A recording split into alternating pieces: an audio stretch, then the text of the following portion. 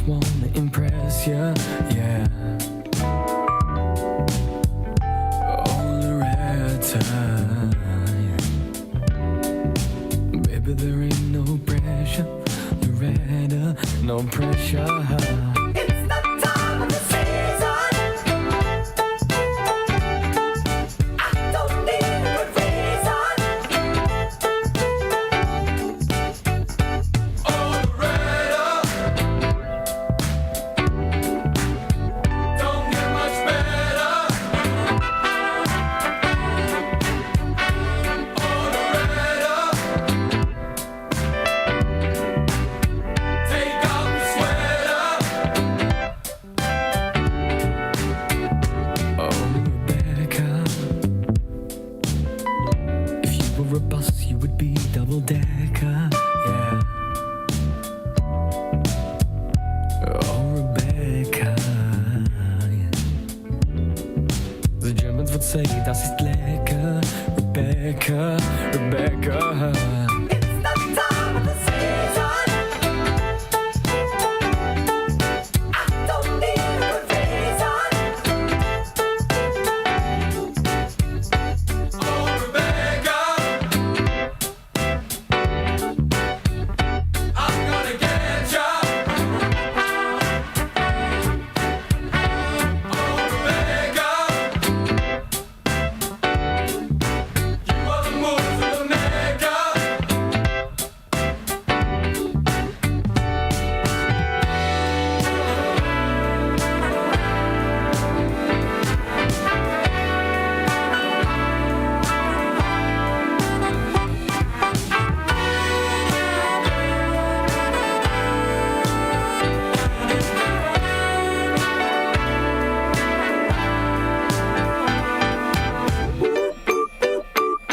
Oh, Loretta,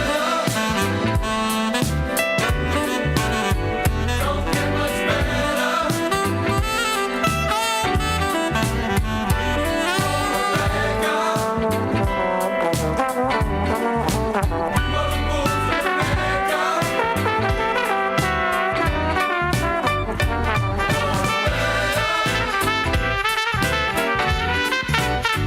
Take off the sweater. Rebecca, you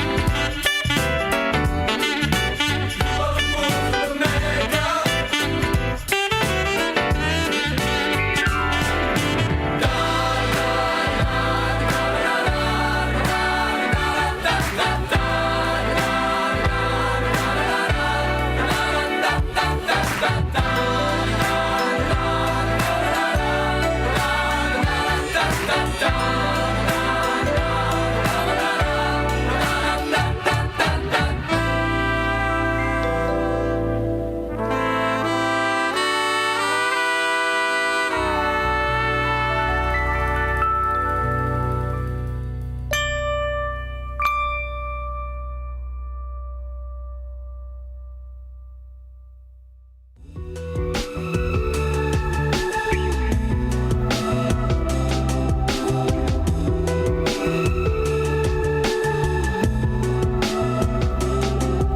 I write to you in poetry with words left on the shelf. Full of dust, you'll know it's me and from nobody else. Grab your seat at the fantasy parade. What I see is all inside my head.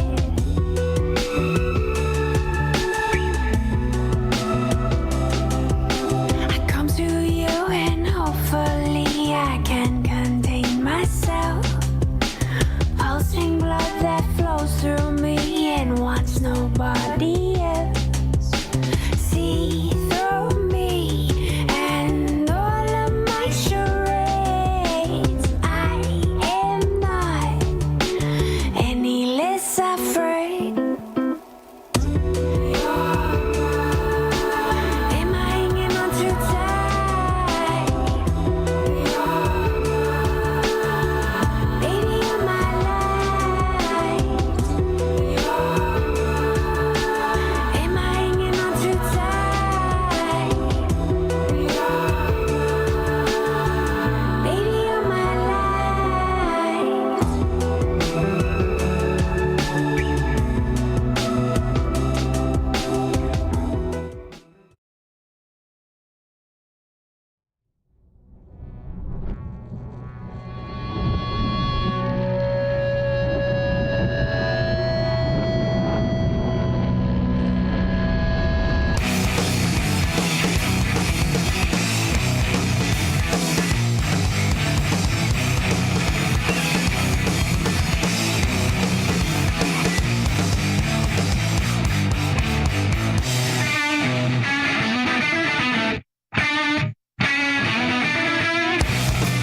Yo! Look at that. Well. Alright. How are we doing? Yo, yo, yo, yo, yo. Oh, wait. Oh, I just realized we don't have the streamer lights on. Oh, look at that. Out in the background, we got Amanda. I think. Wait, why does it immediately focus on that? Hey, yo.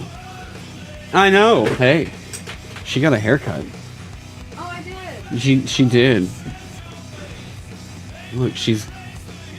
Everybody tell her hair looks good. Right now. See?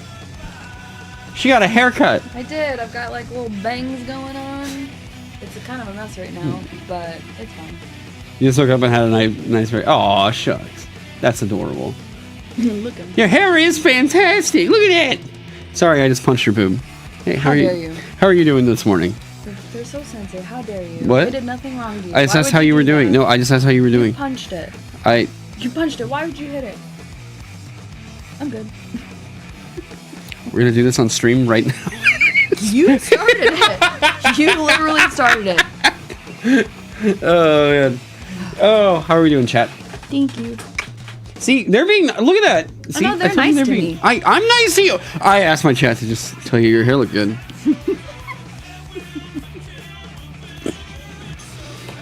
Yo.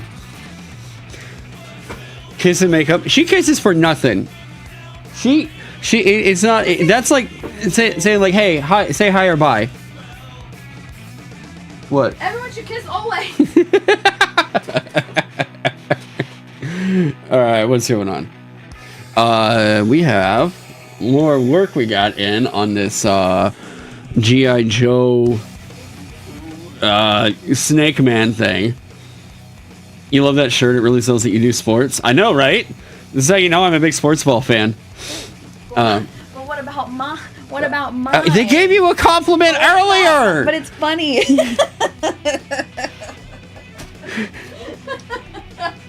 Validate me! Validate me! It was on last stream. We got in on the guts of what all was going on with this adventure. Got in on all that. And yeah, hey, what up, Evan? Here we go. Amanda's shirt is slay. Oh, there you go. Hey, what up? Want to go see Dragonbane Daima at the AMC in December? They're showing the first 3 episodes as a movie. Oh my god! Is that the one where they're babies? I'm not super sure about that. Although I will say we definitely need to watch the whole Evil Dead stuff. We need to watch the entire trilogy here with Amanda. I say trilogy, the entire epoch. Well, I don't know, man. The new Evil Dead movie was like pretty meh, but like the rest are just timeless. You need to recap. Oh, okay. All right. Recap. So here's what we're doing. Evan over at Nimbleco contracted me and a couple other people to write some basically postcards sized adventures for Nimble, right? These need to fit on a pretty clean layout. Think of it like this. All right, if the book comes like this, right? You need to be able to open it up and have like the map up on top and everything to run the adventure right here. It's like, it's supposed to be really, really cake. So we're trying to figure out what all we can do to like express that much in a pretty short, condensed experience. Now, let me get this back on over here. I think we're good with, ooh, Thundercat. Hell yeah. Okay. So we have a mini boss and this like the whole thing right up front is I wanted there to be like the AC-130 style, like just insane. There's a bunch of serpent men that are attacking this royal nest. It may not specifically be the royal nest, but maybe it is one of the royal nests or something. There's like a hatchery, right? To the hatchery in question. Hatchery, barracks maybe.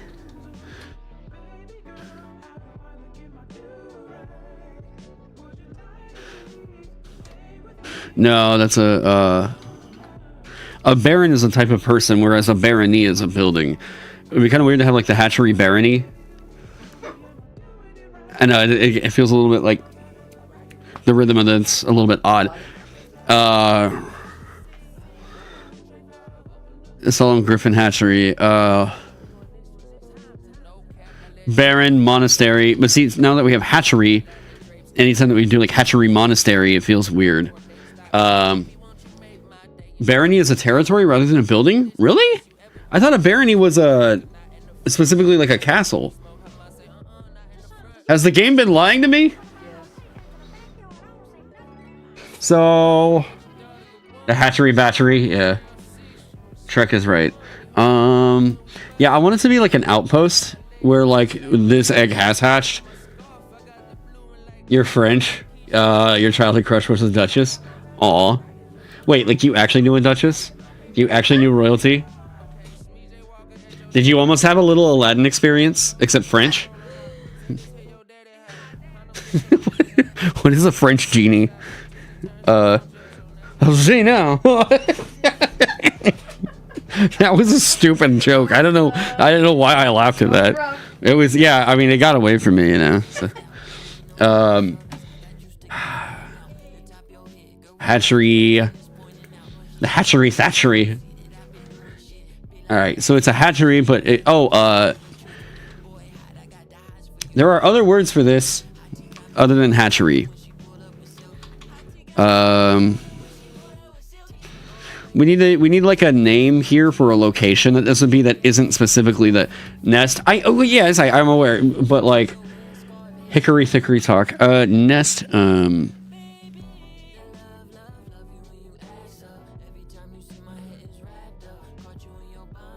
I guess it's like a. We need. Okay, so we need. Here's what I'm thinking. We need something that is like. I think them being monks kind of pulls away from the like a brood. A brood is so like you're creating an infestation of like bot creatures, like bot maggots. There we go. Brood has a very like kind of connotation to it, right? Whereas like I think here we have like okay, they're noble eagles, they're griffins, and I don't know what. Incubation station. Oh my god. Oh, we just. This is a good one for Red Fang though. To the. We're just gonna say to the adventure site. Or nest site, yeah. As the solemn griffin, a.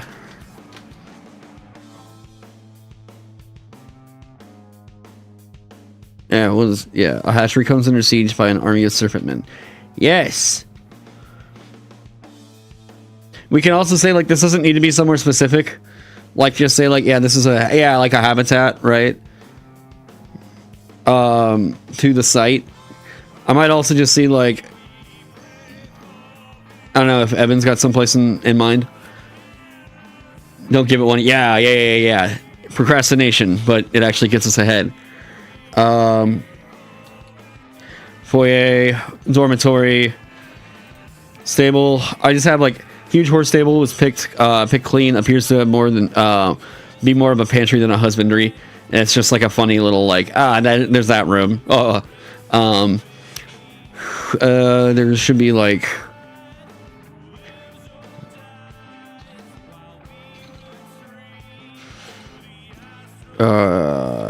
we need something in here. Maybe we need something blocking. Yeah, like if they're gonna go to the Royal Armory and Wonder Calmer, we don't have to have something in here, but it would be maybe kind of nice. How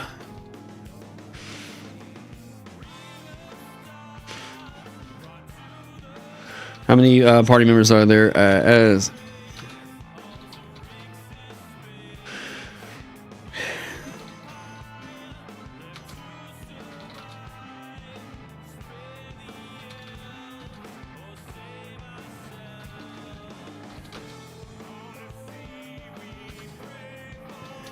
Victory on an endless sea. From in this area equals the number of party members.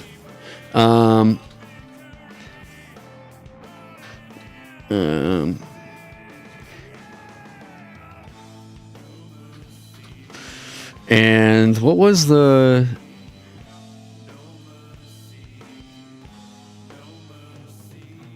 Keithongs?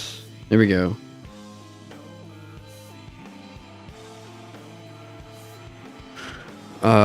Yeah. Maybe instead of the horse stable, let's just pick clean. It's the Keithongs in here.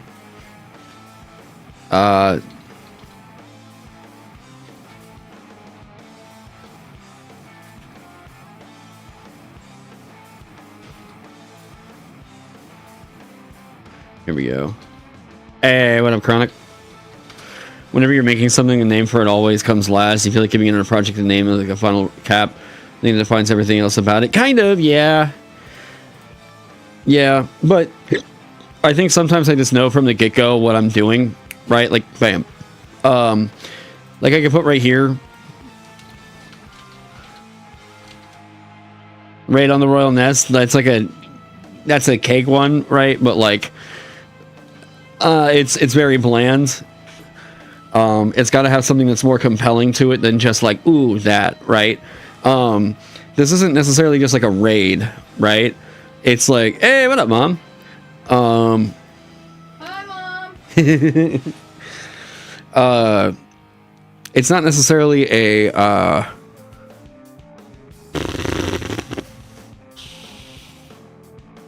don't know, this isn't super compelling. Hi, Amanda. Right on the road, this the secret prophecy is realized. This hatchery comes under siege by an army of serpent men. Okay. There are a number of serpent men in this area equals the number of party members attacking Berg. Yeah.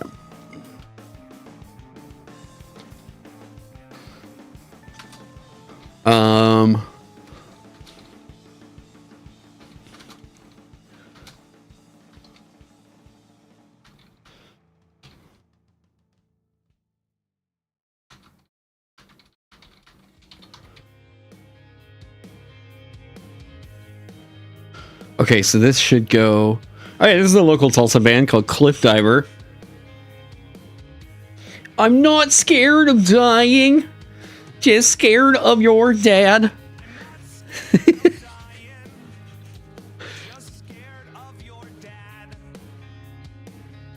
What a scary man. I fucking love Joey Duffy's, like, his stupid lyrics are so good. Does my shirt really say sports? Yes. What do you, Mom, you know I'm a big fan of the sports ball. I'm sorry. I'm so sorry.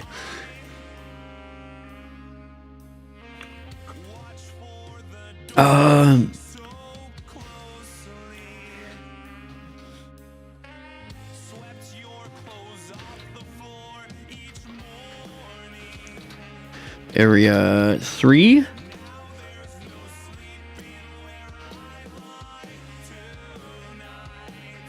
Okay, we need like... This needs to be like the last room in here. We'll say like 8. What sports and since when? I don't think you understand ironic humor, mother.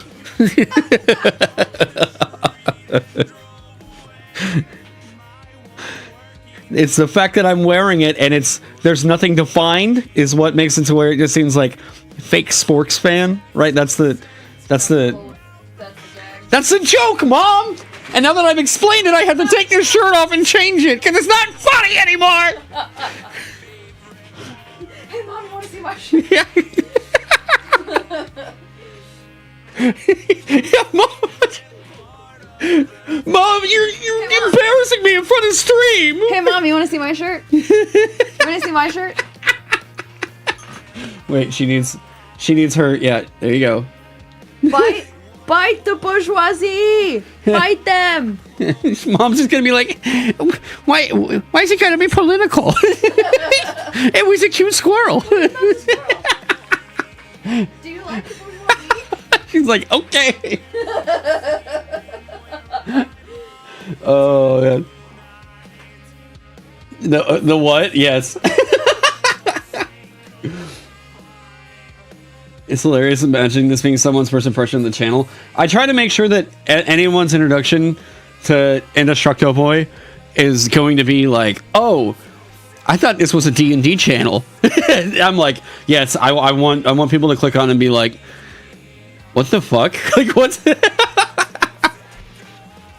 if they have to reconsider whether or not they should stay subscribed, that's what we want.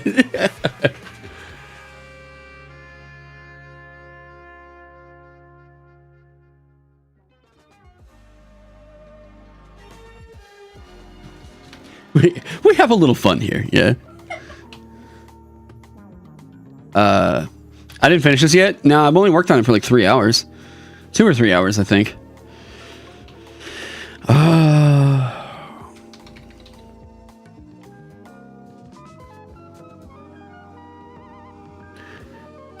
Otherwise... Ooh...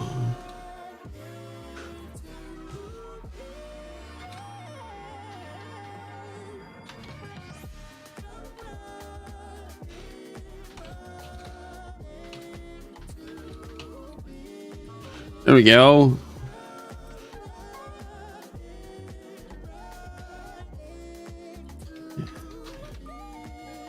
Ooh, so good. All right. There's a little loot, right?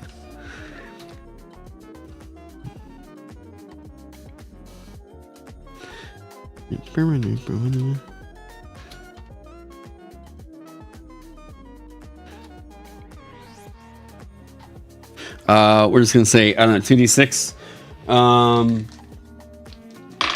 There are 10 Keithong Warhounds in stables.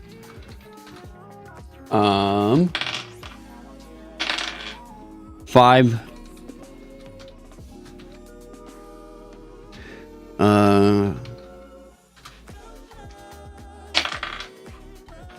okay, we need 8 Serpent Men, Slaying,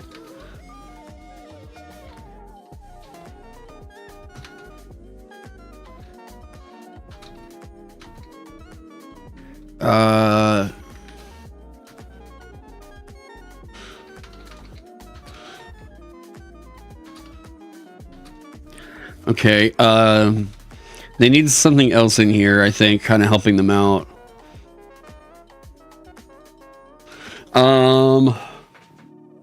You know, leave it with you. Have a great day, everyone. Love you, Taron and Amanda. Love you, Ma. Mom. See you at Thanksgiving. God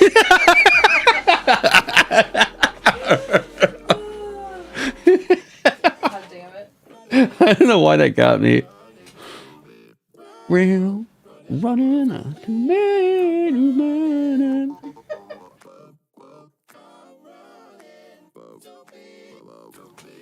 All right. Dormitory.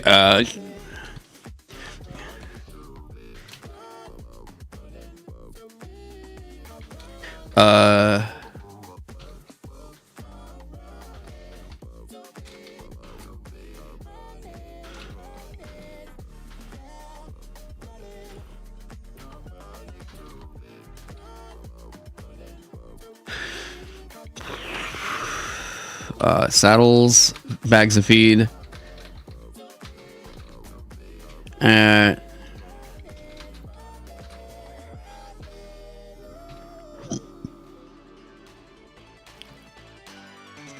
Oh, I love this one, but we just heard it yesterday. That'll work. Okay.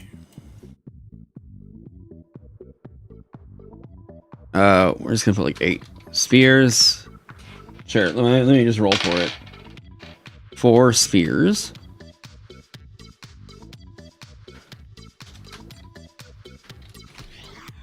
Okay.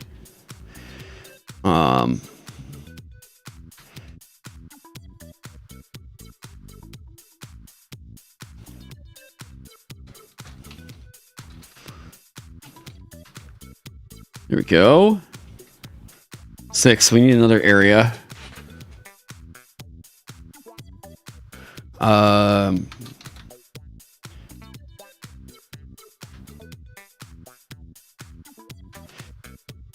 So we gave the Thunder Sphere to the Cobra Commander. How about this?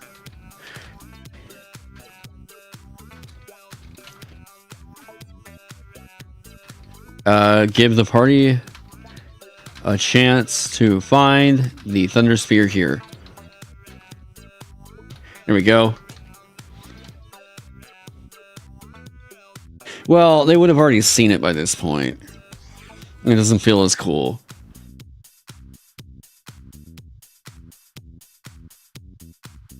That kind of feels like you're forcing it into their hands. They can just go grab it off of him. Okay.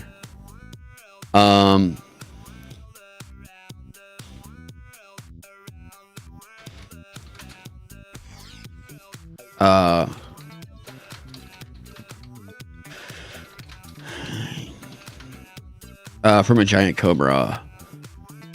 Yeah. A Verfold Knight is guarding a door from a giant cobra. Losing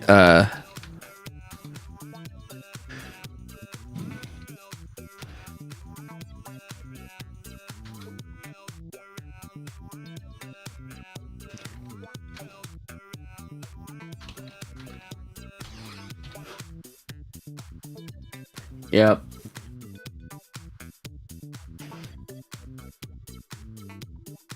Cool, so we have that kind of looping in.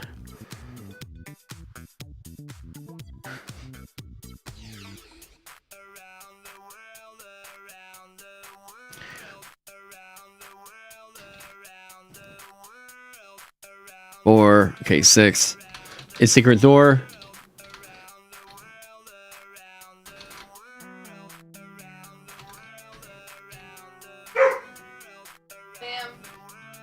Oh, I think we are getting something delivered today. Oh? Yeah, I don't know what for sure. If it's a TTRPG thing, cool, I can open it up on stream. Unless it's for that one RPG. Round the world.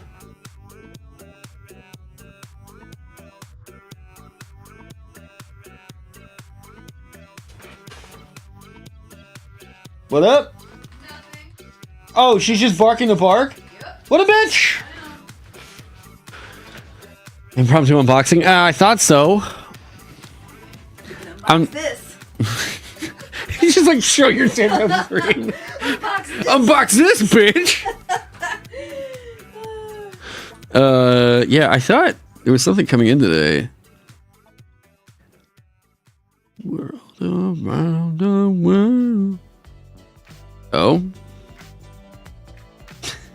I love getting a ton of invoices from clear spammers, and I'm just like, what the fuck are you talking about? I do think I'm getting Naven today.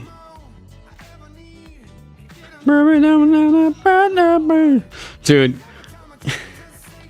Kamala Harris's campaign emailing people about like, hey, here's a Trump rally you can go to now. That's so fucking funny. That's amazing.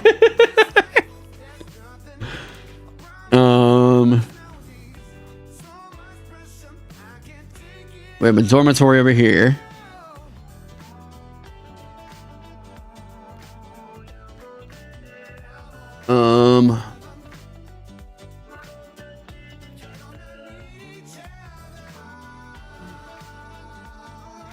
Multiple bunks.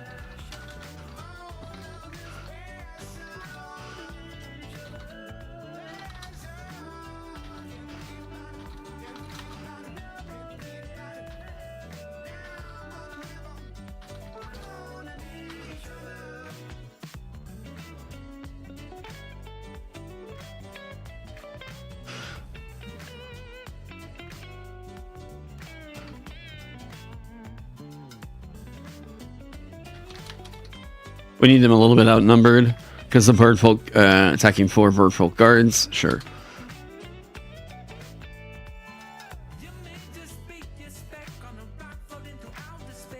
Okay, we need another area here. Then we don't have a mess hall yet.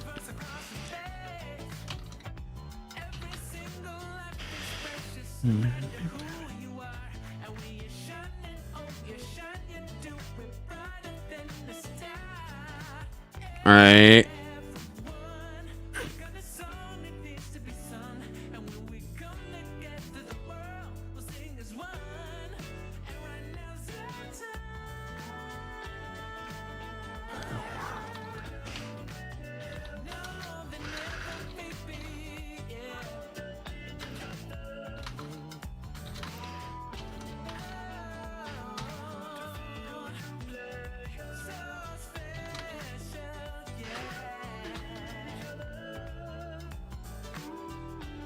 Ooh, yeah, there we go.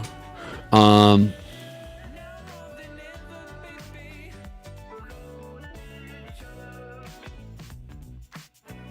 right, so this is secured, but we have a ton of ways for them to get to it.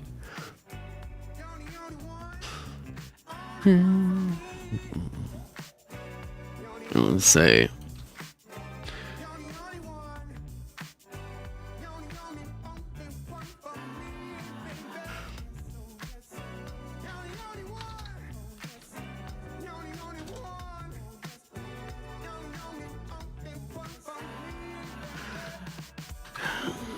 Okay, leads to area 5, mess hall.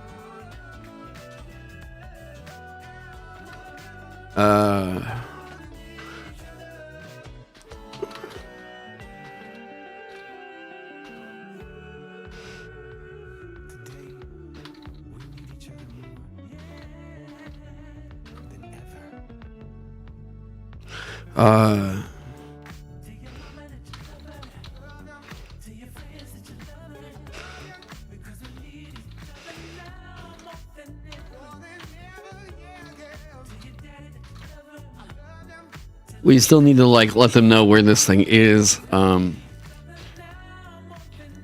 we have like a giant cobra over here. We're gonna start doing this. We need to be able to see where the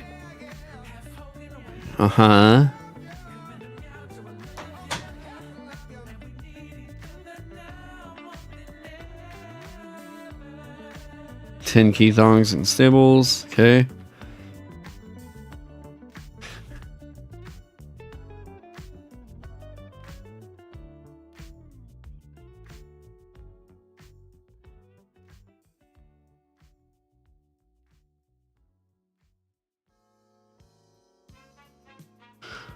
So this clues them in that there are, that's where the enemies are. Let's do, ooh.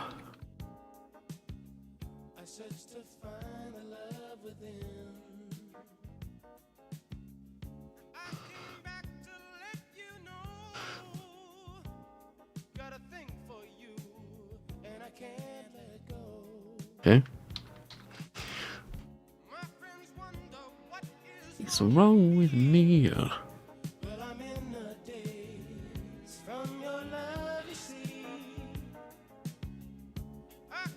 We need something.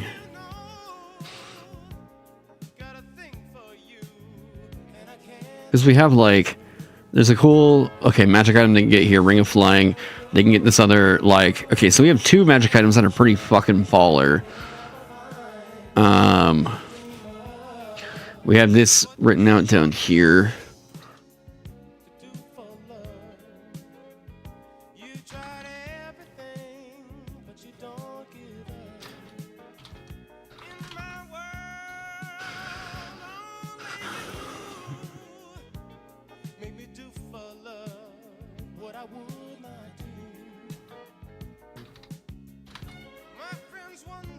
Okay.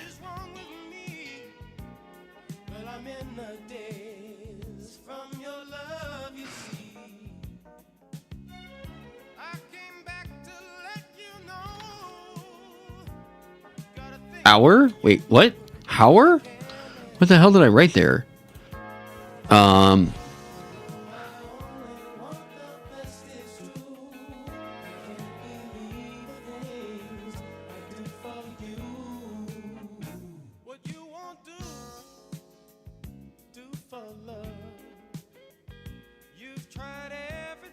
All right, cool. I think we have an adventure here.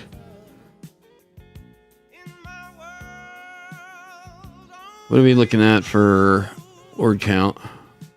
We're 100 under. But we need to clean up what we don't need in here, right? So we had that was all the prompt. Right. Okay, yeah, we can get rid of this.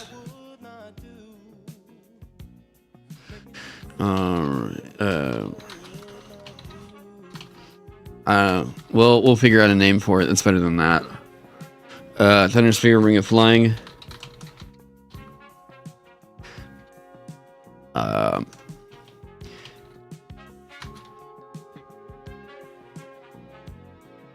So we have these griffins. Alright, cool. So we have our two factions. Don't need really all that. We don't really have a major interaction going on or like kind of riddle. We don't necessarily need that. We do have the mystery of like, where is this one room? Yeah, this is all, delete all this.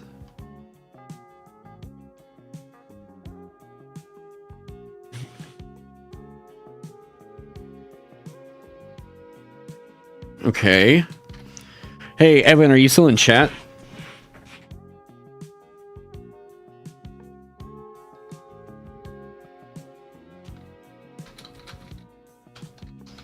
Hey, you want to hop on Discord and talk about this? If you're able to. If not, then it's all good. Because I love to hear like kind of your thoughts so far. And if you'd want. Sure? Okay.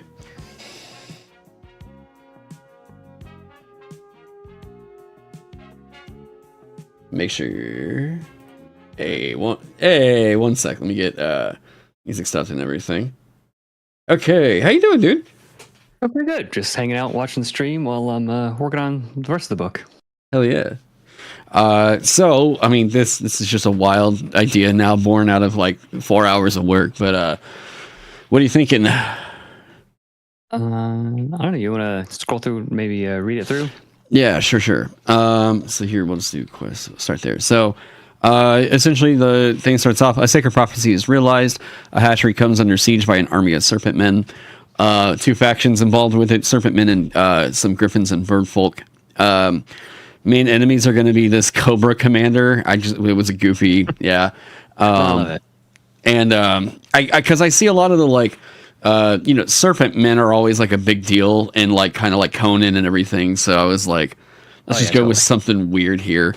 And then a Lindworm for more of the classic fantasy kind of vibe. Now the quest, Griffins offer to give the players a ride to the nest site. On the way, the skies go gray as the nest comes in the sight and a storm rages. I figured this could be like, we were talking about travel events.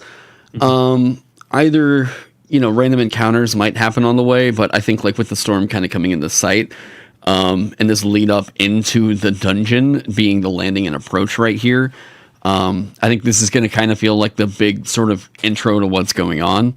Yeah. The party is going to arrive mid-invasion as serpent men are attacking.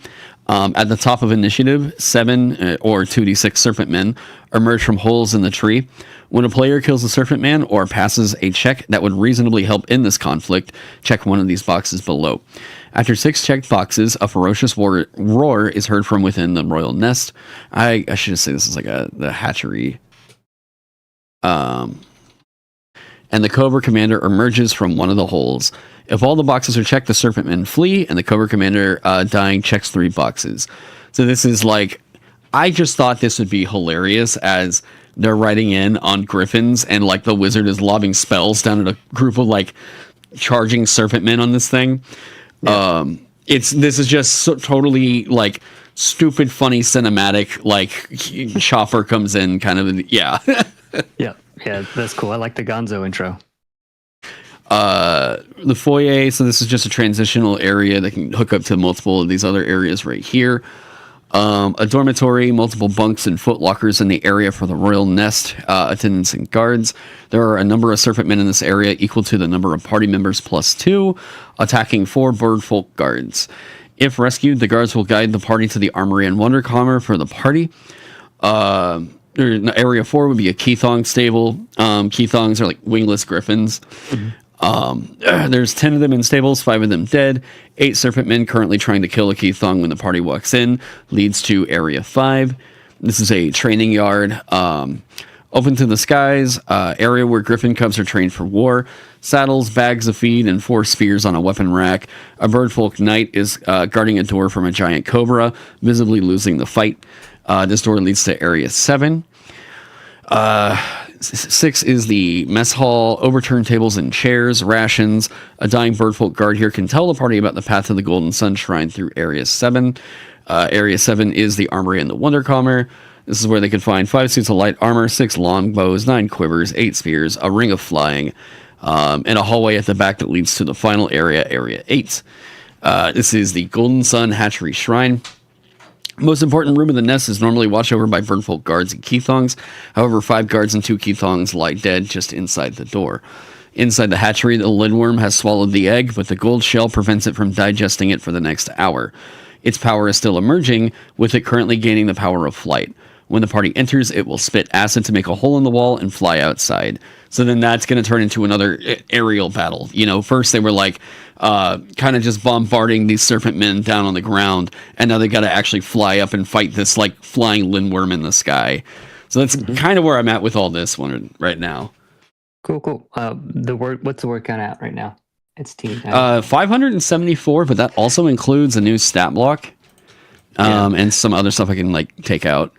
Yeah, so I probably don't need the stat block. Okay, I've got that. The nimble stats are the stat blocks are pretty sparse.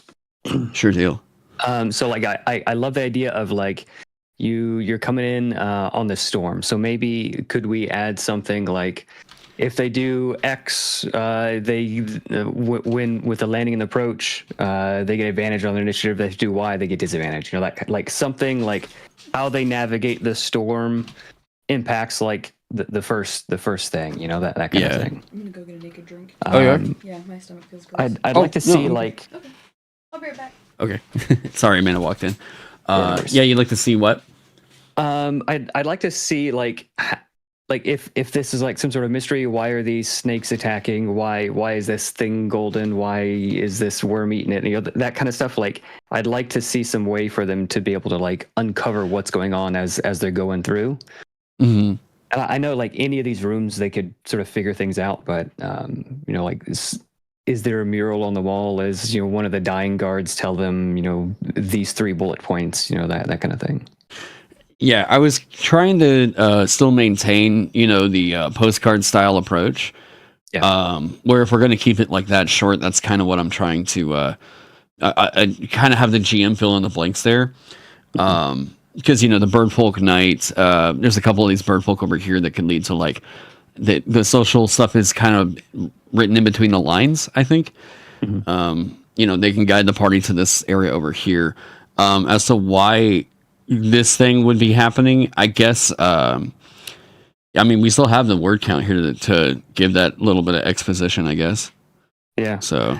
Yeah, maybe just a few bullet points about like what's going on, and like it doesn't have to be keyed to any particular room. You know, the GM can just sort of like drop it in wherever. Like, you know, 1, 2, 3. These are things going on. Golden egg, save it. Here's why. Okay. Okay. Yeah. So like, real quick summary.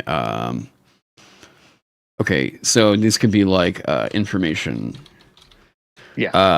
If the party saves NPCs or needs a push in the right direction, you can use the following information to guide them along. Yeah. Okay. Yeah, so just something to do in some of these rooms other than a fight or loot, like some sort of obstacle they can figure out, or thing to learn, or some fun like a little like some just cool thing they can see, whatever, that kind of stuff. But yeah, Right. definitely cool. I like it. It's a little bit gonzo. I like how it starts off. I like the lindworm. Last time I was listening, you were talking about the lindworm eating the egg, but the golden shell prevents it. I was like, oh, that's perfect. That's super cool. Like, and Yeah, like jump through the room. You're like, no. Yeah, so I think this whole thing with this prophecy in here, right? Like, there's a golden egg, that is laid once every 1,000 years. That was laid at this hatchery.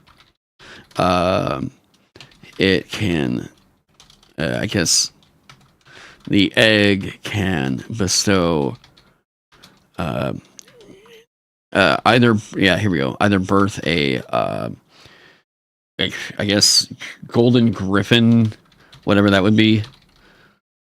I guess this would be kind of like the birth of a legendary creature in nimble terms. Or bestow its power, or heighten. There we go. Magic power. What if it bestowed a wish or something like that? We can do that. I'm trying to think of why the lindworm would want to eat it. Is kind of where I was at, right? Oh, hang on one sec. Oh, I think we just got an Librarian. Hang on. Okay. Birth a golden griffin or heighten magic power, and when it consumes it, we could say it could grant a wish. It didn't have to. I think maybe the bird folk thinks it'll grant a wish, but it really is really just like a false rumor. Yeah, but dragonkind,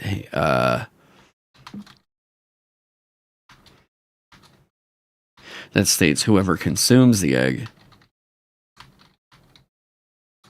ascends to draconic godhood. So now we have the reason why the serpent folk are like, why they would be doing that. Deemed to be a savior of birdfolk kind. Sure.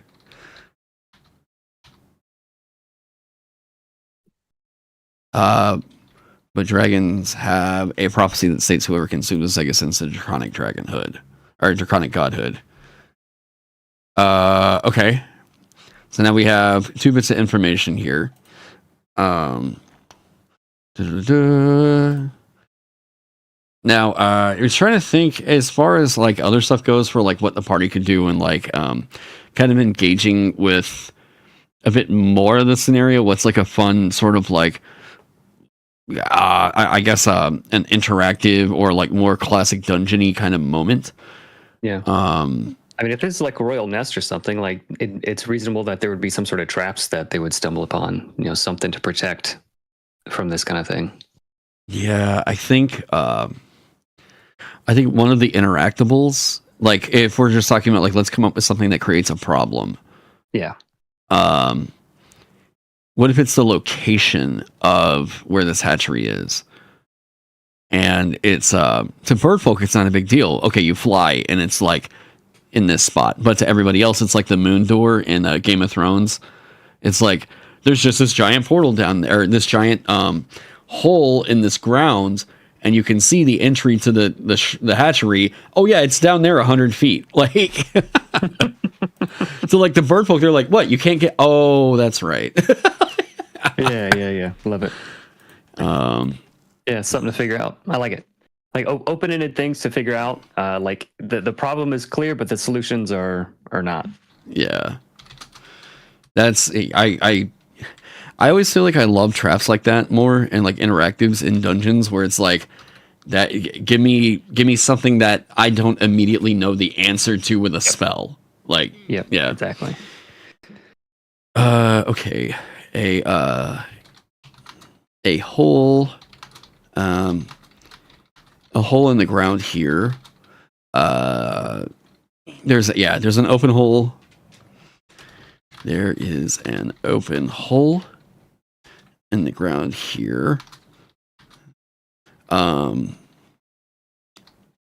would you call this kind of a chamber? It's like there's just like an open area, and then you can It's see just like a vertical hallway.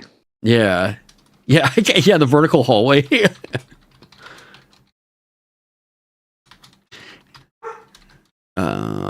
Leads to area 8. Okay. This, I guess this area is completely open to the ground. But a door. Well, I guess, but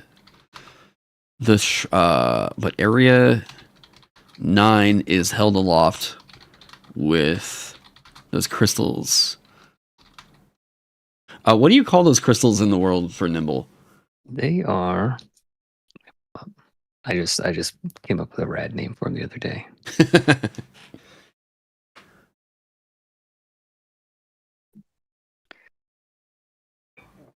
Aerolith. Aerolith crystals. Aerolith? AERO? Yeah, AEROLITH. Aerolith crystals. Okay. Yeah, so the whole like island or the whole like thing is held in the air by these things. Okay, so this area is completely open to the ground, but area 9, the party can see a platform with the building containing area 9. It is held aloft with aerolith crystals. Otherwise, aerolith? Oh, LITH. Oh. Mm-hmm.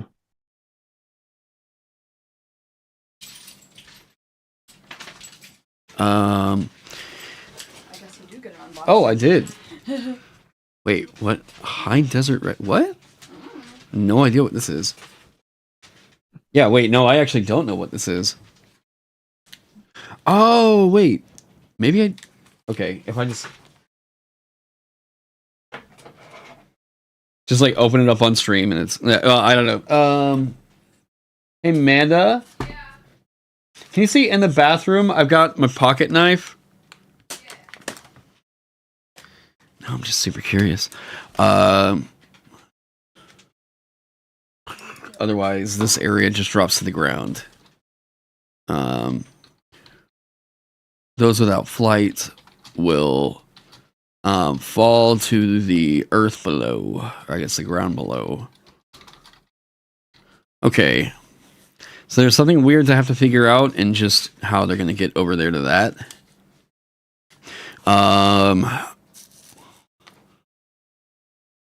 They have the shrine, and I mean, to me, at least, like, I feel the, I'm always just kind of down for the big, dumb, like, you know, fight heavy kind of quests and everything.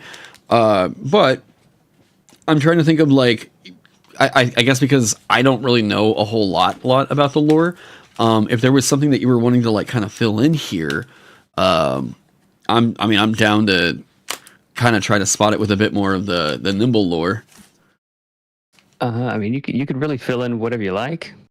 The golden egg could be anything you want, man. Okay. I can send you more stuff. Like I've got.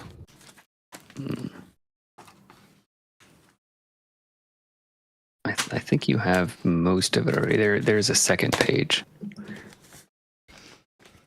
Is this what I... Oh, that's right. I did order this. Okay. Yeah, I found this eBay listing the other day and had to pick it up. So because Drive-Thru RPG hasn't put this into print yet, and I don't know that they ever will, I went on ahead and picked this up. It is... This is like an original version of Expedition to the Barrier Peaks. Like, I found it on eBay for like pretty damn cheap, and had to snag it. So I'm going to be looking at that and seeing if I can't do a system neutral conversion.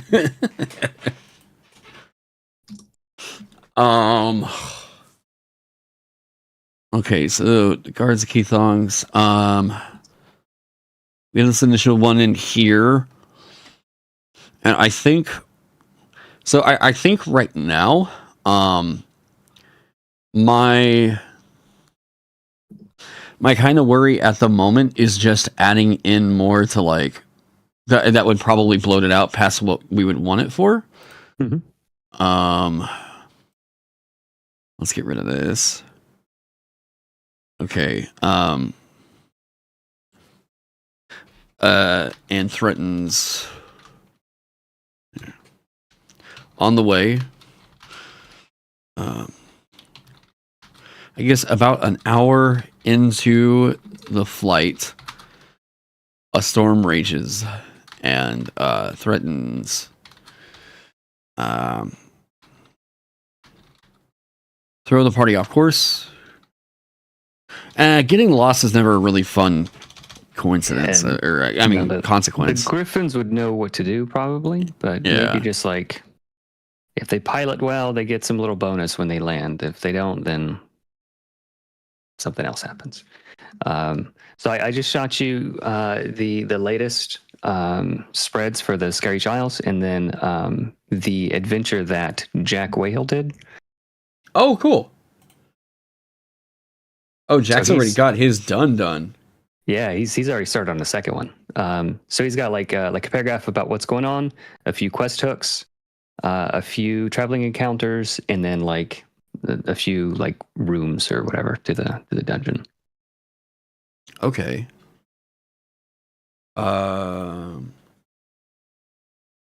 Here, I didn't see. Wait, yeah, I didn't see Jack's. Is it the Beyond the Crimson Veil one? Mm-hmm. Oh, okay. So that's all right. Let me see the kind of format. All right. So the what's going on as a. So you sort of have a little bit of an overview. With hooks, golden hook. Yeah. So we'll put the hooks in there. Traveling encounters. So yeah, the 1, 2, 3, 4, 5. So kind of like the typical D6. Okay, virtual locations. Okay, could be over by spilling blood. Yep. Okay. Yeah, this is basically what we were doing with the Dungeon Jam stuff. Mm-hmm.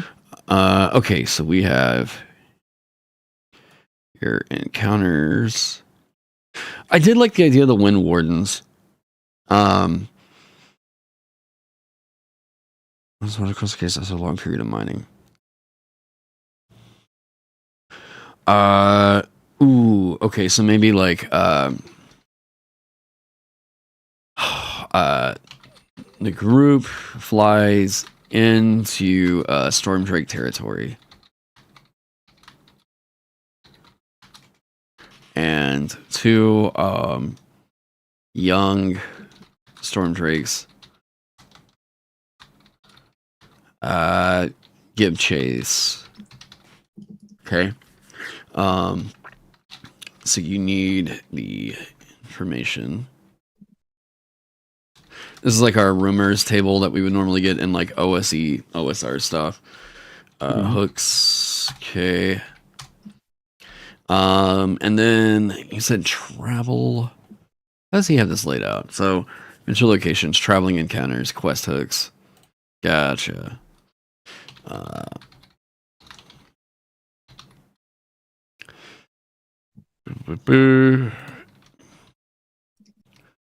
A storm begins to rage. The party can choose to either fly on, or I guess fly through, or take a less direct route. If they fly through, they go first during the first encounter. I guess they can get a full turn before the Serpent Men during the first encounter. Yeah, like I like that kind of guidance for the GM. Like if they do X, this sort of thing can happen. If they do Y, you know. Yeah. Otherwise,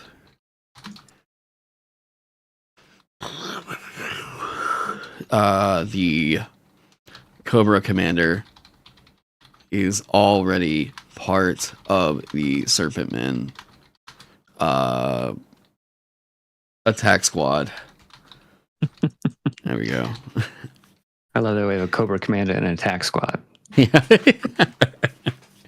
I'm like, I wasn't thinking specifically G.I. Joe with any of this, and it was just like, nah, it's just funnier to go with like that kind of vibe. Lean into Two young Stormbreaks give chase. Okay. They may be convinced.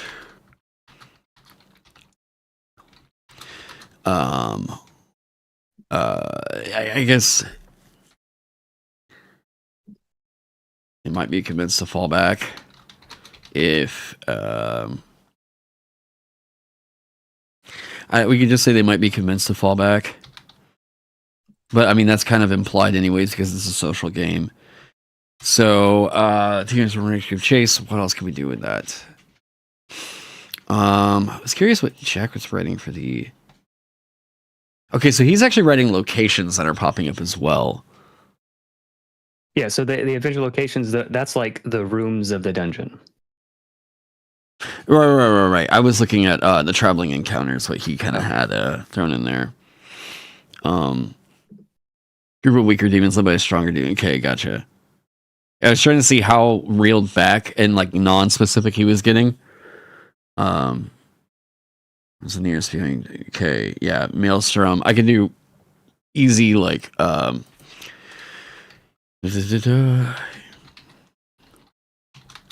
whirlwind.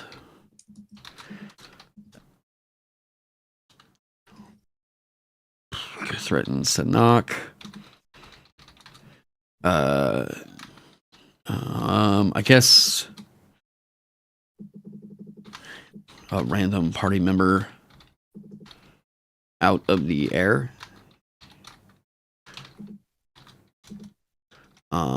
Dex save. So, I guess knock the party out of the air to remain mounted or begin falling to the ground. Yeah, that's cool. I'm also like writing it very OSR short, like deliver the punch. Yep. Stormdrake surprise. About an hour into the flight, okay, they can either fly through, Raging Tempest. Let's go with like metal band names. Got that. Organize it in alphabetical order. Okay, Maelstrom, a whirlwind threatens to knock the party out of the air. Take save to remain mounted or begin falling to the ground. Got that. Stormdrake surprise. Is that? And I guess I'll leave this. And medium encounter drakes. Sure.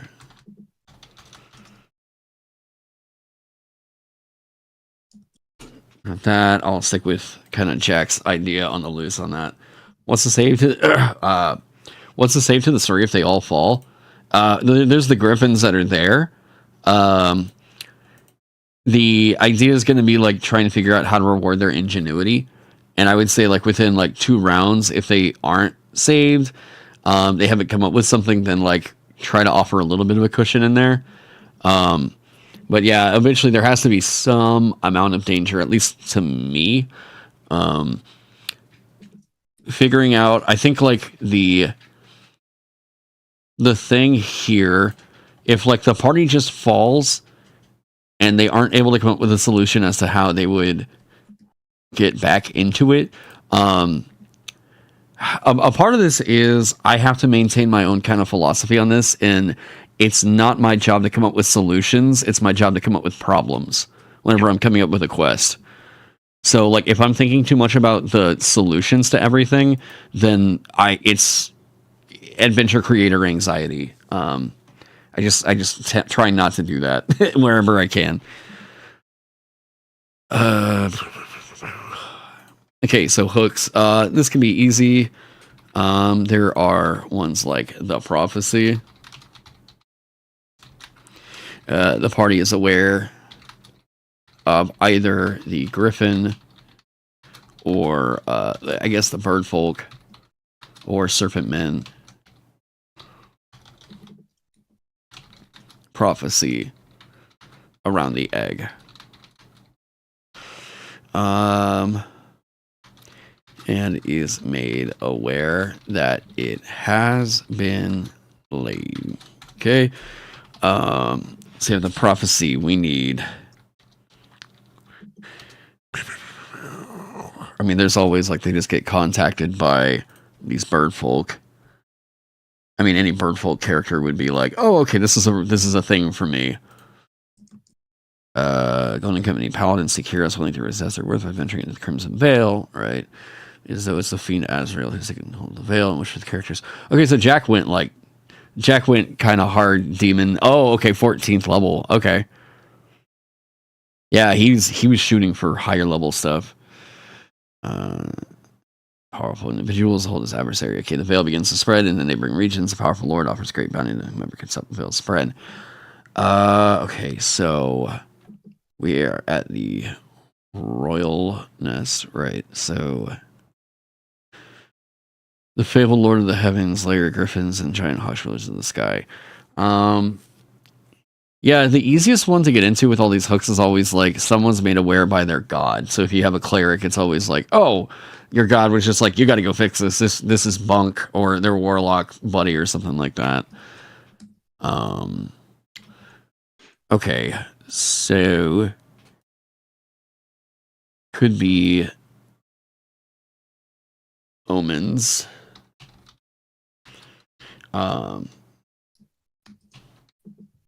Dead birds have been falling from the sky? But what would that like foretell? It's not really foretelling much of anything. The Thunder Spear.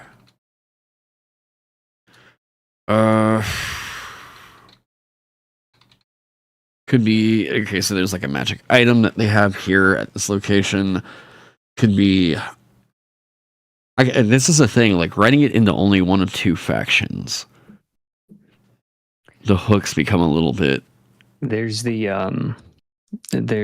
Explorers Guild. They are smuggling crystals from the islands, but they're also been contracted by the bird folk to protect the islands from the smugglers. So they have some incentive to make sure the bird folk are doing all right.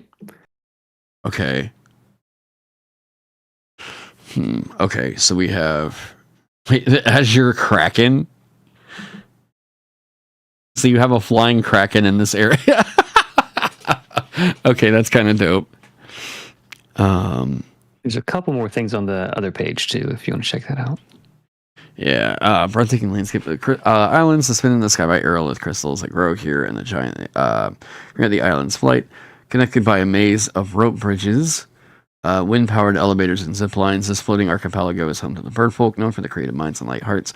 Despite their peaceful nature, they found themselves in constant conflict with sky pirates and smugglers who keep sneaking into the archipelago's core to extract the crystals, an activity that puts the lives of all islanders in danger.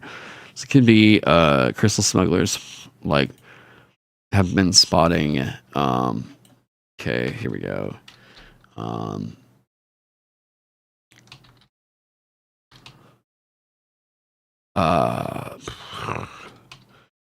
Crystal smugglers in the area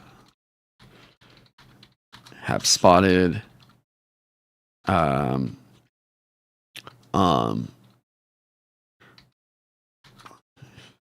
snakes on the undersides of the islands near one of the hatcheries. Okay. What have we been calling this place? That was the... Because it wasn't specifically going to be the royal hatchery. It was like a... yeah, one of the royal nesting sites.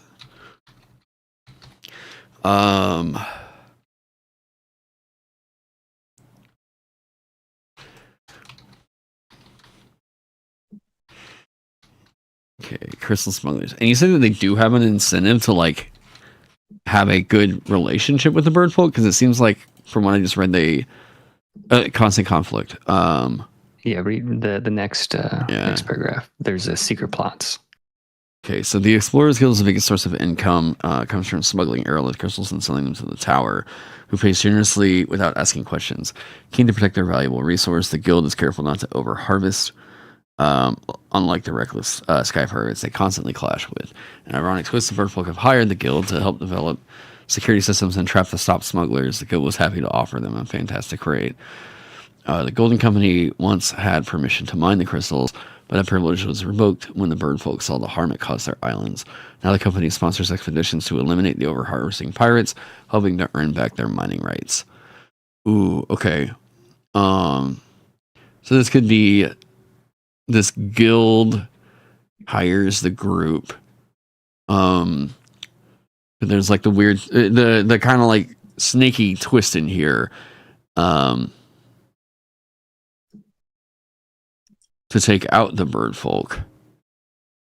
But what would be the twist of them getting hired? So like, okay, the gold company. Right, did I remember that right? Yeah, the Golden Company.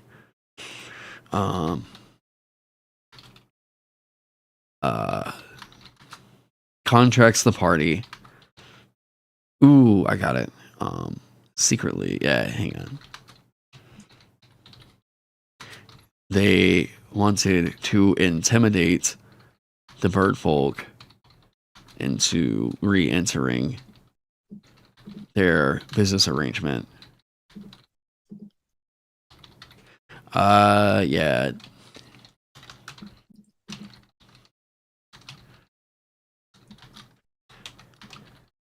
Conspiracy.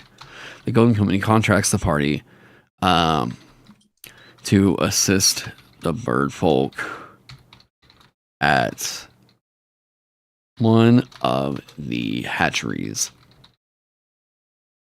They got word from a spy that serpent men would be attacking soon. Secretly, they wanted to intimidate the Purple into re-entering their business arrangement, and also hired the serpent men to attack the hatchery. So this is all just like them plotting to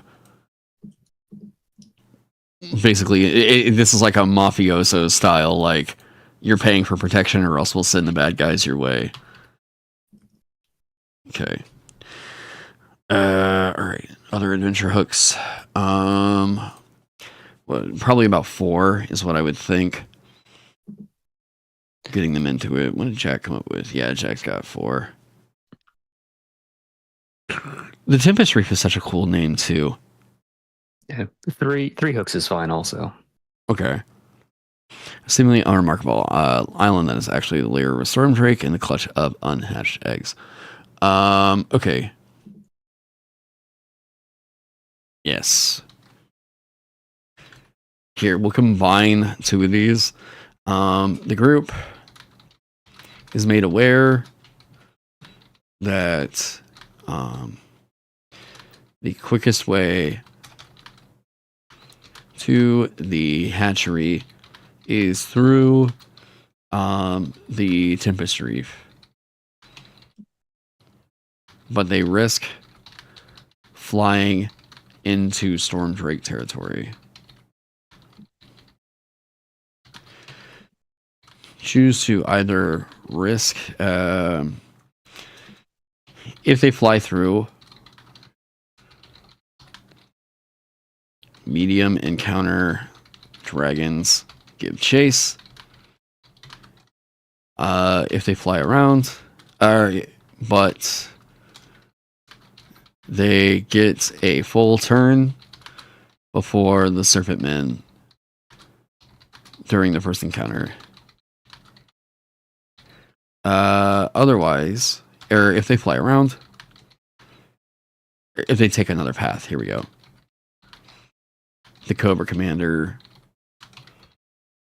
is already part of the Serpent Man attack squad. There we go. Combine two of them to make one really cool decision there. Okay. The group is...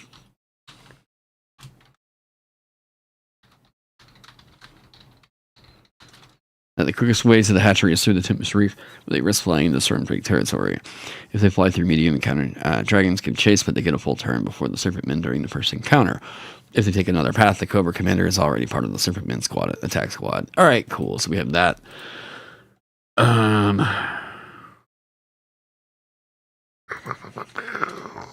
right, is there another group that we could look at? Like,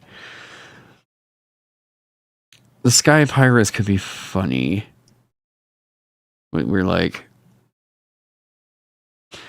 there's always, we have an environmental one. So we have an environmental, like, I guess we'll say, whirlwind here. I forget, dex save is, you actually have the DC into the effect, right? Yeah, just okay. Put whatever, just put X. I'll fill in the numbers, don't worry about numbers too much. All right, cool. So big surprise. Yep, whirlwind. Ooh. Abandoned airship.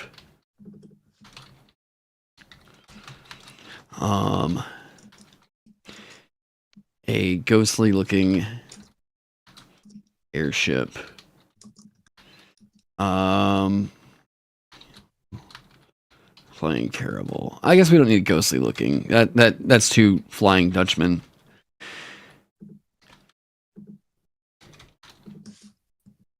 A Flying Caribou looking suspiciously full of trade goods. And flying a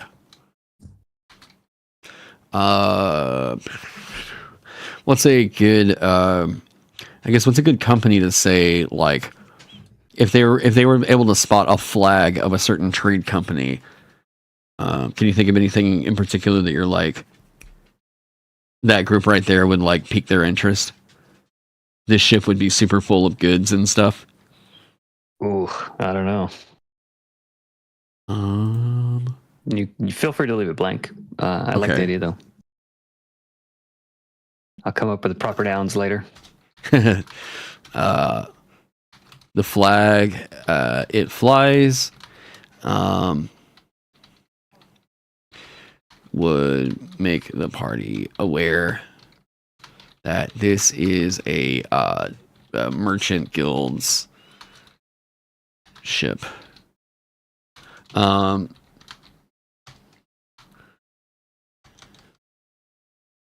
Stopping to ransack it puts the party severely behind time. I guess this would be another instance where we say the Cobra Commander is already part of the Serpent Attack Squad. Could say that. If they stop, they can get...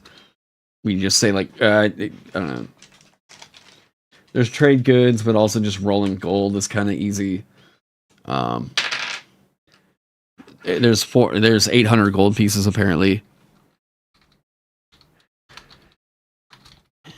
You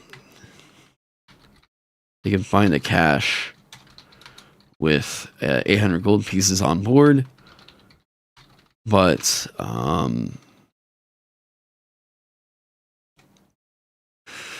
doing so, we're gonna butterfly effect this.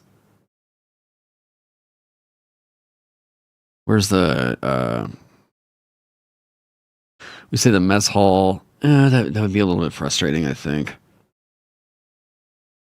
But doing so causes there are no birdfolk guards in the dormitory left.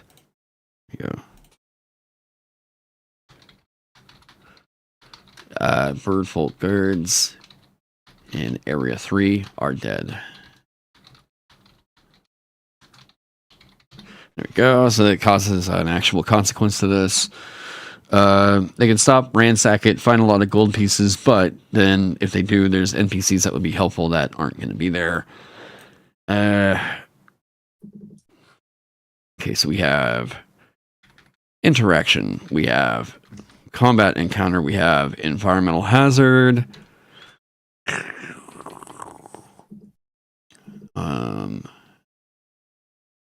Now, doing something that would cause them to get like a bonus, maybe.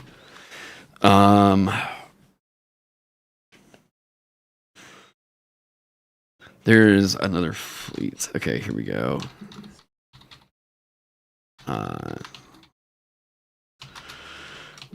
A Wind Warden is I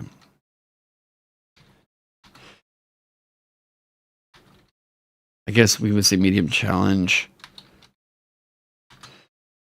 Or medium encounter elemental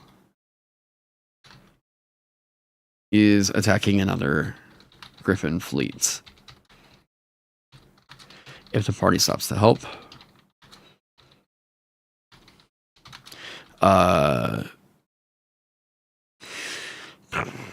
they have additional help in the first encounter. I would say remove, let's say 3 of the checkboxes from the end of the track on the first encounter. It's like, in that case, they would just remove these 3, and this actually ends in 11 instead of 14 turns. Or not turns, checkboxed past checks for the party. So it just wraps this thing up a little bit quicker. It's like they got more reinforcements, and that kind of like boosted morale in a way, turned things in their favor. Okay, abandoned airship, Griffin's in trouble. Somebody surprise. There we go. Hooks, prophecy, company's conspiracy. We need monastery. Ship graveyard. That's where the winds flow. Okay, what's the massive living winds and okay. Storm Drake. Maybe they hear of that could be another thing. I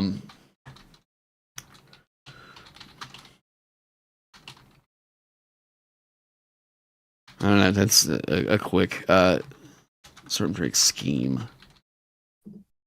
The party discovers a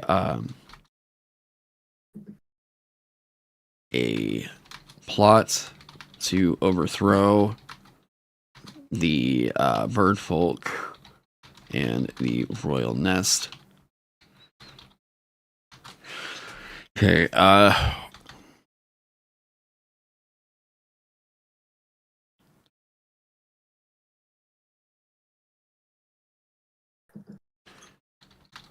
by the storm drakes. Okay. They are planning an attack with serpent men of the underground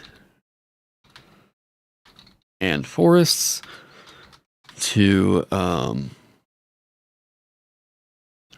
ascend a lindworm. I gotta hop into another meeting, man. Oh yeah, no, totally, man. Yeah, thanks for popping in. Yeah, I will.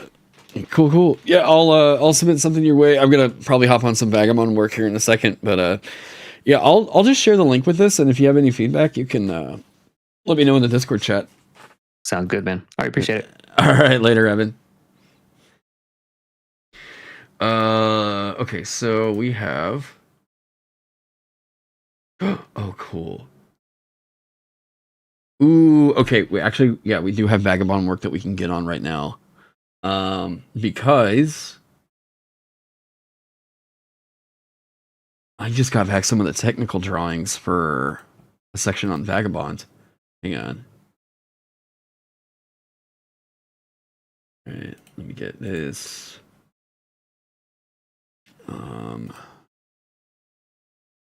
Ooh, okay. Yeah. Sorry, I'm getting this all pulled up. Oh. Okay.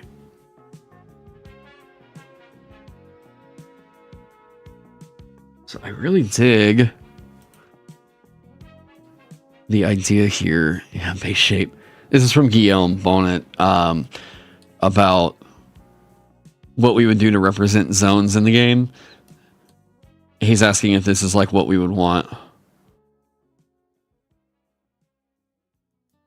This is very good. This is very, very good.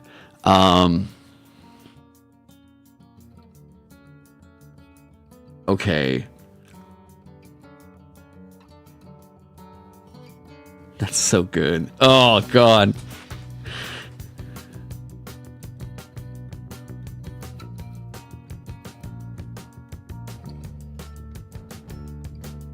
Yeah, this is perfect. This is absolutely perfect. This is exactly what I was wanting. Now, the only thing I've got to think of here is the scale. Because, like, this is a lot of area that this takes up now, just for this one block right here for zone.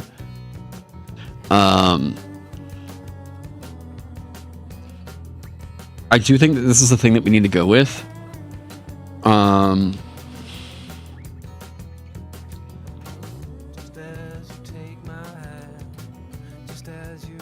This is basically absolutely right. The thing I'm thinking of right now, though, is it would be nice to make sure that we have the grid still present. Pass the idea for the zone art. You think it's going to be the most complex? Feel free to give me any feedback. Yeah, this is basically perfect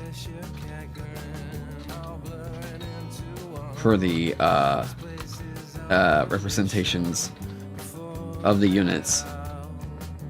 However, I think we could use more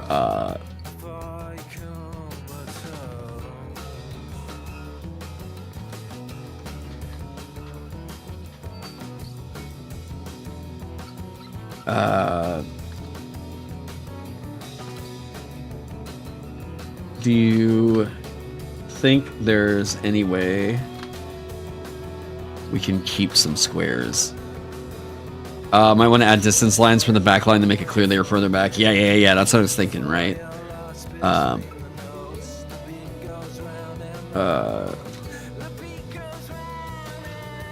Shown on back line.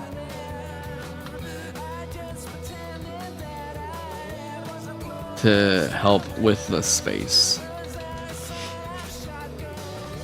Yeah, but that's basically what I was wanting exactly. Any update on what's happening with the elves? Yeah, here. We'll move over into Vagabond work. Hang on a sec. Yeah, we'll move over into Vagabond work, and I'll show you guys kind of what all's been going on with this. We've been doing a lot of cleanup.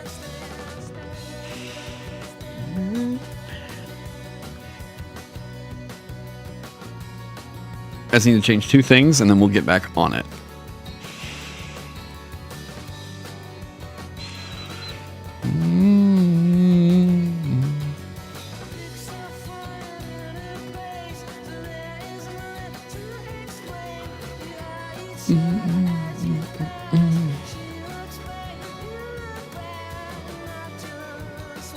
Go Vagabond work.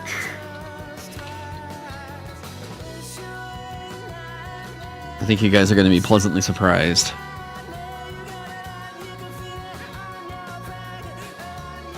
Got that. To flare.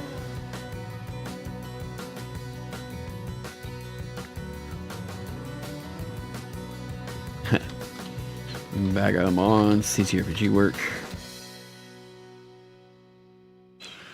Hopefully that worked. All right, cool. We'll see. Yep. All right. Sweet. Now, getting over into the book.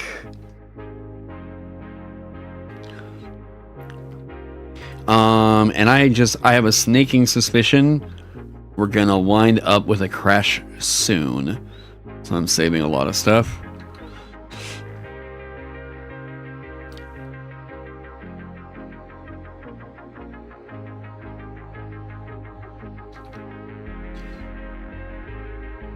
And yeah, we'll be making some room. New header font. Because this is like a primary title font I have been using on a lot of stuff. Hashtag. I really dig it. It feels kind of classic pulpy fantasy. At least from what I'd seen on a lot of like titles for books and stuff. I really just like the look of this, and I think it fits really nice for a different aesthetic. It looks so freaking good. I really dig this a lot. I think it's a little bit better than Escapade for these up here. I had gone back and forth because one of the fonts that I was going to use for the headers was called Ferryman. Due to just like some headaches around the font and everything, I chose not to. I do like how thick it is and just how wide it is, but at the same time, this caused a lot of layout issues where, because it was thicker, it just didn't lay out really well. Like, it kept causing a lot of the mechanic headers to expand way fatter. But I will say that Ferryman has one of the best glyph sets I've used for any font. Now, kind of going over into this, you asked specifically what was going on with elves. Let me scroll down. Okay. So we're getting some shifts going on with the artwork, and kind of the overall representation of Vagabond. The artwork that I had originally, I was gonna have major headaches around. I'd used Adobe Stock Art for a lot of it, for a lot of the background stuff, and what was happening was it was causing a lot of headache with. I couldn't figure out what was and was not AI art at times. There was some stuff that I was looking through that I was like, oh yeah, this looks fantastic, hand drawn, everything feels great. Well, come to find out, no, there's like someone points out like 2 months later, oh no, there's a tower over there that really clearly it's AI art, and I'm like, okay, well, fuck around. So I'm working on what to do about the backgrounds right now. I've got a couple of ideas for how to kind of deal with this. But yeah, as of right now, I wanted to use the borders for the backgrounds because I like this aesthetic I had kind of going with it. And we will put art on the inside of them. Here we go. So as of right now, what's going on with the elves? Here is the way that elf looks now. Elves, I got rid of the stellar elf because it just kind of felt like it wasn't adding too much, and the wild elf only getting the 5-foot bonus to speed just didn't feel like it was like making up much for any elf. Now, the thing that's happening with them is you're trained with a skill from either Arcana, Mysticism, Influence, or ranged attacks. Elven Eyes, you have favor on sight-based attack checks. Naturally attuned, you know a spell and can cast it with a skill of your choice. This is hitting a lot of the elf tropes that I've known and in fantasy games. About the only one that we don't hit here is the trance idea, you know. I think that Dwarf is heavy buffed. Dwarf is looking really goddamn good. Yeah, having a crap ton of elf types is a big D&D-ism. No, I agree. So we're gonna start breaking that stuff up. Dwarf is...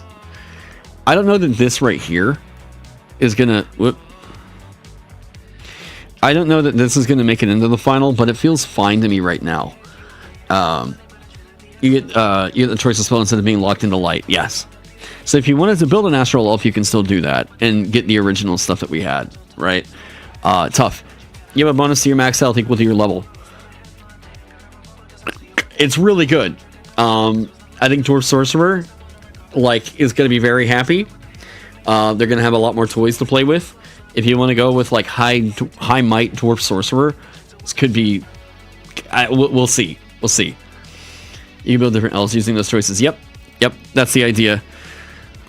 The most elven thing here is Elven Eyes. So they have this. Everyone's already like, oh, okay, I'm an elf. I get it. And then everything else in here is just, you know, really nice for you. Human. So a couple of the things. One of the things people have been asking about with the artwork changes, what all was going on. So originally we had gone with completely just using Maxwell. And it became kind of clear that in order for us to get this book done, it can't just be one artist doing everything. If we want to have this have a quick turnaround, here's my dream. My dream is that we have 0 delays going into all this, and we're able to fulfill an entire order for you all by March. We're on track to do that. All the artists have been given contracts that state like that's what we're going to shoot for. So what we're doing now is we're replacing some of the art that just, if there was a section where it was an abundance of just Maxwell, we're taking some of that art and moving it elsewhere in the book, and then we're going to have other artists step in and replace some of the art that was in here. So for base human, we're going to actually have Puree doing the base human right here, the iconic human. Halfling, I'm going to actually get Alexi Gorbut to do the iconic halfling here. And the halfling that was here has been moved over to classes, right? So we have this halfling alchemist that feels like a bit better of an alchemist already over here. So you can see from the background what I'm kind of planning on doing with these borders, right? The original Alchemist 2 was based off of a real person, and from what I had talked to, the human was a dancer. No, the human that was there was a sovereign. The original Alchemist that was here was based off of a real life person, and I wanted to start pulling away. Like, okay, one of the big hiccups that oh, hey, what up, Gavin? One of the big hiccups that Justin Alexander ran into whenever he was making his book was, Thrasher, that Justin Alexander ran into whenever he was making his book was the publishers were telling him, hey, you have to remove mentions of Janelle Jacquez because this is a real life person who, like, we don't know that we can have all these mentions of them and it not be an issue for copyright stuff. And it was like, oh, okay. So this turned into a big ass fucking headache for Justin Alexander. So what I've basically been advised to do is start pulling out artwork that was based off of real life people. Unless it was like a piece that somebody had specifically said, like, yes, this is like, I'm all good. Yes, this is the thing I commissioned. This is the agreement and everything, right? Is Magus changing? No, because of what I was just going through right there. I specifically asked Sarah for, like, hey, want to make you the iconic alchemist, everything cool. I had spoken to Thrasher years ago about including him in the alchemist class that I did, and he approved of it and everything back then. But using that same art piece in a book that he like using it for more than just that previous one would be a bit of a headache, because I'd be like, oh well, I could use it over here, but the other thing is some of that art people already associate it with some work that I've done in the past already. You know, does the same apply to quotes? No. Quotes are viewed as, in most countries, there is something called the right to quote, actually. So this is it's an interesting thing. I read about this whenever I was asking about quotes. Here we go. The right to quote. The right to quote. Yes, here we go. This was super interesting to me. I didn't know that this is a thing. The right to quote, or the right of quotation or quotation right, is one of the copyright exceptions provided by the Berne Convention, Article 10. It shall be permissible to make quotations, provided that their making is compatible with fair practice, and the extent does not exceed that justified by their purpose. It's literally, if you're just using a song quote for like a lyric, nobody's going to say anything. I have a big ass disclaimer at the front of it as well. Where was it? Or wait, I did. Oh shit, did I pull that? I might have pulled it because I read the right to quote and didn't think that I needed it anymore. I think we can still leave it out. Basically, all it said was like, hey, the quotes that are in here does not mean that those people endorse this product. You do that, and typically people are like, oh, got it. Like, you know, it's, yeah. Now, as far as the ancestries that are still in the game, we're gonna have to replace the human artwork. But we have dwarf, elf, halfling, draken, goblin, and orc. These are the ones that I feel are like, basically, you can't. There's no debate. These are pulp fantasy, right? These are the ones that are going to be a part of nearly every single campaign. I'm going to look at... Here, let's move you up over here. I'm going to look at what all else we might include for an additional one over here. But this is another reason why some artwork is getting moved around. So we have these are base 1, 2, 3, 4, 5, 6, 7, right? Going over here to classes. Kindled is gone again. Kindled will be in a different supplement. Yeah. Kindled was... How do I put it? Kindled introduces Kindled introduces the whole need for like sub ancestries, and they were going to be expensive in terms of artwork. We were still like, as I was looking at art that we have to get this book out, to get the core book out, we were still missing Flame Kindled. We still had 3 pieces of artwork that were like from old stuff that I had done, and I was like, I would like to replace this stuff. I would like to use new artwork. So what we're going to do, they're not gone. They're not gone from the game. Okay. What we're going to do is all the Beast Folk and the Kindled are going into, I think I'm kind of workshopping this right now, but it's like a primal expansion. And this is going to be all the exploration rules that were pulled, all the like hex crawl generator and everything like that. We're going to move that out over into this over here. Right. Fiend and Kindled are also a D&D-ism since their existence is based off the different plane of existence. I mean, I guess, but like D&D also doesn't hold the right to like a player character being a plasmoidal dude, you know? So we have all the elemental race options, and then all of the like beast folk race options are going to go over into this book over here, and it's going to include stuff for like expanding hex crawling, things like that. One of the things that happen with hex crawls, if you'll look right here, let's go to the table of contents actually real quick. This is the new table of contents. If you'll notice, exploration is gone. All that stuff is gone. It's been moved up over into chapter 16, tasks and travel. So all of the like rules around hexcrawl generator, that's been pulled out of here. That was an entire signature that we honestly, it wasn't necessary for this. For people that want that, we will have it in a future zine, but it's just not the kind of thing that's necessary for getting this book out right now. Knowing now how much it costs for us to make zines, I'm pretty confident in saying we'll have that out soon. I don't know how soon, but soon. And whenever we start doing our core box idea of like, hey, this is going to be a thing full of zines and everything, yeah. Can we get some more bespoke? I'm not going to prioritize that as the thing I'm trying to do right now. We're just focusing on getting the core rulebook out. So whenever it comes up that we're going to do that, one of the things I'm going to tell people is like, if you want more of them, we need more money for art. I can always keep making more stuff. I need the resources to make it happen. That is the biggest deal. And in that case, there's also going to be plenty of people that are also making their own homebrew for it. So, yeah. As of right now, here's what we're looking at being in the core rulebook.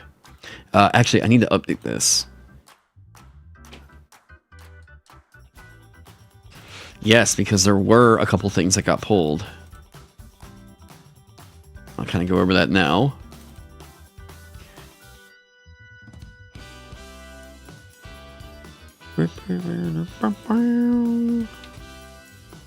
Uh-huh.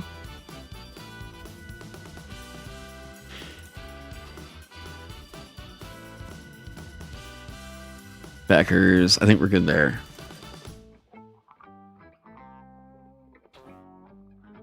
All right. Poisons got pulled, and they are repurposed.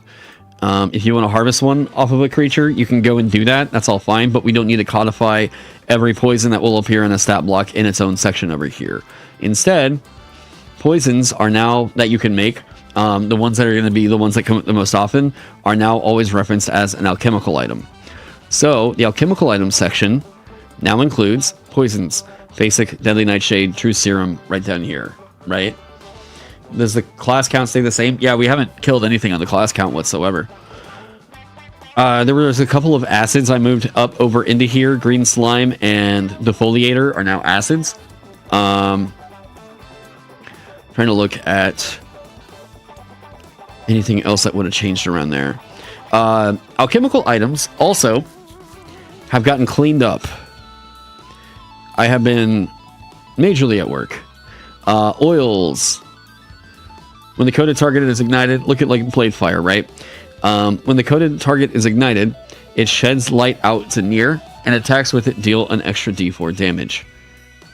So, what this means is, oils, now they all state this, and we don't have to keep continuously stating this. Oils coat a weapon. Here, we'll do coat. Yeah. Coats a weapon up to 5 ammo, a 5-foot square, or a small to large being. Coating lasts 1 shift, or until the another oil is applied. Easy peasy, right?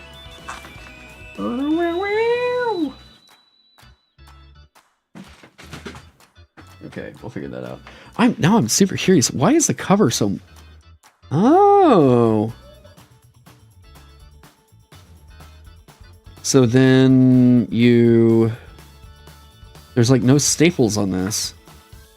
Oh, what? Expedition to the Barrier Peaks S3. Why are there 2 books with this? What? Oh, illustration booklet. Oh, okay.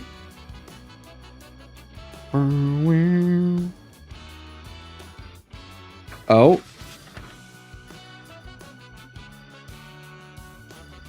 Oh, I love it. I love getting these old like D&D books and finding like ancient notebook paper.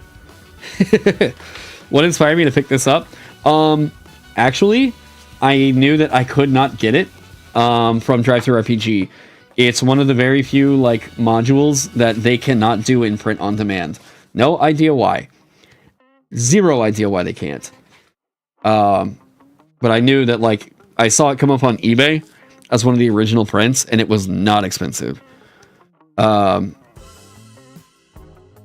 Yeah. Plus, at some point, if there's a desire for it and Land of the Blind does really well, I'm going to make this system neutral.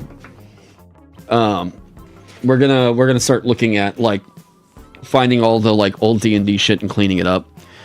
Since Wizards of the Coast won't, you know. Are players expected to track their number of coded ammo? I mean, yeah, that's if it's ammo that's serving a purpose other than being a piece of ammunition, you know, you're doing something different with it, then yeah, you would, in that case, yes. If it's like magical ammunition or whatever, yeah, it's not like we use this oil on this quiver and therein all of this stuff became fire ammo, right? So that would be special cases. Orcs oiling up next to a bonfire is not something I don't have a bingo card tonight. So let me get back here.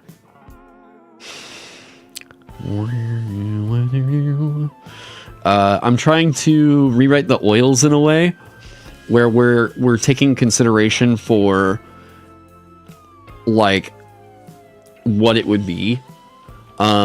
Like that this needs to be anything that this could be used for, right? Acts as basic oil. However, yeah.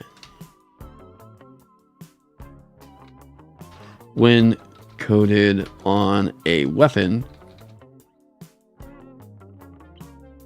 that is then ignited,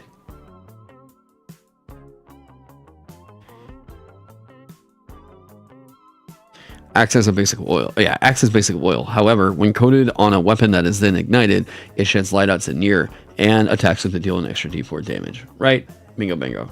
Yeah. So much reversal. Yep, that's the intent, right? Acts as basic oil.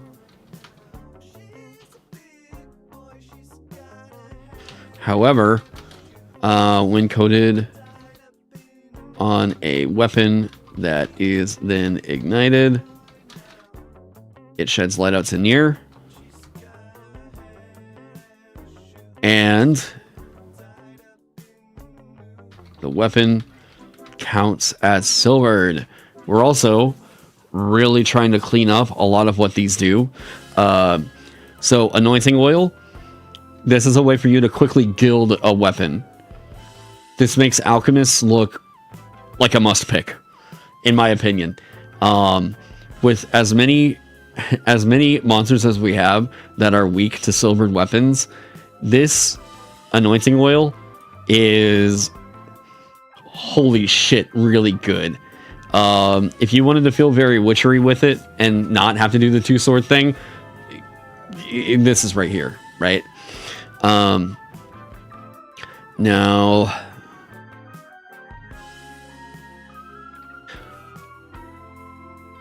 yeah, so we say acts as a basic oil. However, when coated on a weapon that is then ignited,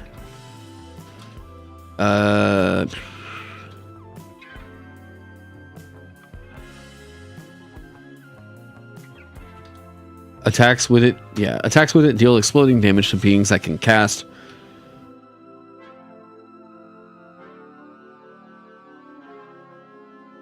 Here we go.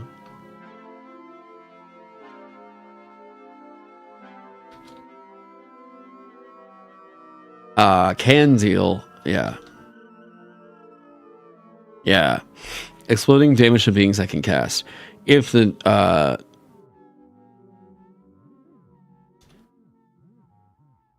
with it can explode. If the target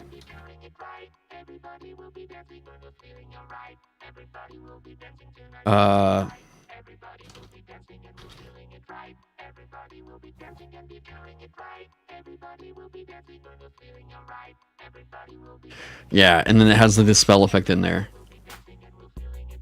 Holy shit is a different coating. Clear oil. Yeah, there we go.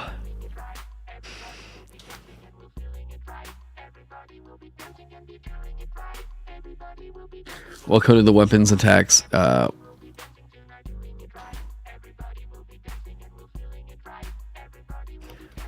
That is then ignited. Oh, what?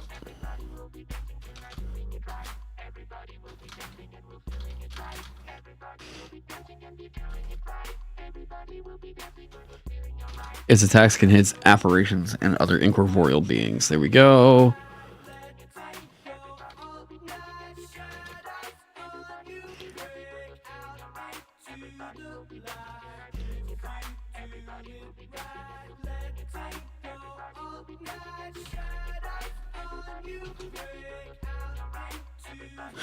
Yeah, just like ghosts.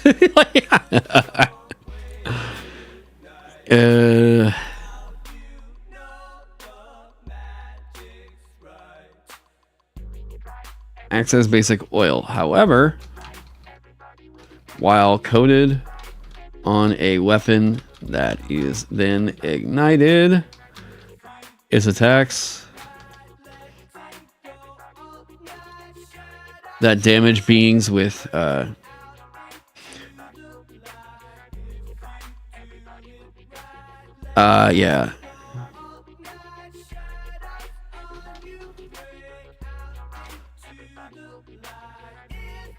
That hit beings with after health or less can explode. And case checks to track it for the this time. Yep. There we go. Yep, Elden Ring chills. Yep. Glad you added the DLC from Marshall for that stuff. Yeah, it's so fucking funny. God, I was like the other day just thinking, man, I know there's another video game I wanted to kind of get into and take my mind off of some stuff. Just sort of randomly, not anything crazy, just if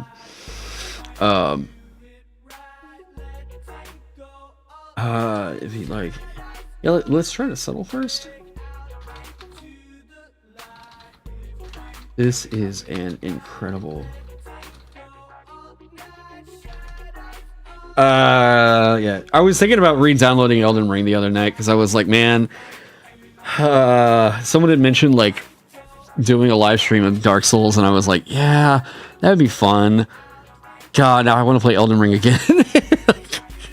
It's stupid. That game is so fucking good. However, while coated on a weapon that is, oh my god, then ignited, its damage against scaled beings can explode and ignores 2 armor. Worm Wound is very good too.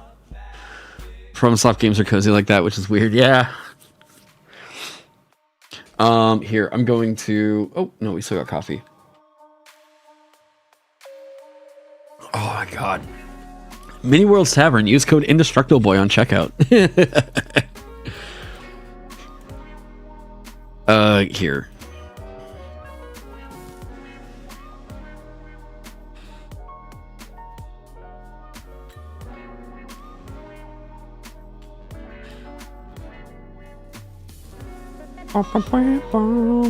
Oh, so good.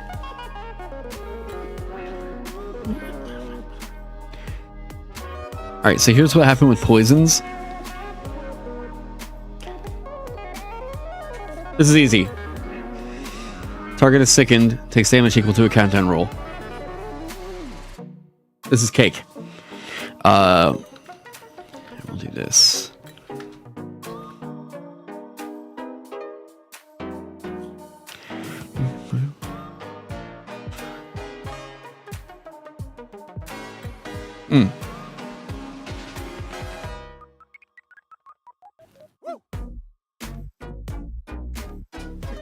God, that song is so good.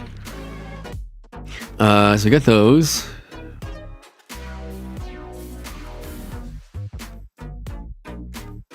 The polymorph table is ridiculously stupid huge.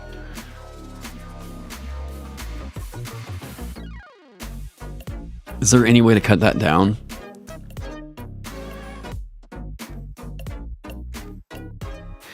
Fair. I don't think we have an armadillo stat block. We probably need to get rid of that.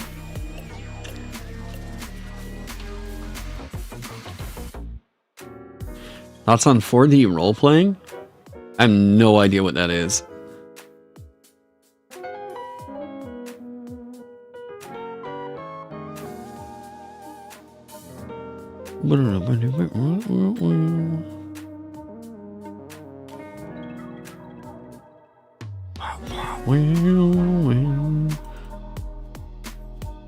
Can we get this?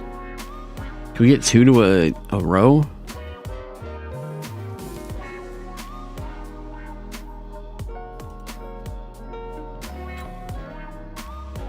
Oh, wait.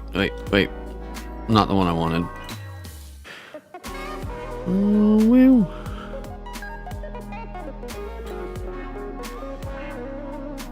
I think we can make this. No, shit. I'm missing one. You go up here, right? Oh yeah, one of the other things I will say is to everybody in chat, if you've ever wanted to come check out Into the Odd, I will actually be on Wintry Wyvern's stream tonight. I haven't talked to Wintry in a while because I knew Wintry was kind of taking a break. But Wintry's actually like back and doing more of his 99 more TTRPGs, where he's reading through a new TTRPG like every week. And he did Into the Odd this week, and I was like, hey man, you want me to like talk you through it, since I wrote a game that was inspired by Into the Odd. So I'm actually going to be over there tonight at, let's say it was like 8 o'clock. So yeah, go check all that out. Because Winter is also just a very fun, cozy streamer. Whereas I'm your Chaos Gremlin. Here we go. Yeah. I'm going over there tonight. Here we go. Can we get this?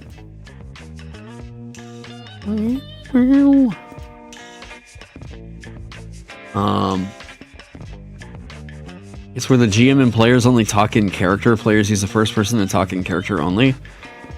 I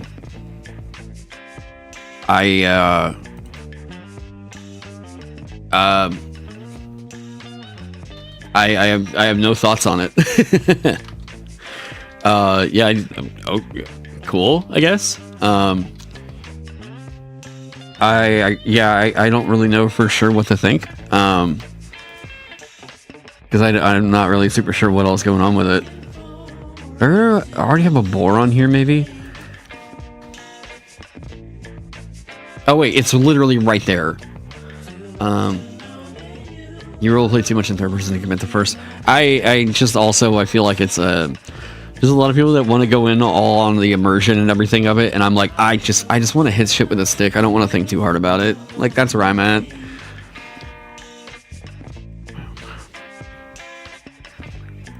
I have a horse. Damn it, right there.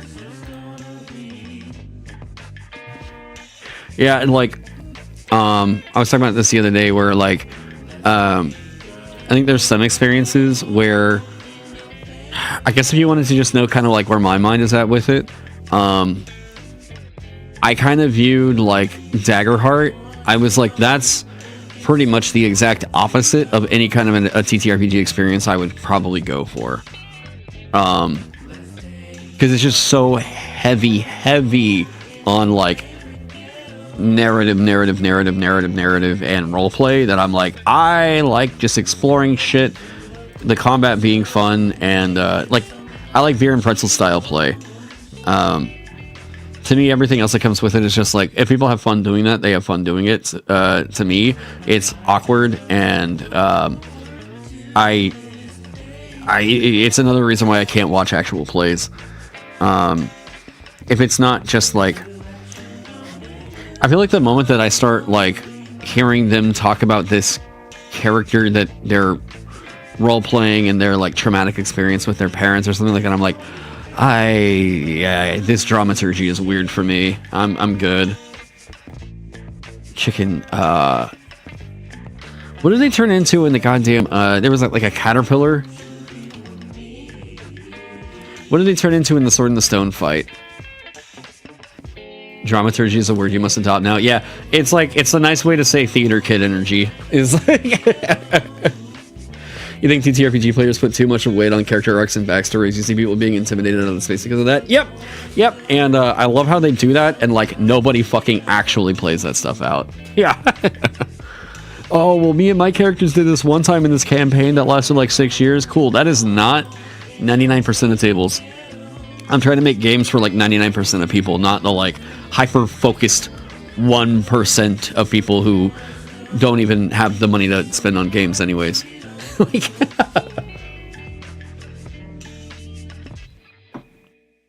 let me see here. Okay, somebody tell me if like I'm the only person who knows this exact smell I'm about to describe, okay? An open can of sugar-free Red Bull. I want to see if anybody knows the exact smell I'm basically talking about there.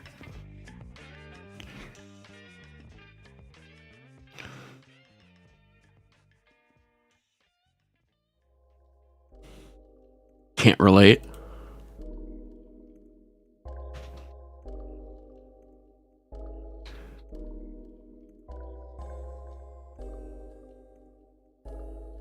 Nobody? Why does this keep getting mangled?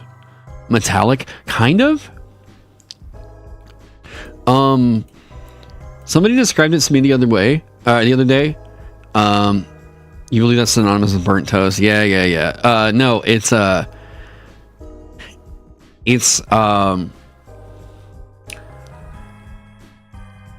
someone described it to me the other day that Red Bull tastes like bubblegum. And I was like, really? Is that like the flavor? And I was like, oh no, wait, I kind of get it now. Sugar-free. Yeah, I can't stand Red Bull with sugar. Sugar-free Red Bull, though, this is oh my god, dude, this flavor is incredible. I'll drink this all day long. Plus, like, yeah, 10 calories? Dude, come on. Like, I legitimately, I prefer the flavor of sugar-free over, like, sugary Red Bull. But I'm not that way with anything else other than sugar-free Red Bull. If it's like sugar-free Mountain Dew, get the fuck out of here. What is this insanity? Sugar-free Coke or anything like that? Hey, Amanda. Oh, are you asleep? Oh, okay. Never mind. The watermelon one in particular? I've never heard of that.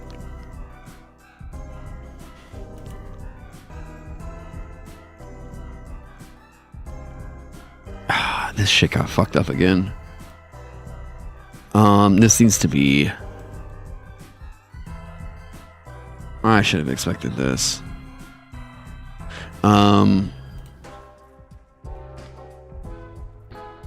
Yeah. Alright, now you guys are seeing how I make this in InDesign.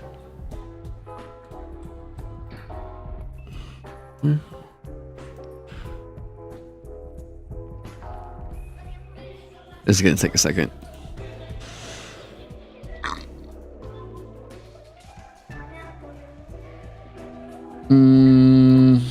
Oh, wait. Offset. We're trying to do...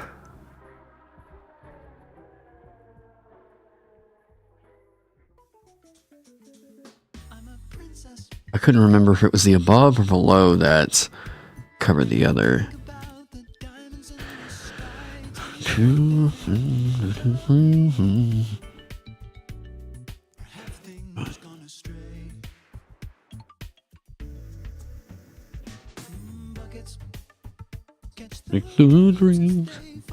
So this should go. This should overlap. Because if it doesn't, oh yeah, Bill Wirtz is incredible. So that means that the bottom is covering the top now, right? So we need the bottom to be white. Go to text.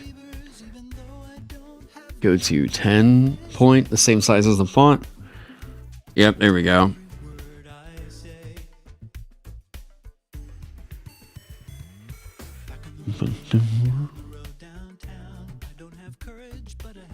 Something else. Everything go well for the funding for the physical print. We're gonna be able to get it done. Now it's a matter of getting it done and having a bit of excess in store and moving that into marketing for the next big thing. Chaka Khan. Once people see that we can fulfill it and that we have fulfilled it and that like there's really not risk and that we can make something super cool and won't overpromise on what we're going to make, I'm going to feel a lot more confident going into the next one and just showing people like if there's any doubters, just being like, dude, it's already made, like right here. I want to be able to do something and tell people like, hey, if you pledge to this, the content's already made. It's like you're gonna get this fulfilled super quick. And tell people, you know, hey, are you sick and tired of 2-year TTRPG Kickstarters? Well, how about a 2-month one?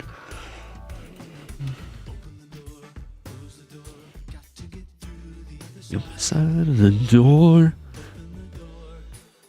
Here we go. The next big thing. Yep. And I think that the next big format for Vagabond, the most expensive book that we're probably ever going to make for Vagabond is going to be this core rulebook right here. Everything else that we're going to make is it's going to be a format that I haven't seen too many people in the space try to do. But Mothership. Mothership is the first one that I saw really going hard on this, and I agree that like this just needs to be the path forward. Let's do this. Let's get rid of Nimble on all these. Oh wait, it was just on the B.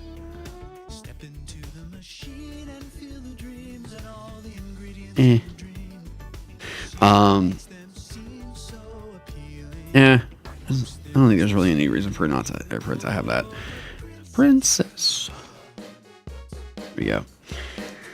Any interest in something exclusively solo focused? Yeah.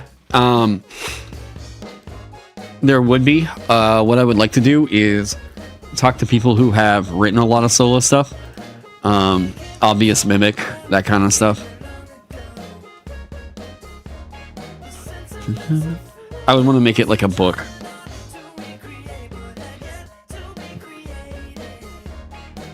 Once in her life, she must lose her smile. Never got into super trauma RP stuff, to be honest. Yeah, nope, I agree. It makes me extremely uncomfortable. And there's times where like I'm down for like flirtiness or whatever in a game. However, do not if I don't know you and you bring me in on your actual play and you start flirting with my character right off the bat or like me or whatever, I'm like, I look, this is not my vibe, and I'm not weird for thinking it's not my vibe.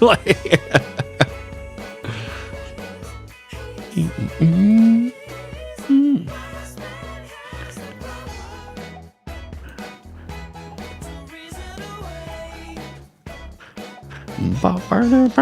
God, such a good cover. You think you only RP'd one traumatized character once?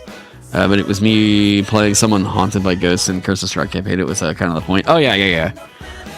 That's the whole thing. Like, if it makes sense in the context, yeah, totally. I'm also not like prudish with it or anything. It's just like, it's not my thing. Like, I get my jollies at home. To that execution, yeah, and I will say that 90% of the time it's executed fucking terribly by people who think they handle it really well.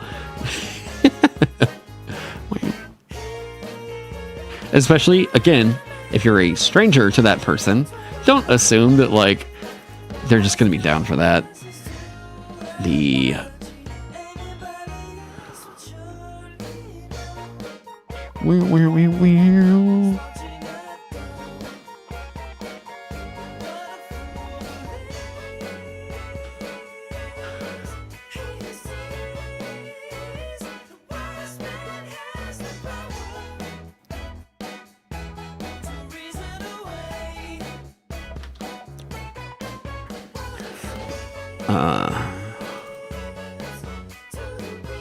Magic influencing their biology, such as great curse.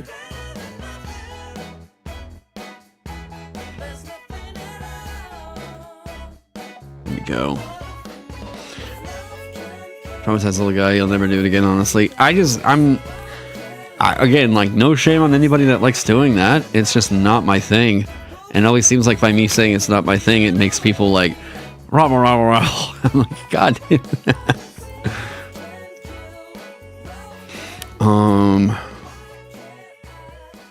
Okay. Threat level is going to be the difficult thing to really get going on here. Dude, we have so many goddamn stat blocks in this book. Why did this... What? Nope, wrong one. ILB 1.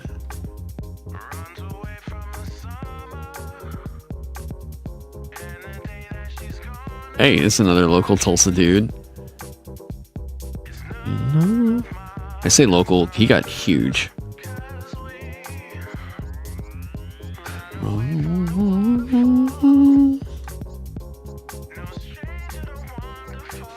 Right, get rid of that.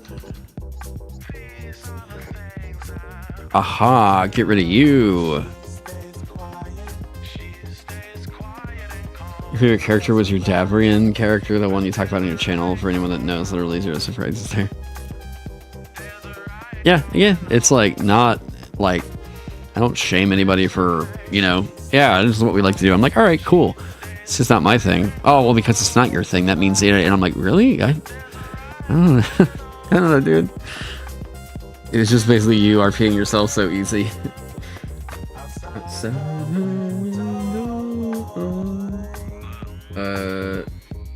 I have an idea for the space of the distance illustration? I'll make sure it gets the space it needs. Because this is super important to me. If,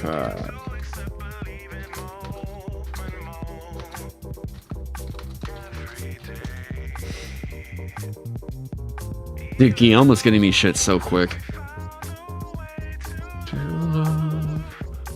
It swims, it's all because... I think it needs more in here. Yeah, there are a ton of monsters in this book. I think people think role-playing equals acting your character traumatized is all cool and it can be presented. All it takes is saying, I run away in shock and can't face the water. Yeah, but, like, it's just, to me, like, it always feels like trying to, like, I want to make my character compelling by giving them, like, trauma, and that's the reason why everybody should, like, pay attention to me. And I'm like, that feels very fucking weird and manipulative. And that's part of why I'm just not into it, is, like, if people are like, I need the rest of the party to pay attention to my character, I'm like, it's... I don't know, man. Like, just let it kind of naturally come up. It just doesn't. It doesn't feel. I'm just not comfortable with it. Oh yeah, actually, there's another thing I should probably be a bit more vocal about, because I guess this is really happening. I'm actually gonna be on it. I say all this. I'm actually playing D&D 2024 with Let me tell you who all is gonna be in this cast. Yeah, so it's gonna be GM'd by James from Logomancy, but there's gonna be Treant Monk, Dungeon Dad, Colby from D4 Deep Dive, and Will from D&D Shorts. And we're doing this for Make-A-Wish next month. I got I was like, oh shit, okay, like, all right, well, yeah. I mean, if there was a reason I was gonna play D&D 2024, it would be for sick kids. So I was like, oh shit, thanks, man. Stars of the cast. I have 20,000 subscribers on YouTube. What hell? What? Everybody else in there is like over 100K. I'm like, shit, okay. All right, man. Like, cool. Thanks for the invite. Like, fuck. I tried to convince them, though, that with that cast lineup, we should have played Dads on Mowers. Did I stutter? I agree. I play with anyone whose characters always have some kind of horrific thing going on with them, and it's like, Jesus Christ. Yeah, no, yeah. Miss what you said. Name drop again, please. Yeah, so it's James from Legends of Logomancy, who's like really big over on Twitch. Treant Monk, Josiah, Dungeon Dad, Colby from D4 Deep Dive, and Will from D&D Shorts. Yeah, and this is one of those cases where I was like, I wasn't really ever going to play D&D 2024 unless there was like a big reason for me to, and I was like, all right, this is a big reason for me to do that. So yeah, I'm like, all right, cool. That's going to happen sometime in November, and like I said, we're playing for charity, so I guess come hang. I don't know what's going on with it, but yeah. See, you thought this was your playlist, Ghost. For the kiddos, yeah. You only like He Is by Ghost. I think the thing that I really dug about Ghost was early on, the music videos that they were doing were like really well produced. The animations were so good. From a dramaturgy perspective, trauma isn't an interesting character trait. Coping mechanisms, healthy and unhealthy, on the other hand, can be interesting to explore. Maybe like, again, for me, it's not really the kind of thing that I'm like, I'm not really interested specifically in exploring everything about this character so much as like what's going on with the scenario, right? I'm so much more into scenario crafting than I am character crafting, which is weird because I've written so many character options in the time that I've been a TTRPG creator. But genuinely, I like adventure writing and that process a little bit more. Straight up. It's just, I don't know. There's something about it that feels like I can get weirder with it. And I'm more excited for the artwork to come in on adventure stuff. The character option stuff is fun, and like it definitely makes people light up. You know, saying like you can play a dancer with my thing over here, and seeing people go like, oh, yes, Taron got it right. I'm like, all right, cool, yeah. But there's definitely a different vibe between that and people that are like, dude, Wet Dreams was like an actual hilarious goddamn adventure, and like we were all super down for it. I was like, yeah, all right. There's just it's a different vibe. Yeah. So pure. Yeah, I'm gonna have to figure out what everybody's playing on that one. I think even Chris said he's not ever building a character that uses conjure minor elementals. But I think we're playing at the level to where people can access it. And I think we have a gentleman's agreement to not use certain things. I haven't checked in on that in a second, but I think we've all basically agreed not to use silvery barbs or conjure minor elementals.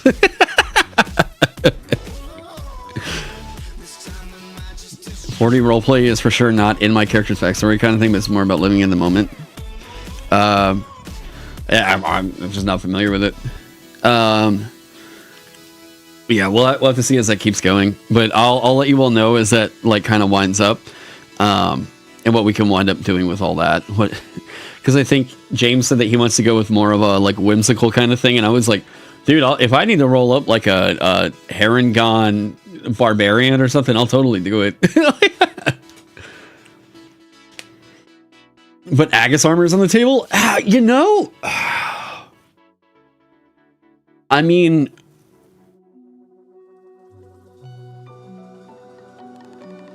is it worth it for me to take it just to see how fucking wild it gets? Because, like, I have a theory for it, right? But it's going to be like Armor of Agathis. It's a very specific build. Armor of Agathis, Goliath, and you're going a little bit into like maybe Bladesinger-esque or like Hexblade. If you go Hexblade, you don't really even need the multi-class to get shit. But then again, it's like telling people, yeah, well, it's Hexblade War. Oh, okay, all right, got it. And I'm so... It's like Gishing seemed like really hard to do in D&D for a little bit with 5e for whatever reason.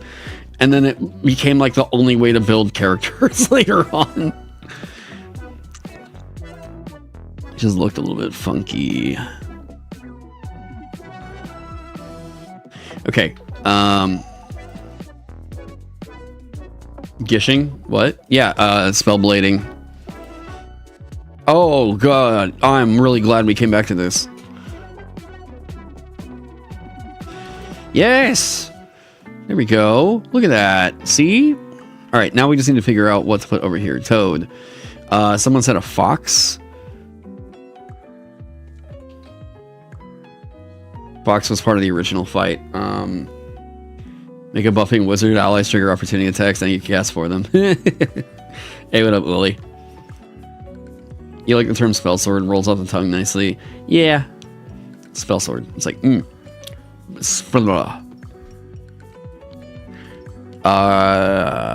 fox, boar, goat, rat, badger, octopus, rabbit, owl, camel, horse, llama, cat, crocodile, moose, elk, hamster, viper, horse,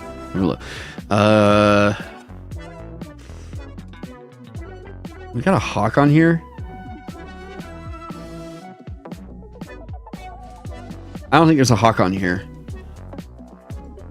I already got the viper. Yeah. We already have the stat block for the hawk. We took the spider off. You could put a giant spider in here somewhere.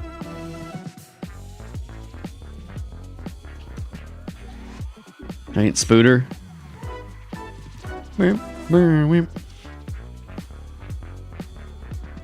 Include an animal nobody's ever heard of just as a gag. Look like very specific for a really weird one. How common are tapirs?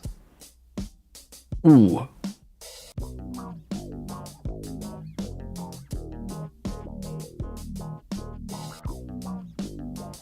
Oh. How can we get you more space over here? Can we do... Damn. How about an L eel? Electric eel. On the floor. Let's do a dick. Did I leave it in the cold? Jai spider. Gee spider.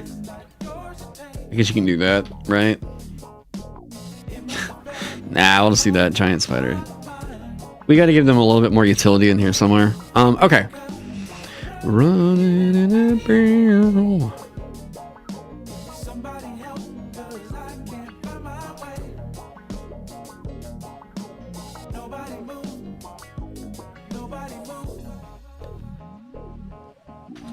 Target who's hit with it takes 2d6 and can't act on its next off turn.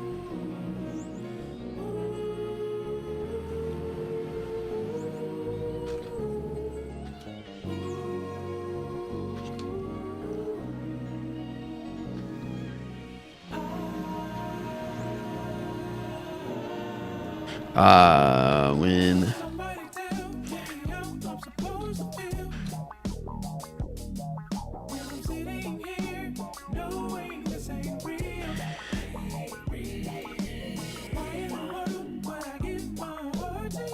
Sparks.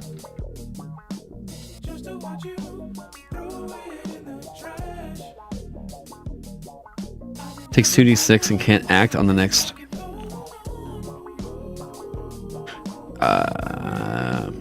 Hit with it. Takes 2d6 and can't act on the next off turn. That would be. Oh, I'm glad we got rid of this. Ooh.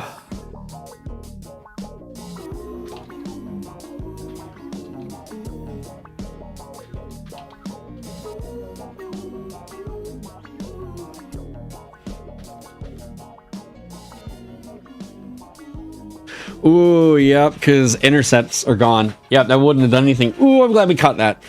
Later, Gavin. We'll see you, man. Whenever you play in D&D, you just like to see what the players do most of the time.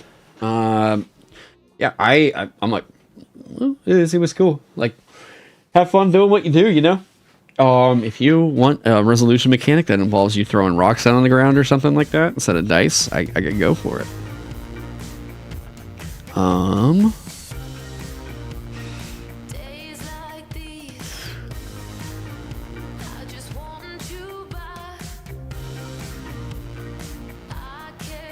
Fat and oil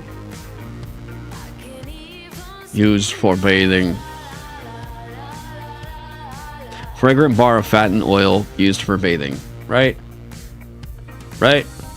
Oh. So, what time do we got right now? 2:01? Man, I felt like we got a lot done in the last 2 hours. How has it only been 2 hours? Damn.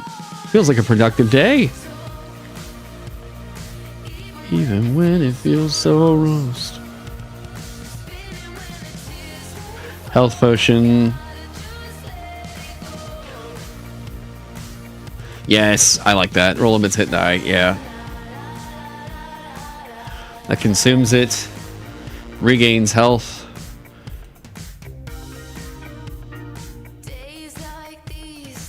So roll of its hit die. Number of rolls it can make is determined by.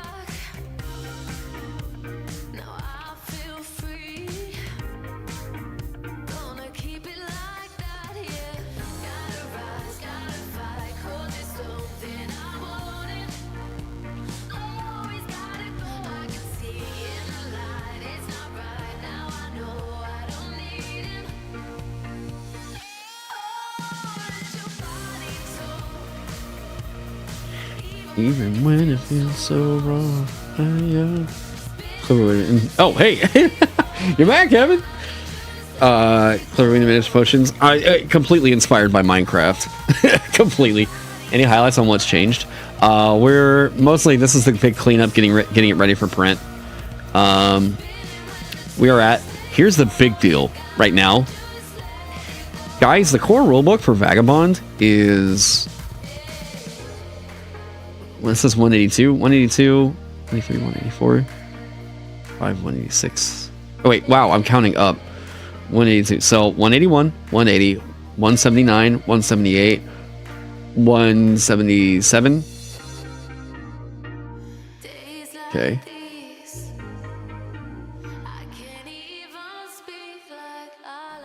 Like, the core rules for how to play. We're getting in on a really tight rulebook here.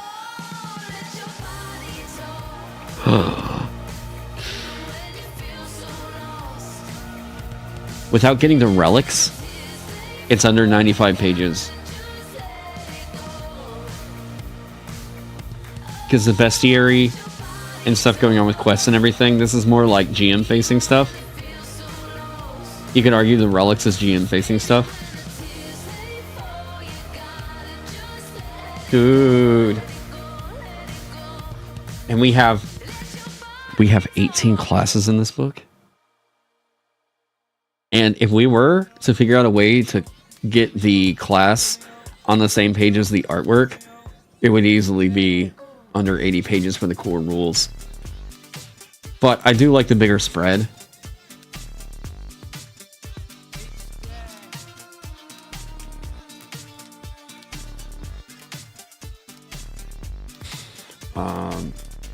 You can basically have the whole book be a zine. Oh yeah, trust me, I've thought about it. Zines though, you need to make sure that they're like, oh, if you have a zine that's over 60 pages, you need to just make it a hardback. I've done a Places Your Game for the first time the other day. It was illuminating. Yeah. Whenever other people are running your game, though, is whenever it really turns into the like, okay, like it's operating, and that's really cool. Morkborg Ferritory is 60 plus pages. Oh yeah, I've got that up over there somewhere. Yeah, and I still think that that's a bit big for a zine. I try to keep zines, like, I would like to keep zines under 100-ish. Like, I'd like to keep them under, like, 80, ideally. Because I think any bigger than that, you probably just need to make it a hardback. Or, I mean, even a softback. Because, like, zines just starts to get to a point where, like, they don't close right. They always kind of feel like they flop open, and yeah, it's a chunky zine. Yeah, no, for sure. I will say, Ferritory is one of the prettiest zines that's ever been made for TTRPGs.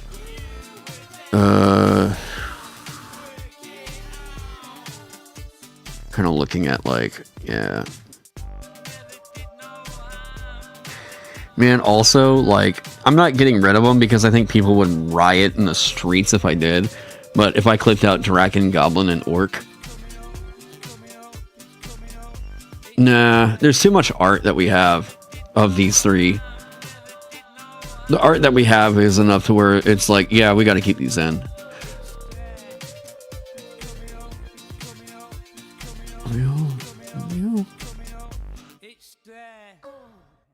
I have thought, though, about Goblin going with a more...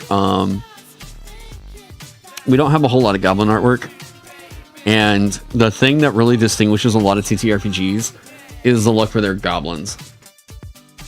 I saw a look the other day that I was like, I really want to make this. I really want this to be our goblin. Give me... I can't help it.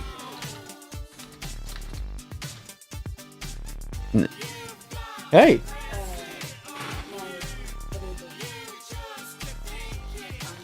Sorry, I can hear like half of what you're saying. Okay. Oh. Fine. I didn't want to hang out with you for the rest of the day anyways. I didn't want to think about any of that. Wow! Yeah, that's right. Go do your thing. Alright, love you, bye. Yeah, look, I mean, some of these, I want, it's there. Yeah. I love these doofy looking bastards that are just basically nothing but nose. I'm like, of all the goblins, I think in fantasy that are going for like this angle, right? I'm like, yeah, or like this, like kind of look right here. Or like the mustardy ones of like D&D. I can't help it. I love these stupid looking, give me a giant nose, dumb little cannon fodder gremlin. Like, I love this guy so much. I always thought this was so much more compelling. Yeah, like, Common Goblin, right? Like, this looks so fucking funny. Give me this. I love this guy. Why not? Like, you know? So I've thought about potentially reworking it and having like Alexi, just having Alexi do the look for the goblin. Because like, I think the more modern looks are just not really my vibe anymore. I just love this smarmy little goofy shit. You love the Joe Cat goblins? Hang on, I gotta be careful whenever I pull up Joe Cat. Joe Cat goblin. Yes! This is adorable. Although if you would have asked me, I probably would have said it was like a kobold. But yeah. Green pugs. Yeah, I mean, it's a doofy little funny bastard. I love this little guy, right? I might actually do that and just tell like Alexa, you know, hey, we want to go with like, whoa, okay, you know, right? To me, like, Joe Cat's been doing spicy things lately. Hey, I mean, you know what? It gets you ahead in the scene. All right. Show a little like lower ab and the like, you know, get into the risky pubic area. Go horny and main on Twitter, you know. I was talking with it was so funny. I was talking about that with NoNat after our Vagabond actual play, and I was like, dude, you realize the day after you collabed with like one of the bigger furry artists on Twitter, you gained like 70k followers. It's like, what the fuck?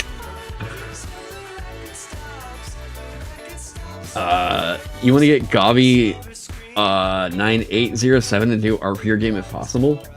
Gavi, what was that? Gavi 9808.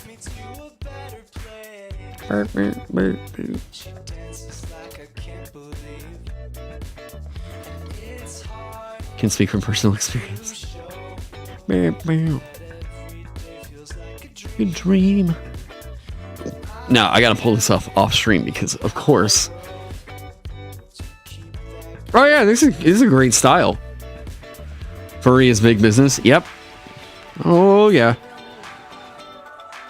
Oh wow. Hang on, I'm just gonna skim real quick to make sure it's all like clean. Yeah, this is a great look. Oh, was it this guy, the Dream Tiger guy?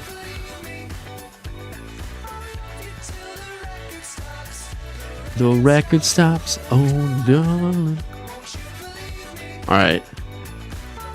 Yeah, you always got to do the skim real quick before you pull anything up on stream. Yeah, I love this style. And I'm pushing back hard. Here, I'll actually, I'll read you guys the art direction notes I've been sending people, as part of the contract on Vagabond stuff. Yeah, this is a great piece. I love it. Yeah, let's do the crazy tattooed, like, barbarian chicks more often, please. This is sick. I love that piece. Trees as swords kind of vibe. That's cool. Yeah, more grizzled old characters, please. Yeah, that's dope. You got a party commission from them. It's amazing. Hell yeah. Yeah, Cult of the Lamb a little bit. Yeah, the artist for the Cult of the Lamb stuff. Hang on, who was that? I'm following them on Twitter.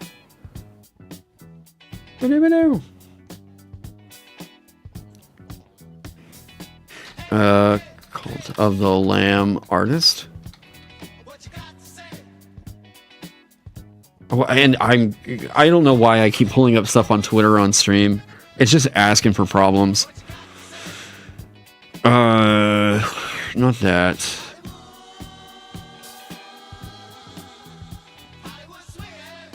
Not them.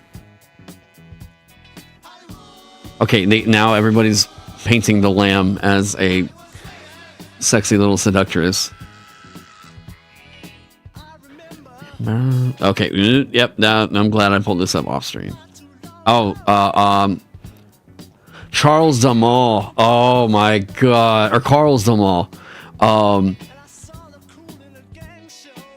Yes, I gotta skim this again real quick. But Carl's has some of the coolest, like, haunting style. Oh my god. Yeah, pretty sure this is all basically safe for work. Okay, I fucking love Carl's style. So he does all the work for like Devolver Digital now, and like all their promo stuff has this like just this ghostly blue sick vibe to it. Oh my god, it's so good. Like the main chick from Greece, right? Hotline Miami, Cult of the Lamb. I think that's it's not Carrion. What's the name of that video game where you're playing as like a big slop of teeth and meat? That game. I know it. All right, I know it. God damn, it's so good. But the other pieces, you cried when you saw this pic of Grease. Where it was like, yes, I fucking love this piece. Come on. Chick playing fetch with a kaiju. That is adorable. That is so good. I like the, oh yeah, this vampire chick was like getting ready to, come on guys, this is fucking great. I love Carl's pieces and just like the concepts of what all's going in. Anytime I'm looking at one of his pieces, it's like, wait, what the fuck is going on? I'm like, okay, well, it's a train. Wait, like she's super high up. Okay. So there's UFOs here, or is that like the reflection of a light? It might be the reflection of a light, but I'm not super sure.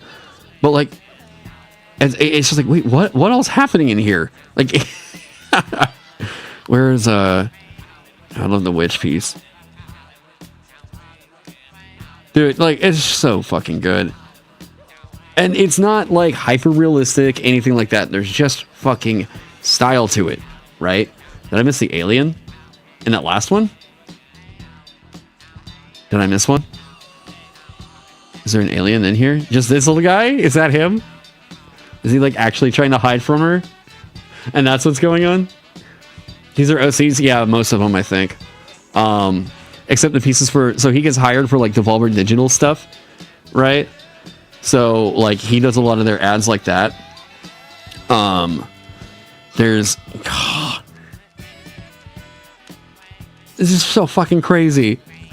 There's just so much happening in this piece. It's like everywhere you look, there's just new shit to like. Wait, what?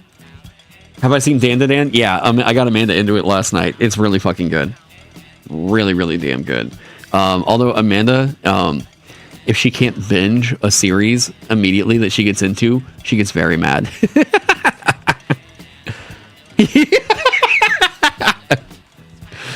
Yeah, I already started in on Dan to Dan, and it's very good. Very, very good.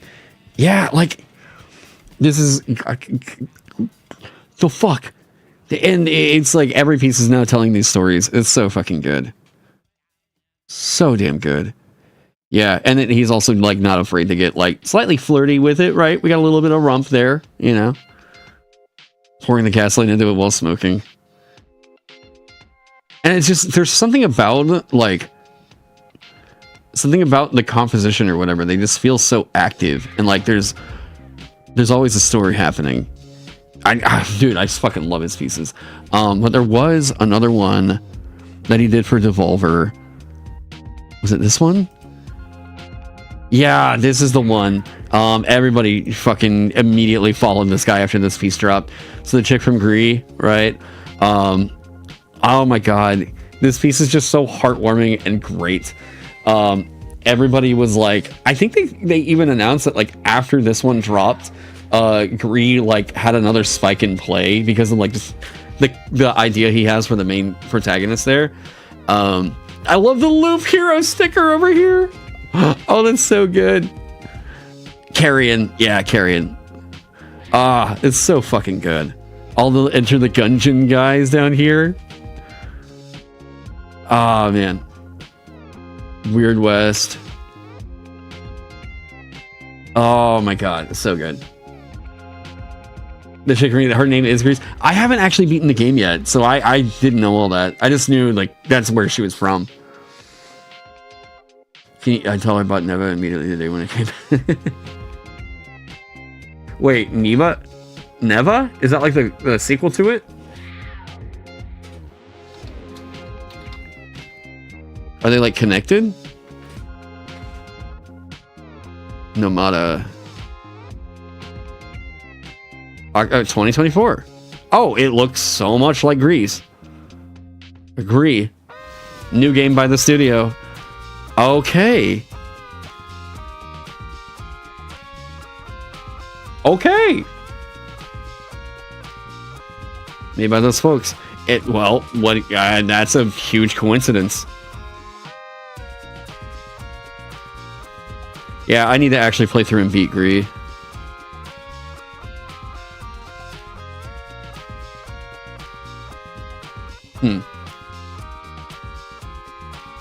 Gree looking game that has combat, your soul, yeah.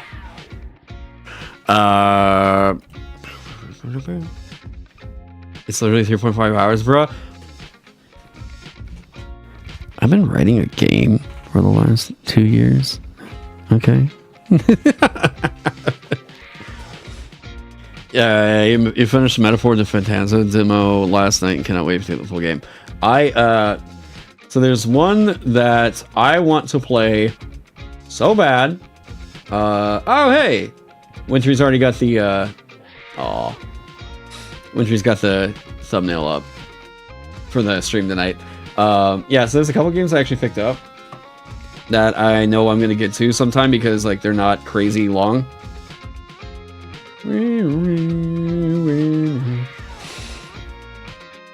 There's a couple that are gonna be on my, like, TBP, I guess, to be played, in the next month. Number one, I have stopped watching two people play this because I know I'm gonna really dig it. I am definitely playing through all the mouthwashing. I saw like the previews for it, and Puree has already been like drawing a lot of artwork for this game. From what I've seen of it, this seems like super my jam.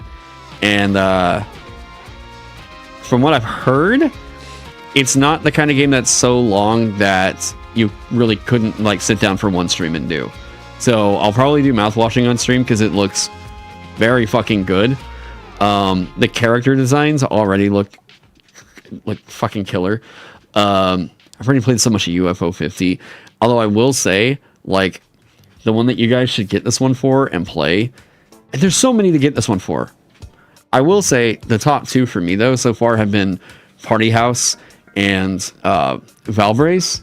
But if you're looking for like a killer single experience for like a night, Night Manor. So fucking good.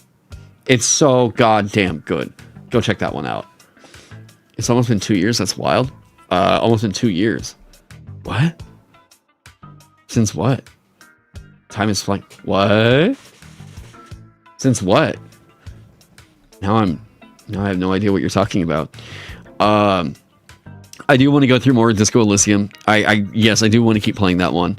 I've been so goddamn busy. Yeah. You had a professor say today that UFO 50 had to be game of the year. It's either UFO 50 or it's Balatro. Oh, Vagabond Development. Yeah. No, I gotcha. Yeah, right. It's one of these two. I had UFO 50 not been the thing that came out, I would have said that easy it was Balatro. I would have said that there was no way anything else could have beat Balatro for Game of the Year this year. I think UFO 50 might be it.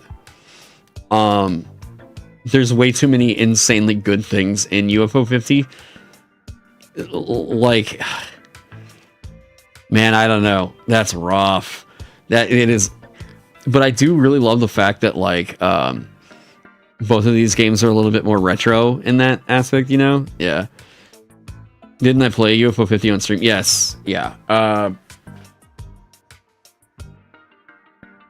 Did I know Devolver made a UFO 50 style game a while back that was bootleg versions of their games? Feels like you Action 52 or whatever it was.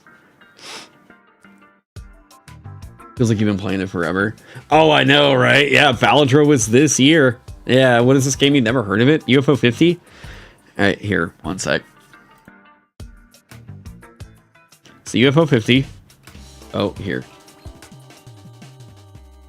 Okay, so we're not getting into like a whole UFO 50 play or anything. I'm just showing you like an example. So UFO 50 is number one. It's like headed up by Derek Yu, the guy that made Spelunky. So it's a bunch. It's like supposed to be a plug and play kind of experience where there's 50 different games on here from like a developer that doesn't exist, or like it's supposed to be like a throwback to like 1980s, 1990s style like NES games.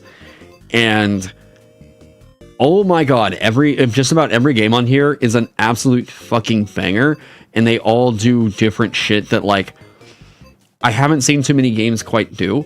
Honestly, this Valve Race, this could be its own separate game, and I would still be like, yeah, this could be a big contender for Game of the Year. I think Valve Race is like a punch-up dungeon crawler, and it's, or sorry, Punch Out Dungeon Crawler, and it's so fucking good at what it does. Porgy feels like, not Mega Man, I don't know really how I would define this one. Party House is a deck builder, and not resource manager. God, it's like one of the most unique deck builders. Yeah, I played. Rail Heist is like a stealth. I was gonna say it's like a mix of like Metal Gear Solid and what else? How else would you define that? Yeah, imagine NES Mini for a fictional company. Yeah, this is such a unique idea, and they executed it basically flawlessly.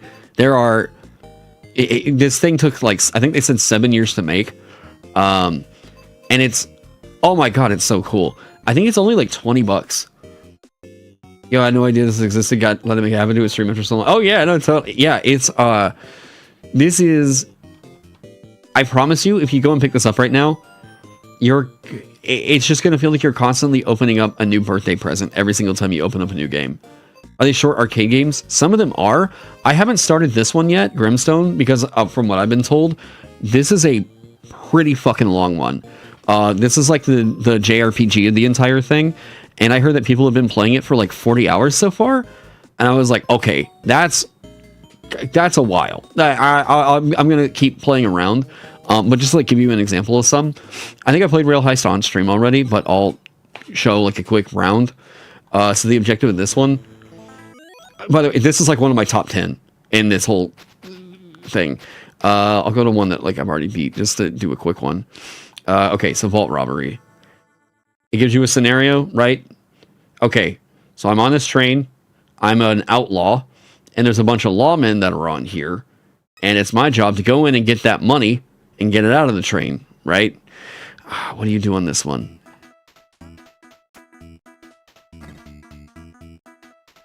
I can't remember. Ooh, wait, I don't remember what you do on this one. I think I was supposed to grab that vault. Okay, so... Now, if I get in their line of sight, the lawman will just shoot me instantly. So I'm trying to, like, hide from them a little bit. Don't hop over the chicken. Okay. Ah, fuck. There was one that saw me. Yeah, I'll go to stage select and find a different one. Let's go to... Sure.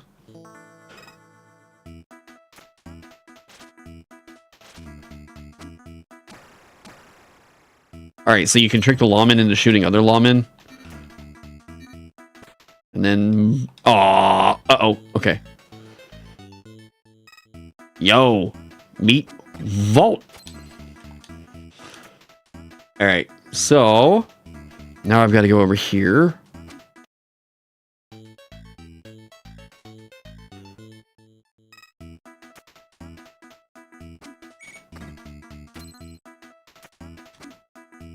Go.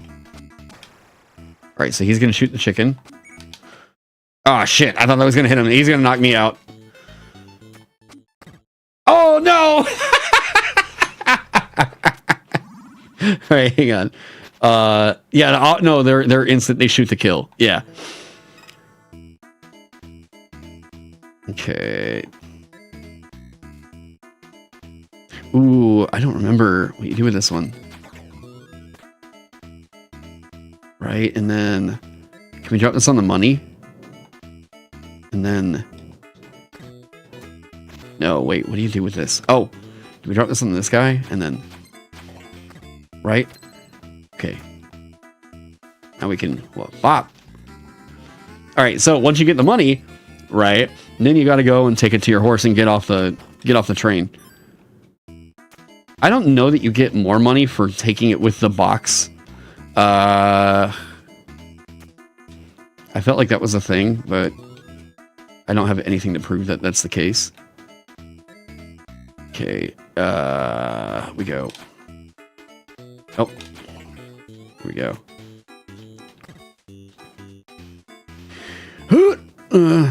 And then you jump off, get on the horse. Hey, that's how you win the game, right? Very easy, but oh my god, this is so fucking addictive. Like, This is Rail Heist is so good. I fucking love that game. Valve Race, just to give you an example of like what this kind of game is. Whenever I say Punch Out Dungeon Crawler, I could do an entire game like this. Give me like a 10 plus hour experience. I will 100% play this game all the time. The only thing I would have liked more, and like this is good for what it does. It was intended to be an NES like experience, right? You play with a D-pad and 2 buttons. That's all you get. But God, I would have. This would have been my favorite game I ever played whenever I was a kid. Oh, okay. So now,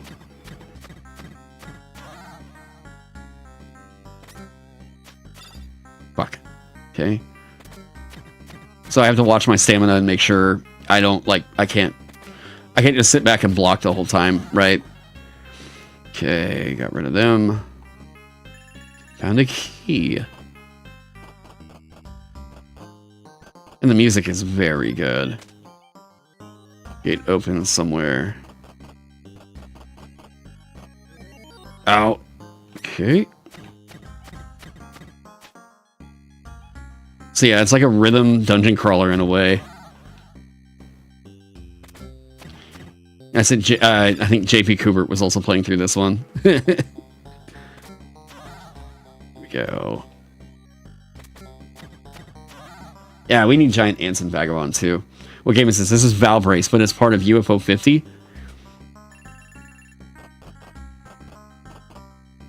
I can't cast that yet, or can I? Man. Oh, there we go. Okay, cool. 1, 2. All right, so back, in, up, left, left, up, left, or up, right, right. Bolts of lightning. So that's how you cast spells in the game, right? Try Dragon Quest 64 beginning forest area. The guy stuck in his woods. How is it spelled? UFO 50? Or Valbrace?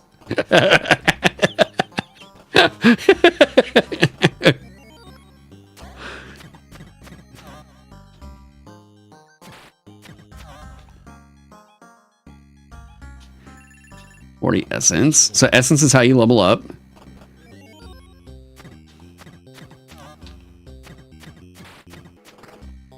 There we go. And now that guy's gonna hatch.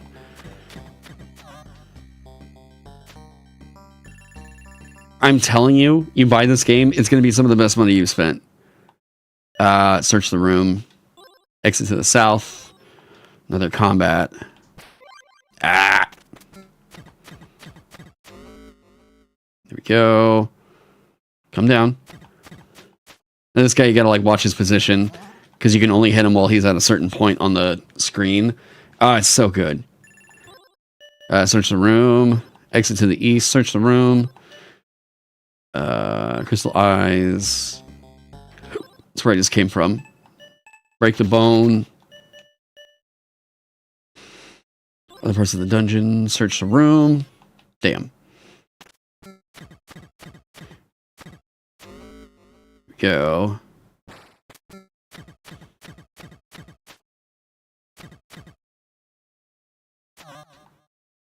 Got you. It is.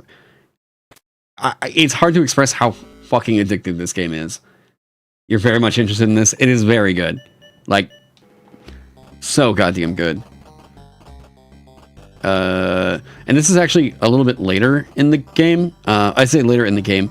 This is about midway through the entire Valve Race experience, so yeah. The dungeon beforehand is not super rough, but yeah. This game, a good recommendation. Go try Dragon's Crown, so it's like D&D with great boss fights, quests, and pixel art. Oh, hell yeah. Damn, you wish this was on Switch? Me too. Me too, brother. They are, from my understanding, they are working on it. There's a really fun platformer in here, Ninpek. Okay, so your whole objective is just... Right? It's like Mega Man. Ugh. Power up my shurikens. Right? Ah, damn it. And then whenever you die, you become a ghost. and you're just trying to make it. And it, by the way, it's NES brutal.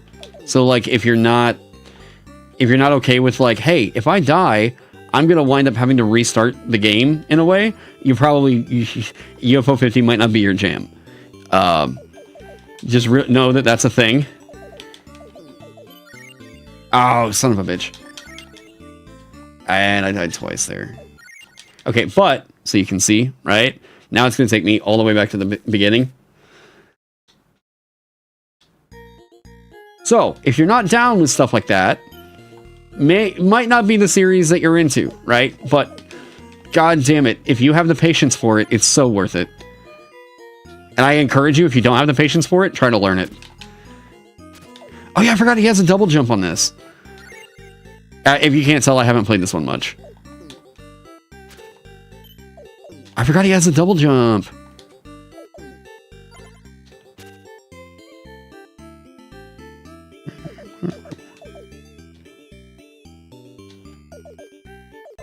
Oh, come on.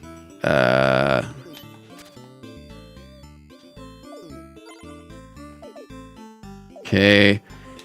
Oh, no. Yeah, this is not what I played a whole lot of. Yeah, there you go. You unlock games as you go along. You can unlock them immediately. I just haven't, I haven't clicked on these yet. Like, this is literally the first time I've opened this one up. In case, that just shows you right there. I haven't played through the entire thing, and already I'm like, yes, this is already game of the year. Real and fiction is the fact of like, yeah. This is one that blew my mind. Pilot Quest. Not exactly like it's an incredibly fun one, but the concept alone is incredible. I say incredible. It's novel, is what I'll say. It's a Zelda-inspired idle game. So like Cookie Clicker, if you're playing the other games in the catalog, oh, by the way, this one has probably like the best music to it. You get resources to rebuild your ship while you're playing the other ones in the series. Like, what? Okay. It's so weird and great, and like, I don't want to go into this area and show you kind of what the Zelda-like gameplay is like, because that's going to take forever since I have that much meat on me right now. But yeah, it's very weird. Get good or die trying. In a way, yeah. But there's like a, where was it? Yeah, ping golf, but there's also, so there's 2 golf games on here, and they're both very bizarre. The other one's a golf RPG, which is okay. This is the one I've been waiting. I've been kind of waiting on. This Mini and Max is the one that I've heard people like get in on, that were like, this is the game of the year. Like, this is the game right here that makes it to where UFO 50 is game of the year. Just kind of showing you the mechanic for why that would be. Okay. You can stay in the storage room tonight. But why? There's nothing to do in here. Because Mom isn't here and I'm in charge. That's why. Here, you can hang out with Max. Okay. It's not fair.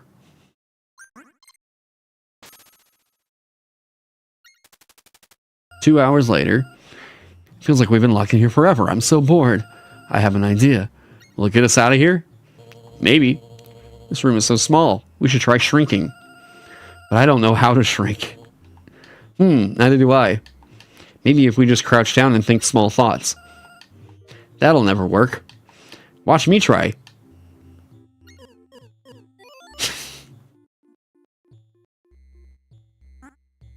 So, crouch down. There you are. I can't believe shrinking actually worked. Isn't it great? There's so much more room to run around. If you want to find me later, meet me back on this roof. And so the entire game is you have the power to shrink down and explore this one room, right? Like, that's cool. If you think like, all right, well, that's cute. There's only like so many spots that you can explore though, right? Oh, wait. Hang on. Hang on. It's a good thing you didn't squash him. That's true. You know a way out of this room? Are you stupid? You're standing in front of a door. You need to start a way out of this big room. All of this. Har, har, har. I knew what you meant the first time. I'm just messing with you. I might know something about getting out of here, but it'll cost you 20 shinies. Shinies? You don't know much, do you? They're little shiny things, look a bit like stars.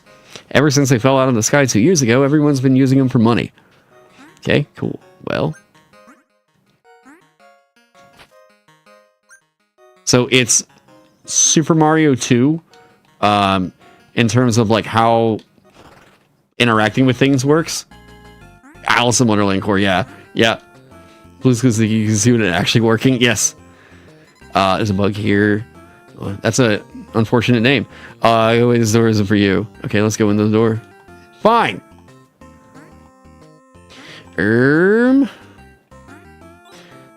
Collect one of these. Oh, can I...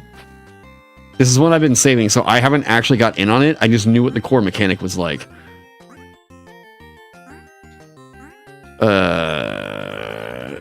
Okay, so... You can't pick up the bug. Plask Knight. Let's ask that you stand back. King Mittens doesn't want anyone approaching the base of the Great Door. As soon as I get out of here. Power that unlocks the door lies way above me in Doorknob Palace. You'll have to go there and plead your case before King Mittens. Okay, so... Let's get bigger. Can we climb on the doorknob? Oh. Okay. But, remember that shrinking thing from earlier? Right? Oh. Oh, what? Oh, that's crazy. I'm up here on the bookshelf, right? Holy shit. This is wild. Oh, you can't lift the pencil? Alright, some more shinies. What about the other side? Can I get... Is there anything over there? What, can we get higher? Can I get an all over here? Can I... Aw, okay. So now we got these, right? And I believe... We just get bigger. It's the cutest thing ever. So you go to all these bookshelves. Hello. Without silverfish are eating these precious books. Books are vital resources and nutrient. I mean knowledge. Won't you please stop this evil silverfish? Awful silverfish. Can we... Okay, there we go.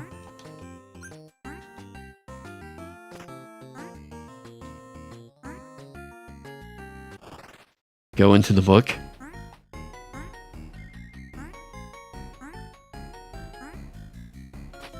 Oh, did they? Oh, I thought they were like homing in on me. Okay, so they take one shot. Hello. Oh, yeah, that's right. I've got to get the... So you can shrink down further. So if you thought it was already wild that you could do this all over the room, it's literally they increase the insanity tenfold. This game is so crazy huge. Okay. Oh. Oh. Aw.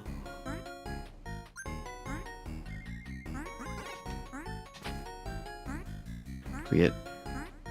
Tell on our pixel sisters, pixel mother, it's nice to have such a big imagination.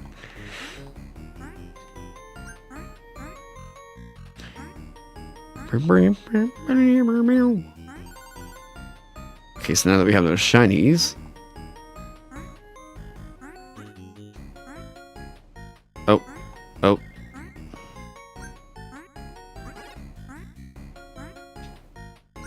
I don't know, what are we throwing at them?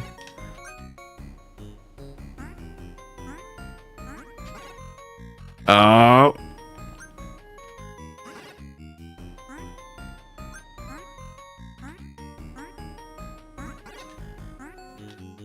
Oh my god, how many of them are there? Do they drop down on you? No, okay. Okay. But y'all. You finished running the Ethernet cables to the house and now you have internet again. He missed you, internet. Hey, we miss you, kid. How you doing, man? And then, oh. Oh, fuck. Yeah, they're little silverfish.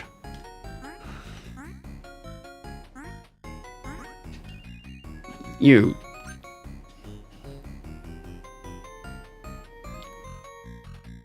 Okay, do that. There we go.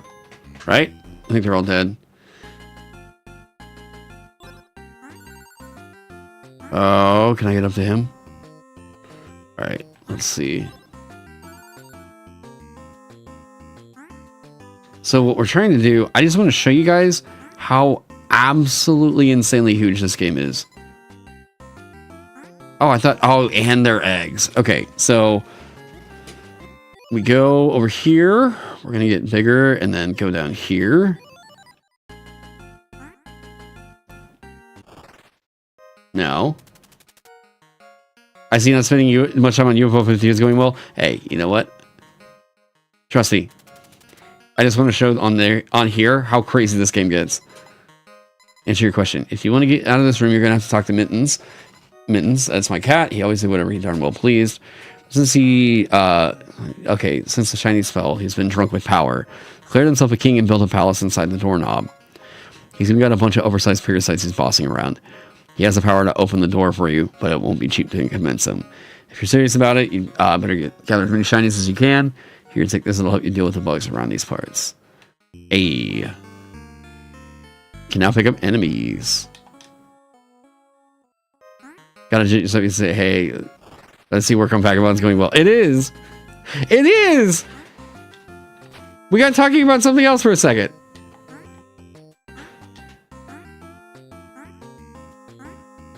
We actually are so far ahead on shit that we're probably gonna print the game a month early. Got that. Dude, there's so much stuff to do in here. It's wild. The power glove.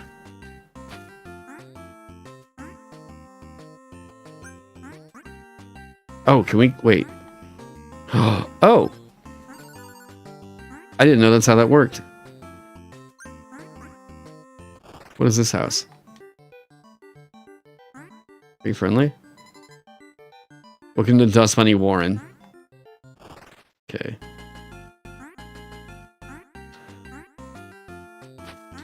Dang it. There we go.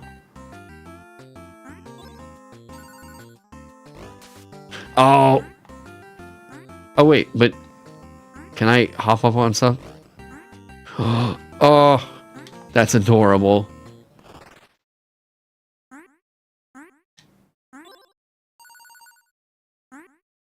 Okay. Up.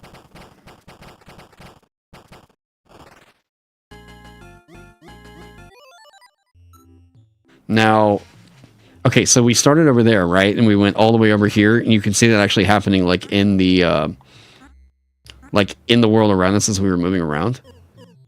What? This is like in the picture.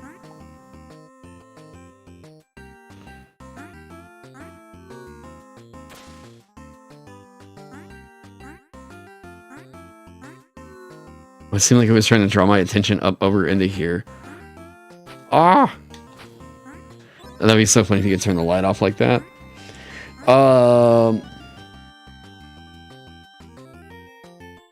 Anytime you see dust bunnies, you're reminded of the ones that existed under the big comfy couch. It's an old show.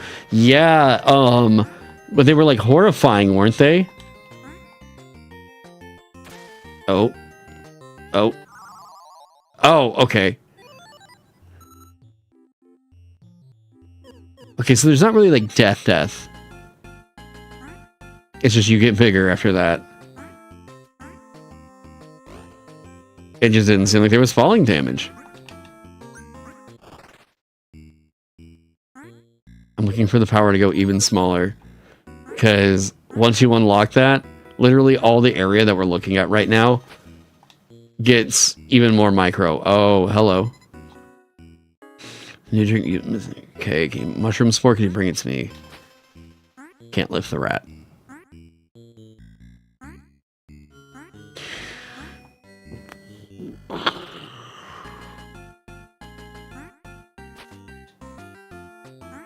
Okay, can you take me somewhere cool? Ow. Go on. Yes. This is the same spot I was just in earlier, huh? Yep. Okay. Ain't no mouse, friend. I think...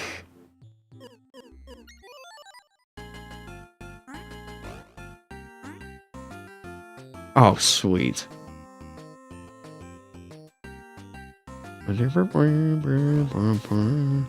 Damn. So yeah, alright, like we're in the plant, right? I remember loving some of them being terrifying. The potential dust bunnies living under my bed or furnitures. Maybe they were terrifying. Yeah, I remember them not being exactly super chill. Like dust bunnies were a thing that was kind of meant to be. You were supposed to be scared of in the show. Oh, and the little you can fly because of the bunny. Dude, come on. The mechanics of this game are just so charming. Oh, damn. This is the same spot we were just in. Yep. This grasshopper should have it out for you. Yeah, I was looking for... So there's another NPC. Basically, the thing is, it gets to a point where the game starts procedurally generating what the area is that you're going to. You're like so small that it stops trying to count for like everything you could go to and starts making it up for you and everything. So like this right here, I could squat down and it would let me go into there. Dude, this game is insane. I'm blown away with this fucking game. It looks so nothing and unassuming, and yet it's one of the most wow, incredible marvels that we've seen in video game dev. It's crazy. Yeah, so going back here, this is like a disc, like a, how do you describe this one? It's like a shuffleboard style fighter game. Yeah. Like unit shuffleboard Fire Emblem is kind of the way I would put it. Lords of Disconia. Night Manor, legitimately great horror game. This was awesome. It's a point and click adventure horror game, and it's so good. You get this whole game for that one game alone. Trust me, there's more on here that are like that make it so worth it. Mortal is so good. You beg your finest pardon. Yeah, I won't get into that one, but yeah, it's Fire Emblem shuffleboard. It's very, yeah. Waldorf's Journey. I'm just gonna play around with this just so you guys can see what it is. Okay. I don't think that anything in this has been as charming as this one right here.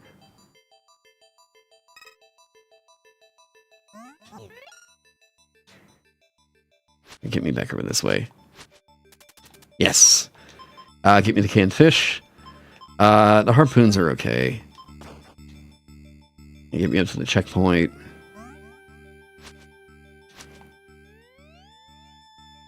Okay, drop me off here. Boom.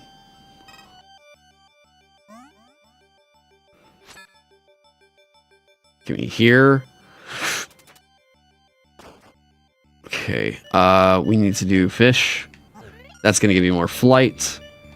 Let's do the harpoon just to get up here to safety. Or wait, can I do this all the way over here? Let's just get up here. Oh. You're a big old walrus. Yep. Hey, it's me and Jamie from Mythbusters. Yeah. So you're trying to get as far over to the right as you can. That was actually a really good jump.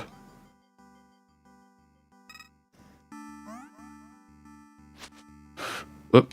Okay. Now. Fuck. Okay. Thank you. Let me get over here. And it's so chill. It's like all you're doing with this game is just getting this fucking walrus to the other side of the screen. Oh, damn. We don't like the pig. Because he does that. Oh! Okay. Do this. Yeah, thank you. Ooh. I think I saw a platform down below me, but with the wind, it's going to make it a little bit harder to There we go. I got this penguin down here. Come on, go. Go. Thank you.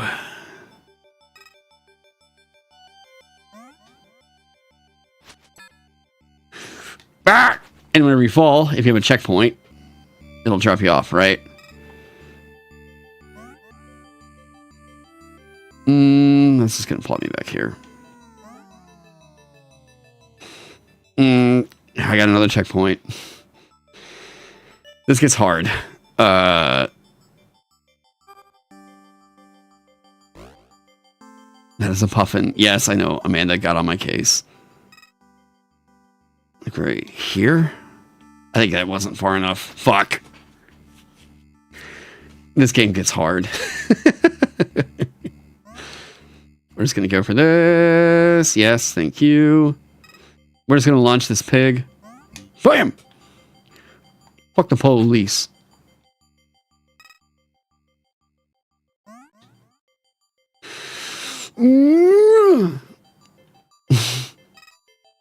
Alright, we're going to actually try to do this. No! No! Okay. Okay, anyways, so this is... That's Waldorf's Journey. Best I've done was 95%, as you can see right there. Yeah. Yeah, it's like a rage game. Yeah, it's very, very fun. Now, that's that game, right? I think that Waldorf's Journey is very, very adorable. There's so many on here. This is like Grand Theft Auto. How do you even describe onion delivery? A lot of people hate this one. I think it's okay. So you're delivering onions. That's it. All right. And yeah, you can only blow up other cars so many times before you run out. Shit, I don't know where I'm supposed to go. Down to the left.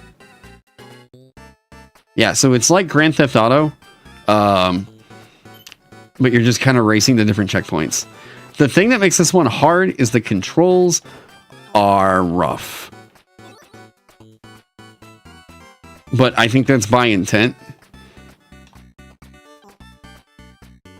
Okay, do this. Okay, god damn it. But you can do fun tricks and stuff. Some people have gotten very good at onion delivery. For me personally, this is kind of rage-inducing. Hey, I'll try one more. You know why chat takes so long? I don't know. It's very weird. Especially with just like doing YouTube and restreaming. Oh, let's just do this. Okay, go.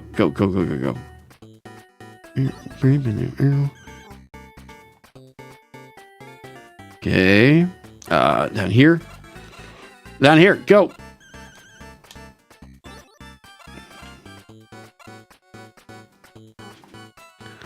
Okay.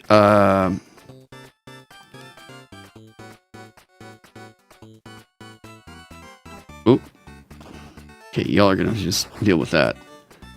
Oh, okay, now I busted my car. All right, cool. So that's onion delivery. It's GTA meets Crazy Taxi. Yep. It's harsh. I think Fist Hell is just a brawler, like what is it, Streets of Rage? Yeah, you're just dropping off a shit ton of onions, yeah. So your mom gets eaten by zombies. Or Fist Hell. And you are going through just punching zombies and stuff.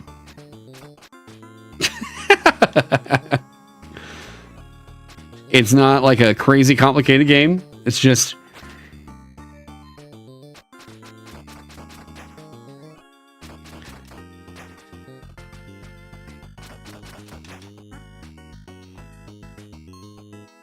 Go on, go. Yeah, there we go. But another thing that's kind of cool with UFO 50 is the people that have been fans of these kinds of games, like the developers doing the things to like fix or like kind of help out some of the controls and do quality of life improvements they would have liked to see on games from back then is really, really cool to see. Okay. You're punching my dog.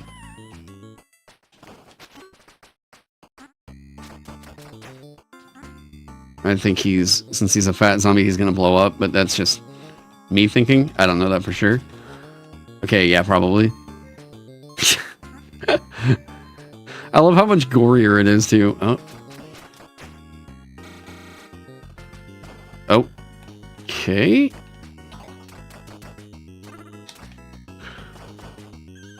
Oh, damn.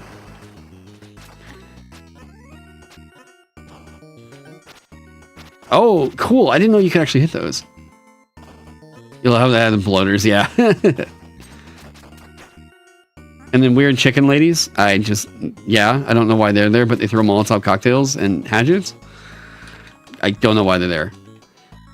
Normal day in Raccoon City, yeah. God damn it.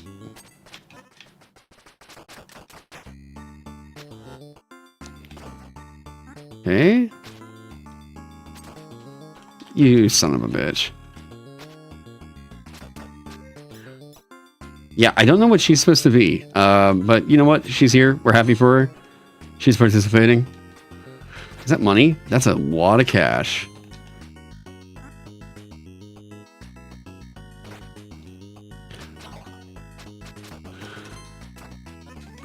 Oh, come on.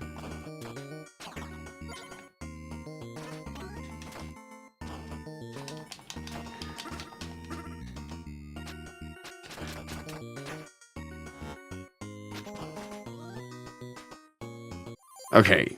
Club fist. Club fist. I should have figured it was a boss fight. Okay. You're dead. There you go.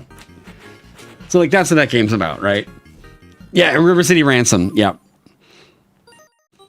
Going back.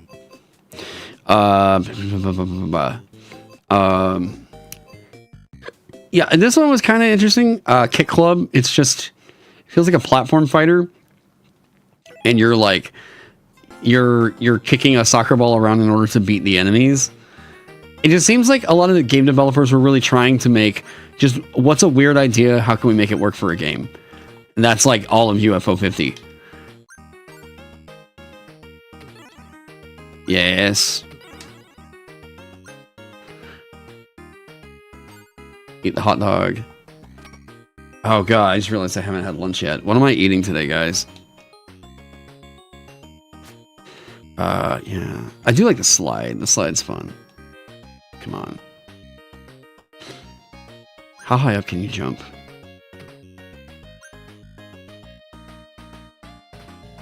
This man just Sakumi. Wow, yeah, your chat is super delayed.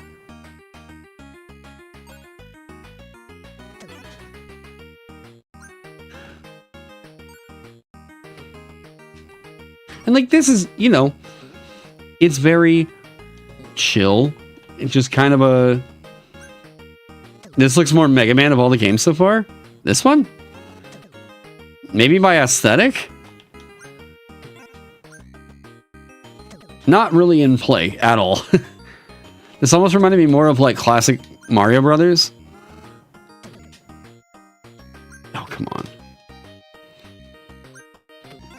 But I do like how like jumping, the jump and the kick all affects the shot. Here we go.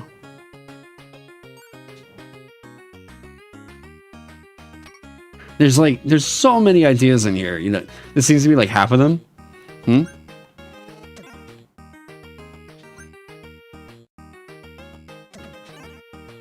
Okay.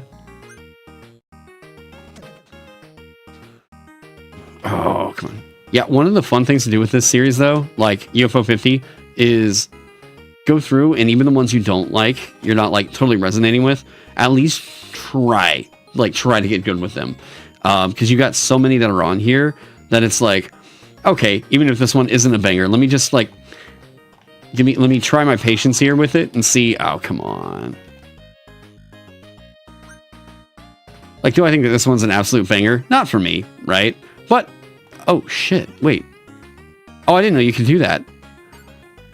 Oh, that's awesome.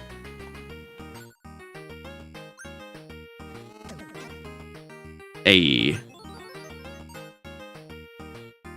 So you can just portal all the way through. That's hilarious. Yeah, it's like a big game jam game kind of a thing, right? But yeah, just seeing like you're getting a collection of like people's ideas here, and you had like Derek Yu is on here. One of the guys, I think it was what was it, Downward? They're all really well known indie devs that worked on UFO 50. Hey, what up, Krieg?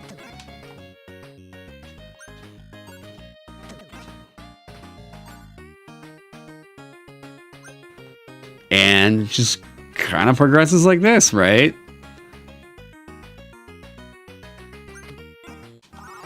Oh, god damn it. Okay, that's the end. So that's Kit Club, right? The place, yeah, the demo discs. We go. Bushido Ball is one of the most interesting ones I've seen on here. It's like Pong, but how do you do this? It's like Pong, but you're playing as like one of these fighters, right? So far, I think actually, who am I thinking of? Was it just this dude? No. Yeah, I kind of feel like this guy Kataro is just a straight up upgrade of this dude. So it picks you a different person to fight against. And the whole objective is just playing Pong.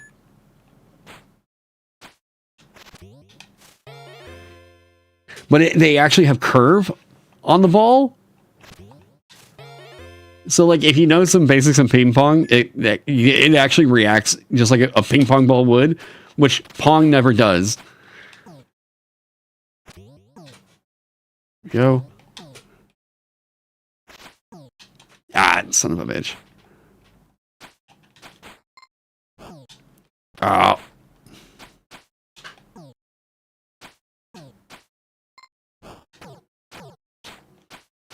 Yeah.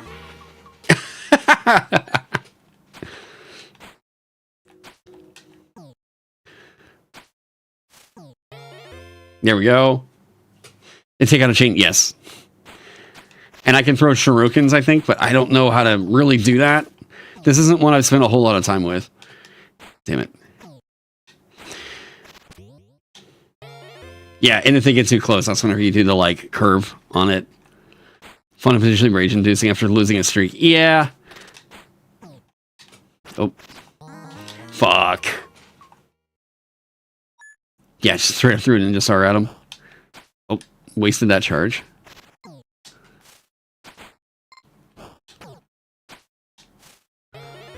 Here we go.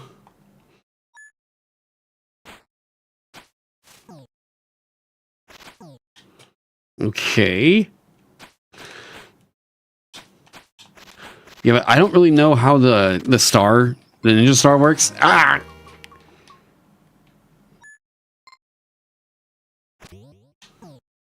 I do know that you shouldn't keep that charge held too long. Yeah.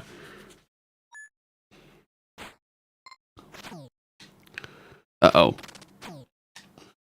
What?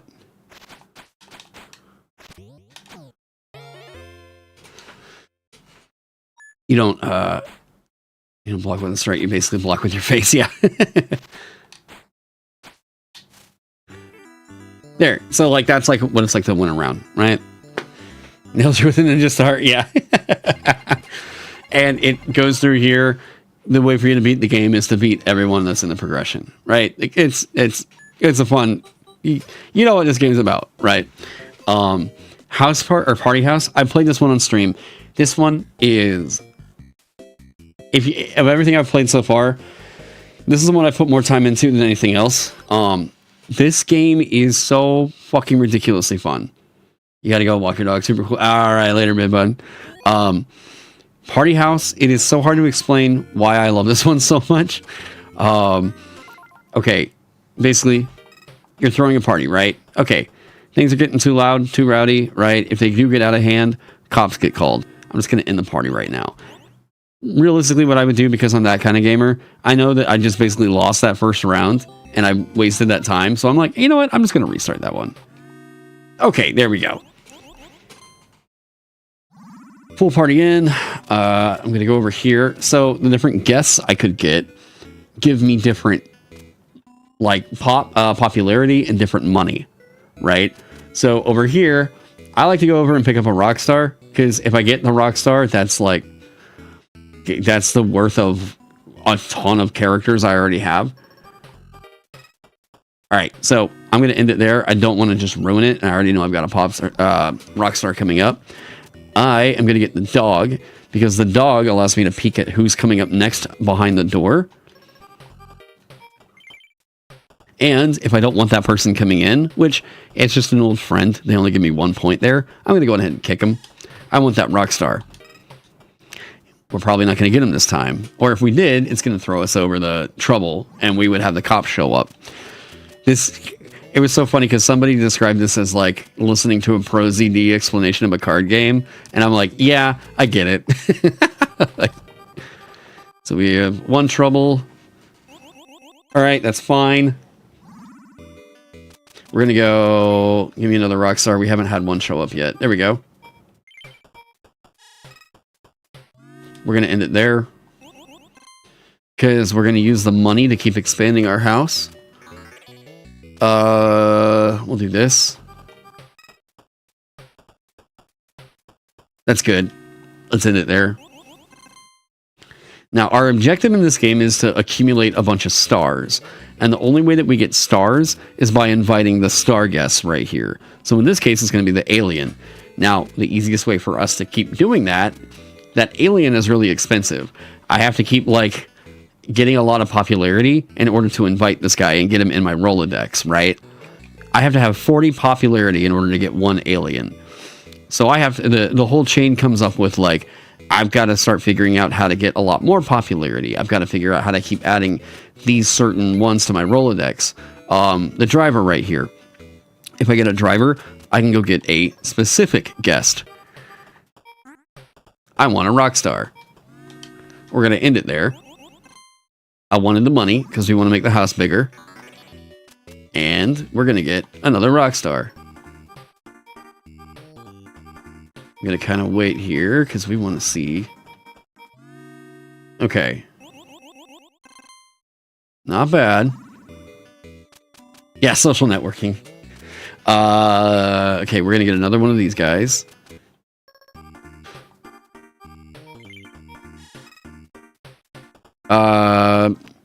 See, this is where it gets risky. How many hippies do I have coming in? I have 2 that I could get, but I have 6 potential. So it's 6. It's like, what, 6 out of 15? 6 out of 14, maybe? It's still not great odds. We're going to end it here. Do we actually get to manage the party to see what's going on, like drinks, dancing, etc.? Yes, actually. So there's dancers here, and it's so fucking funny. If there's guests that you don't want there, you can boot them out with a security guard, and they can help you to reduce trouble. We're gonna get more hippies because they help to bring the party, like, they make the party more chill. Okay. We don't need another hippie. Okay, that's fine. We really, really, really want more rock stars because they help out, but right now we can start getting dancers. So for dancers, the more dancers you have, the higher the popularity goes up. We're gonna risk this. Yeah, okay. So whenever you go over 3 trouble, cops show up. So now I have to decide to boot somebody out for the next party. Gonna boot this person out. Here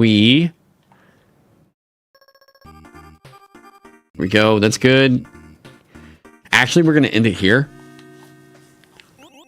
10 popularity, 6 money is really, really good. Oh, it sounds like my type of game where I blink and suddenly it's tomorrow. It's time. Yeah, no, it's so good. This first round is probably the hardest of all of them, though. Get me a hippie. Thank you. I want another dancer. Get me the last dancer.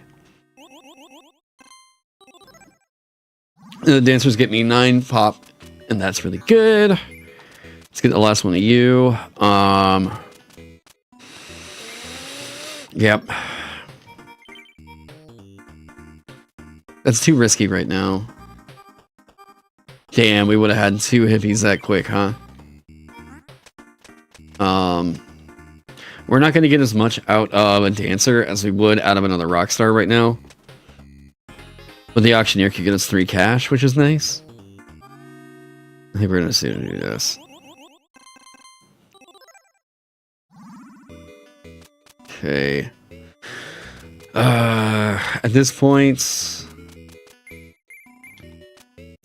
we're gonna get comedians. Damn. Okay. You resetting reminds me of all the times you would reset your Harvest Moon game so you could RNG to win the festival. Good save something, yeah. Well, I mean, if it's that first round, like, yeah, I'm gonna save scum. That's why they have the hard mode on here is honestly going for the streak.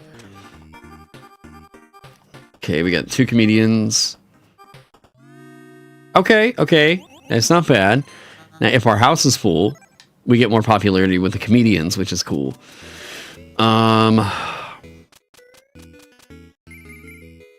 Auctioneers. Get me hippie. Get me a hippie. Son of a bitch. Need a hippie. Fuck!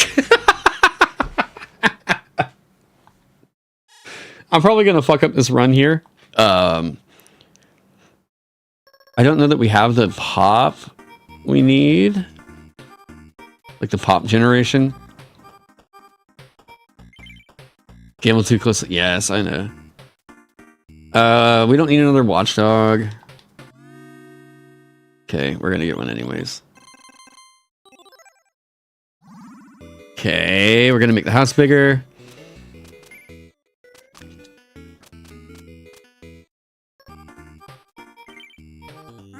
You're good. There we go. Full dancers. That's good to get. I'm gonna stop there because we're good on dancers. We're gonna make the house bigger. We're getting too close. We really need to have like 4 of these guys by the end. So we need to make sure that our pop like generator is like booming right now.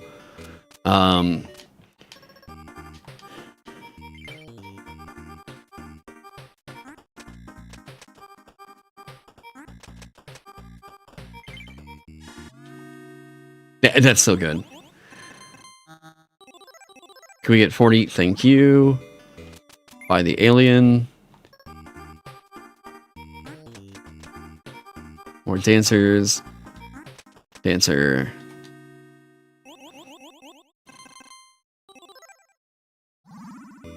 Expand the house. I don't think we can get it. Yeah, we're not going to get enough aliens in time.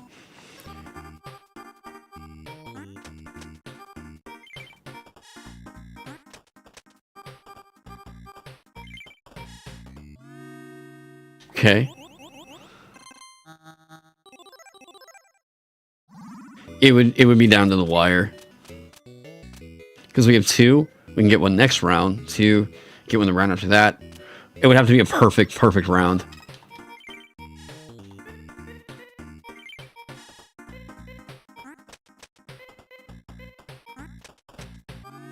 Okay. Maybe?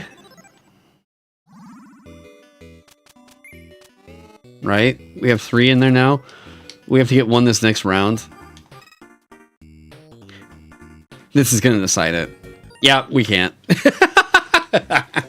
Yeah, so that's a party house. Other than that, the other ones I thought were like super clever. Camouflage. Camouflage is a little stealth game that you're playing as a lizard or I guess a gecko or chameleon. One of those, things with tails. So if you look, ooh, I become green with the terrain, right? Ooh, oh shit! And if I'm not the same color as the terrain, these frogs come and eat me. Okay, so I have to think about how to make sure. Ooh. So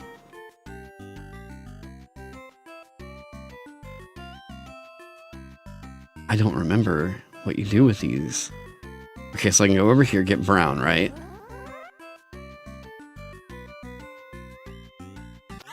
Oh, shit.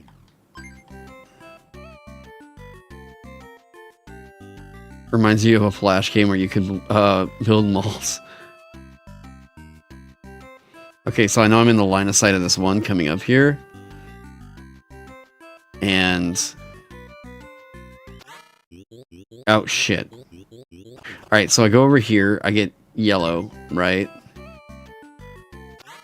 Oh, no, wait, I'm in his line of sight, derp. I know what to do, I know what to do. I'm out of his line of sight up here. Go over here, grab this, hit this, right? There we go. Now...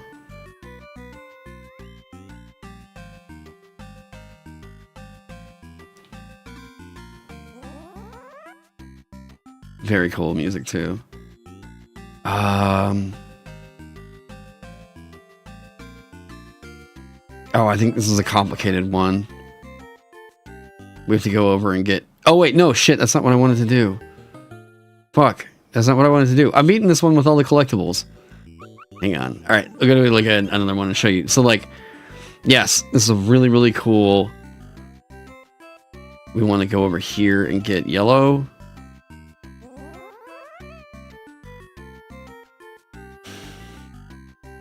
So I can get through this. And then I've got to go brown for that.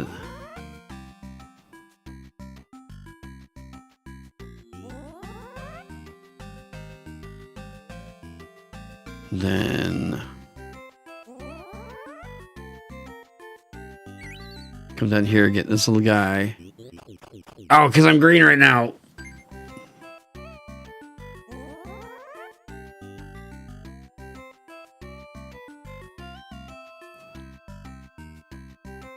Having the little guy makes this so much harder. Alright. Because now you got to think about both of your colors. Yeah.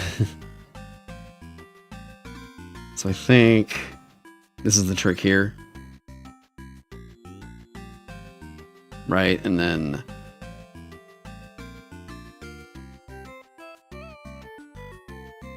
I'm trying to remember. I think actually the trick here is to go...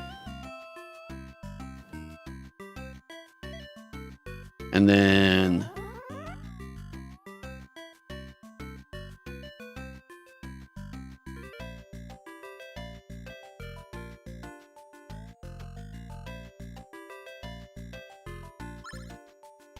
there we go. Right? These are cute.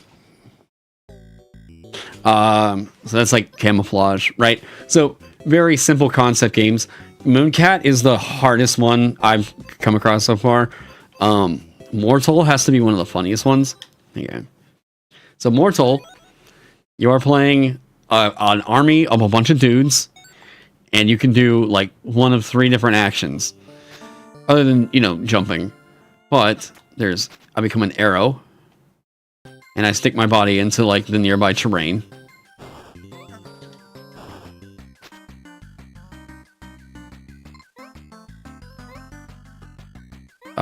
If I remember right.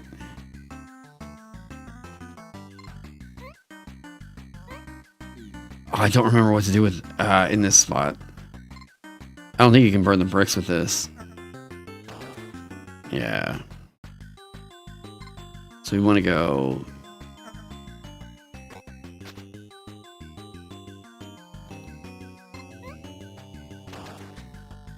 damn, I thought so. Damn! How do I get this guy to fall down here?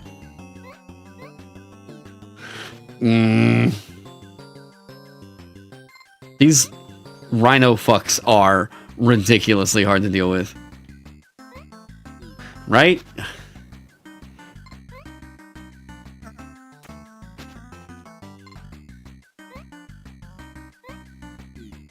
Ah, oh, god damn it.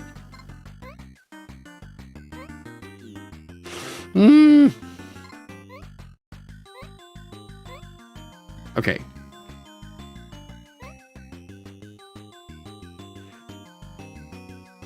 Okay, there's got to be something involved with... Here, we're going to run here. Oh, you can kill those guys instantly with fire? Okay, that's good to know. Oh, wait, here. We're going to do this. Here we go.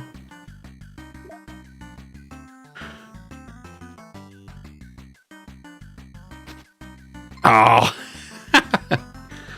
Alright. Catch this guy on fire, run up here, right? And then maybe ignite this one. What does that do? Anything? Nice.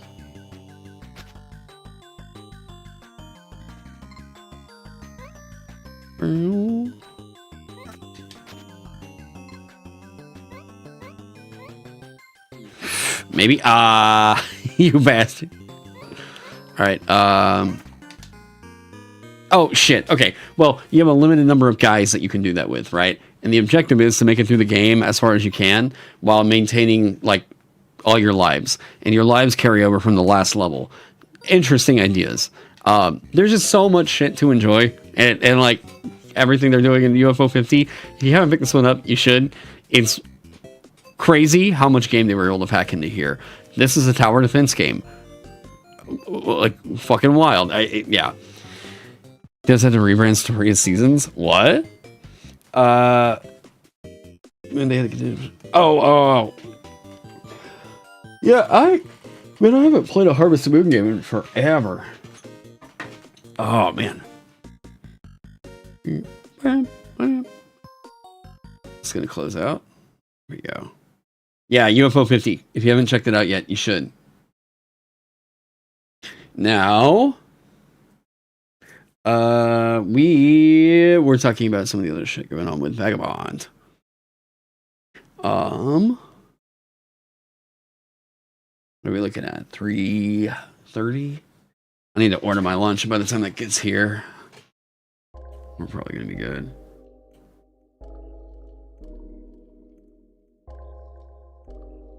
Okay. I wanted to correct a couple things that were going on after people pointed out some issues. All right, we're looking at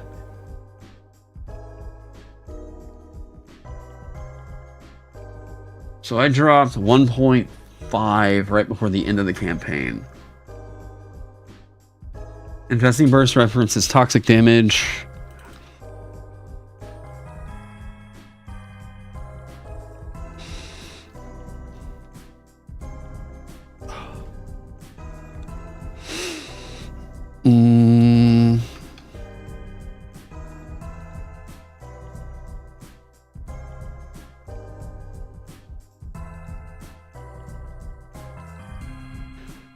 Ooh, how about this?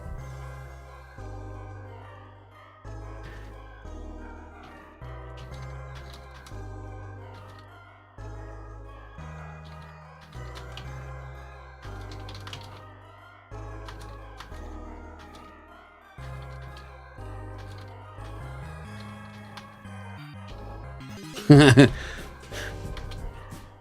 we go. We'll put that in here.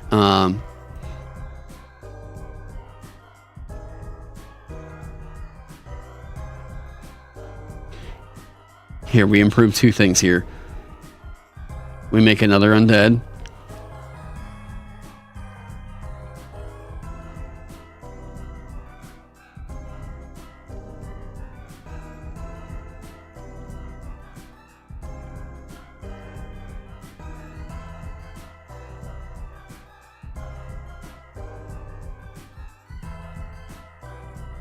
We won't be here for long. We were only playing for like, what, 30 minutes?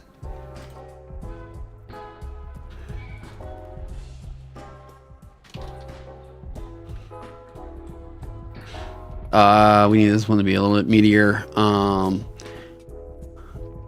13.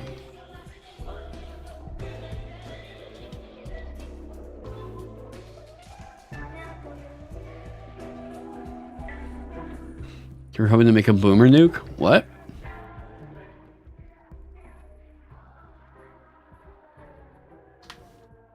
Actually, yeah, this should be immune to poison. Oh, wait, this is like the third time this one has come up. Ooh, yeah.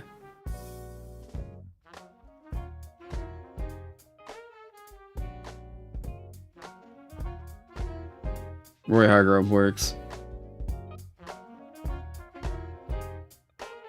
You're blind as a bat right now. Your eyes are so bad. OL's electricity fricked your phone up, so you watch her on your Roku and text with your janky phone. You can't do video audio. Oh man, that's a definite setup right there. Okay, so they don't have a bite.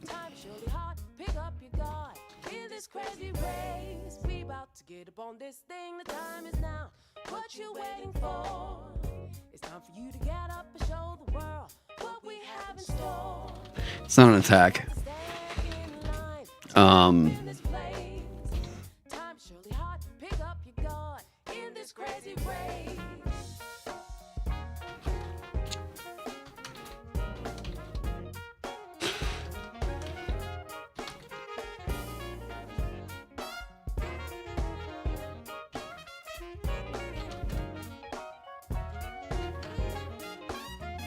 Seven.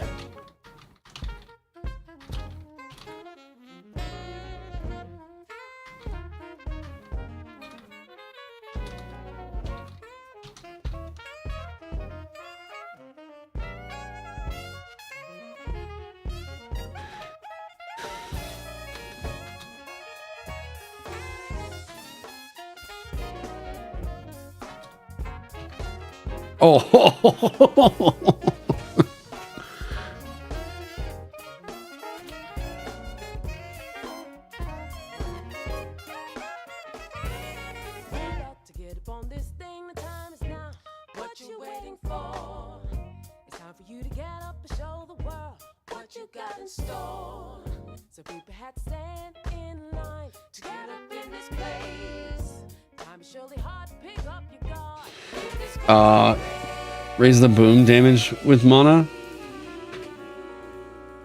Nah, probably not. Probably shouldn't.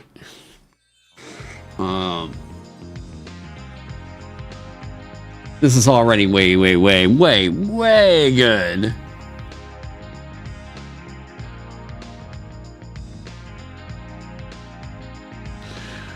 I damn near want to get rid of this.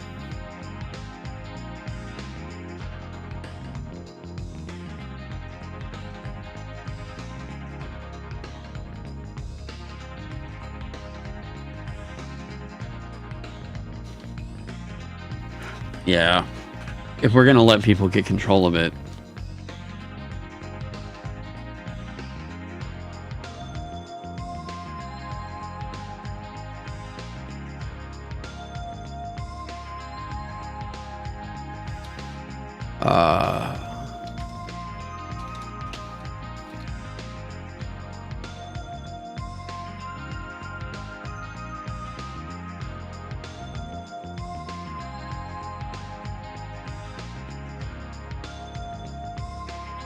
There we go.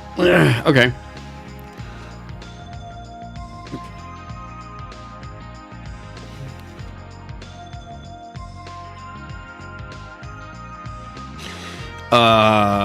Okay. We need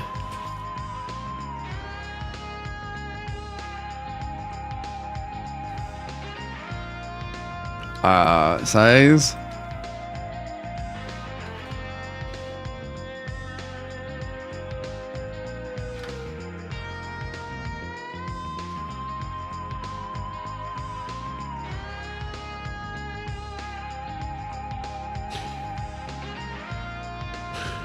Enemies occupied space without.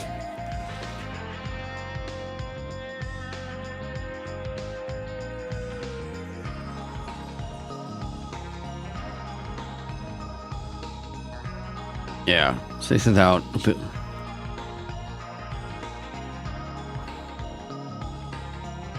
Okay, we're trying to see how much space we can save and get. We want to get 4 lines back up over here. Yeah. The height's fine. It's not taking up any more space. It's just, it'd be nice to be able to get everything in one. I think we could. The height's not super necessary.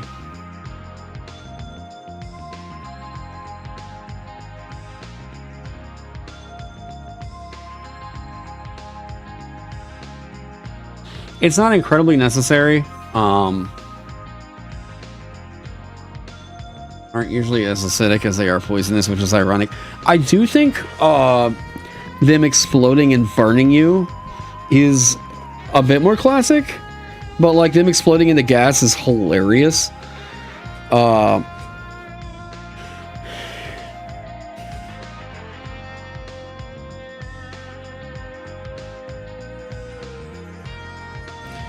Move that over here. Force the hero to defend.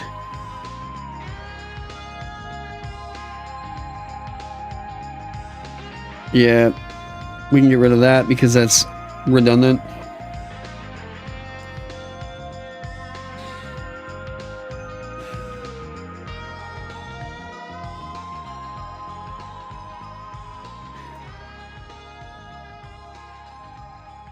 Okay.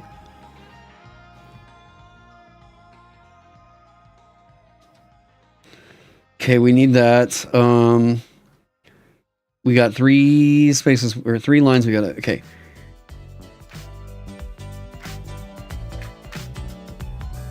When precise measurements are such as the length of a rope.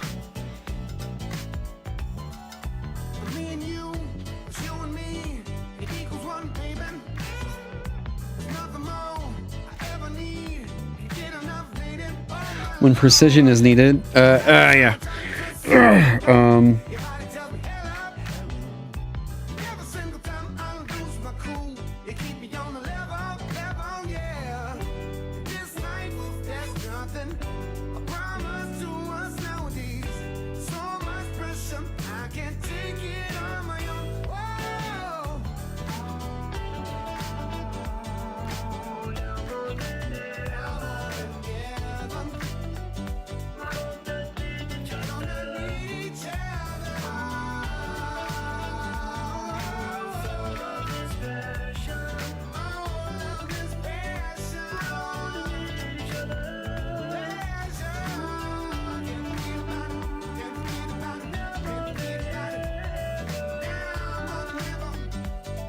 We're almost kind of getting rid of dungeon scale, honestly.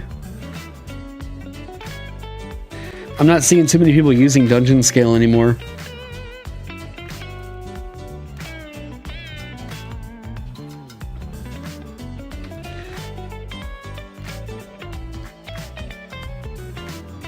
Might need to hop off, as my sibling would say. My neuro is diverging. Second, I'll see you later. No binary. How is this?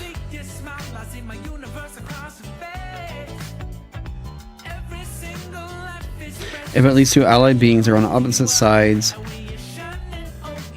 of an opposing being,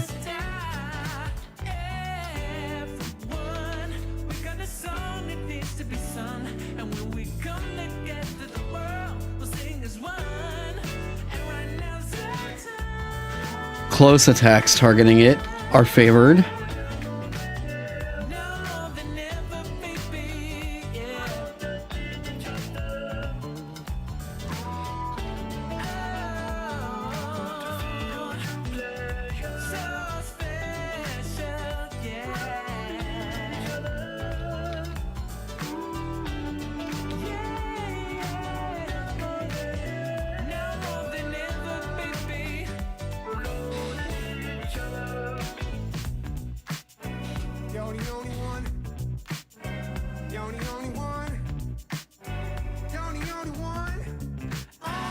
Ooh.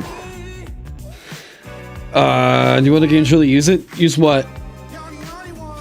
Do other games really use... Oh! Dungeon map scale? Yeah, old school dungeons do.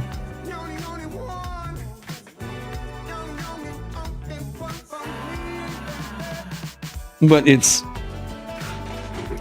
I don't know that it needs codification quite like that.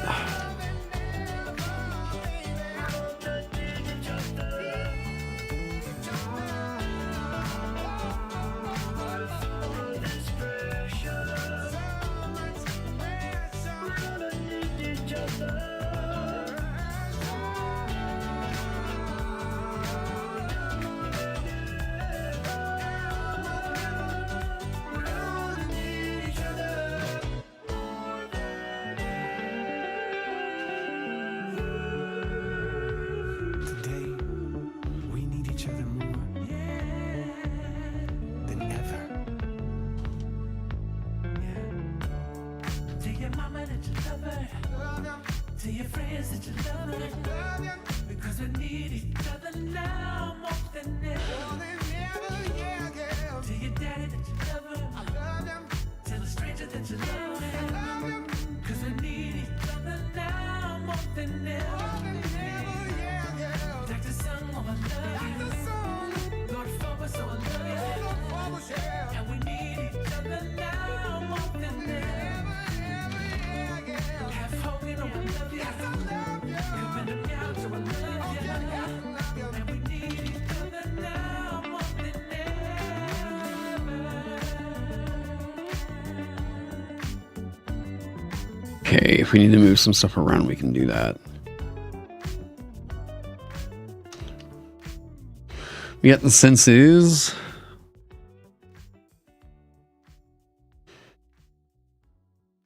Okay.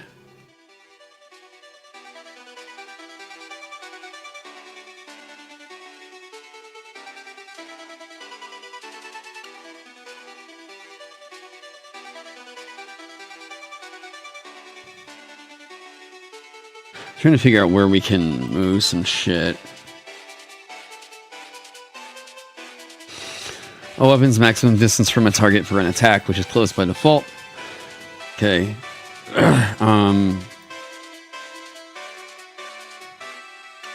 Shit, did we get this resolved over in equipment? Because I wrote this and I don't remember if I actually applied the principle. I did. Okay.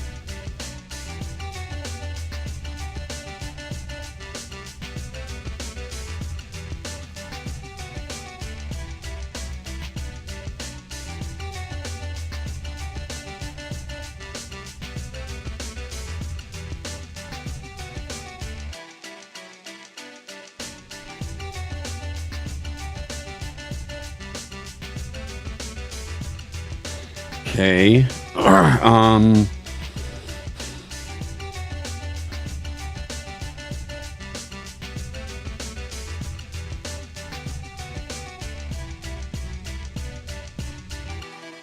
If at least two allied beings are on opposite sides of an opposing being, that being is flanked.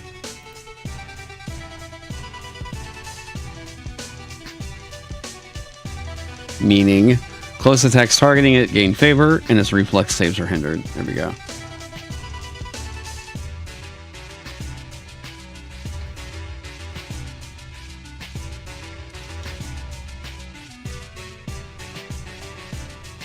There we go.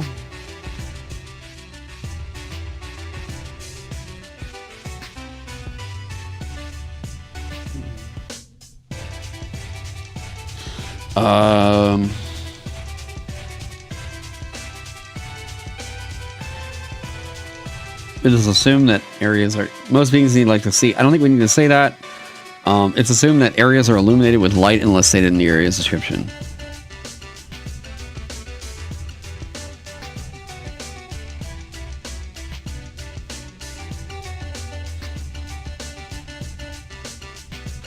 Areas of dark are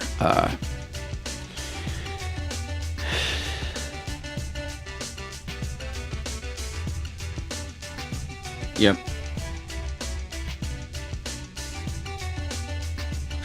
So now we're trying to look at, we have to clean up the rules. Now that we have a rule set that we're really into, we have to clean up the rules to make sure that everything lays out well. And it's clear, it's not cluttered. Flanking should probably move over here into all the positioning rules. Is there a page cap we're aiming for too? Is there a page cap? Oh, like a maximum number of pages?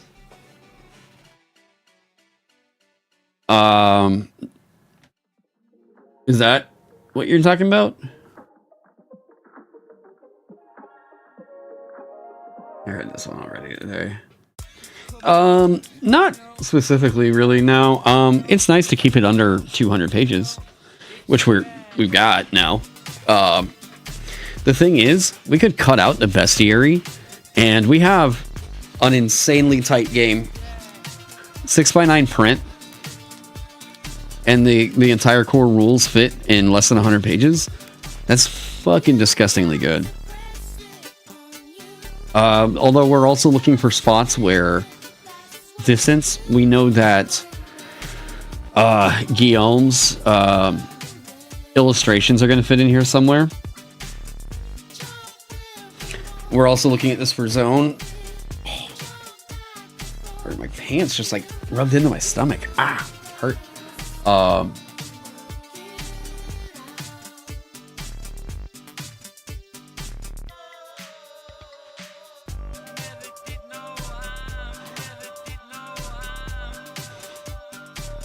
You move by using your speed. Wait, we heard this one already. Heard this one already. Alright, we're going to the like songs and just seeing what it gets to. What do we got? Oh god, I don't know what. If I just play this randomly for my like songs, what could this go to? Let's do Tomorrow's Harvest. Yeah. Boards of Canada.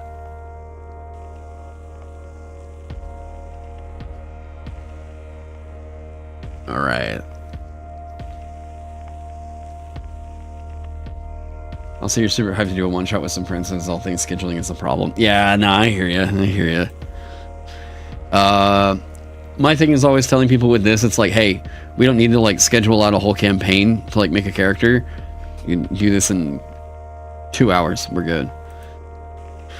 Just want to play a board game. It's kind of the way I kind of think of it.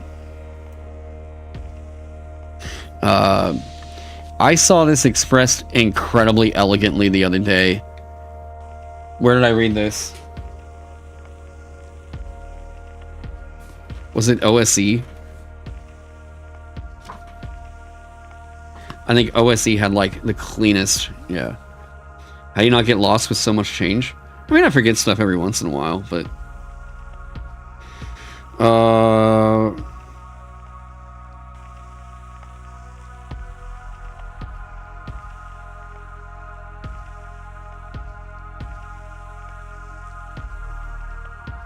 yeah.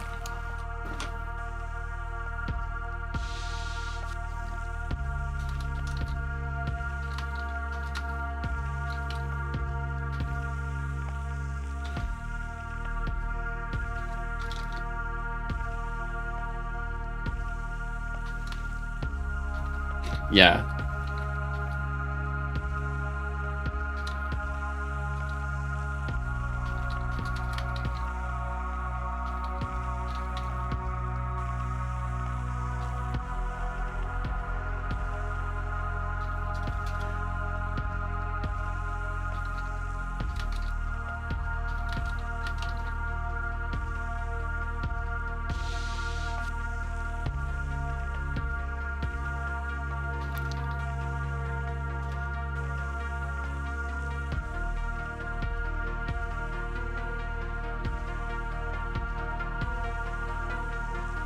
Yep, that's so much cleaner. But OSC doesn't include falling onto another being.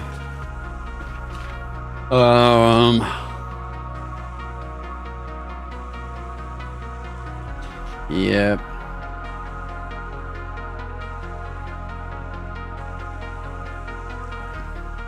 That's kind of what you've been hyping up to your friends about Vagabond, hoping to do a nice little one shot. Well, hell yeah.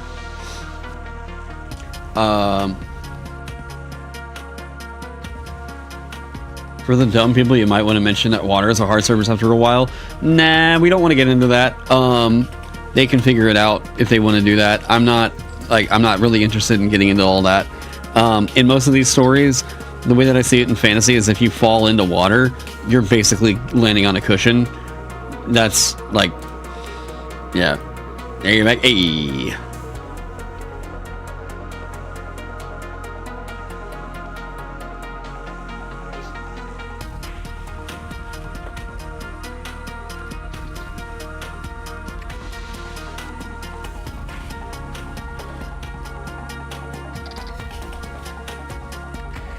It's okay, we're gods, yeah. That's a whole other thing where I'm just like, it's some people get way too into the minutia of all that, and yeah. Everyone knows water mitigates full damage.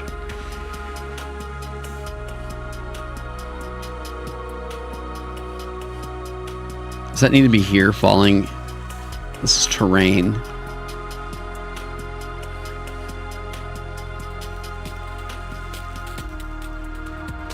Yeah, simulation is type beat. Yep.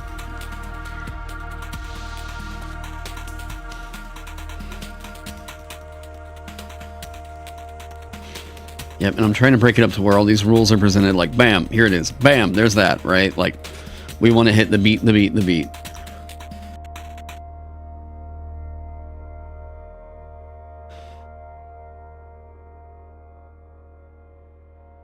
This needs to probably go...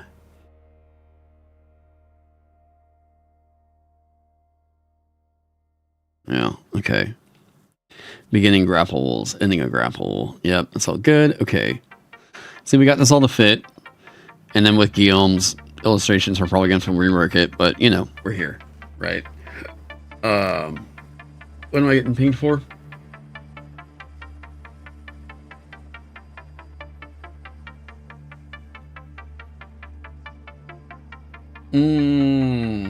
Question and answer?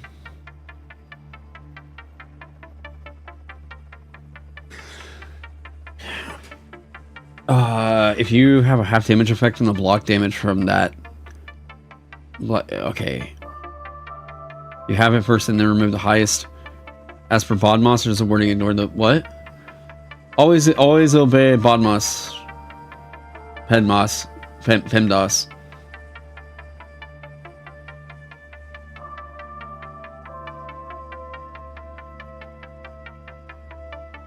Affect your subsequent quest checks.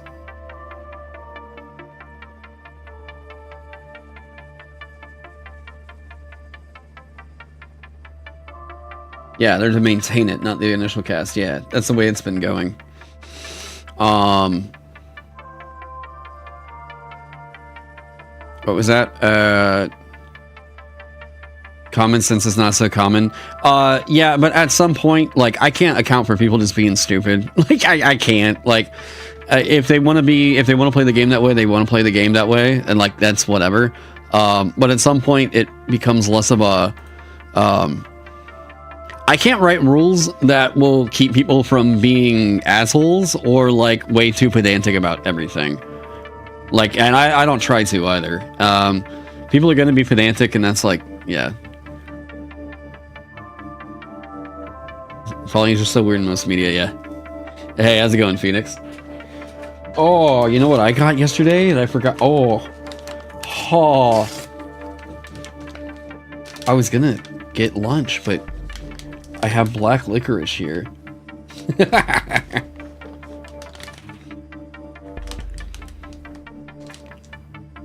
Yeah, it's not a like... How do I put it? There's just a certain level of like simulationism that I just don't really care for, and I can't... Yeah. You should try absinthe. I have.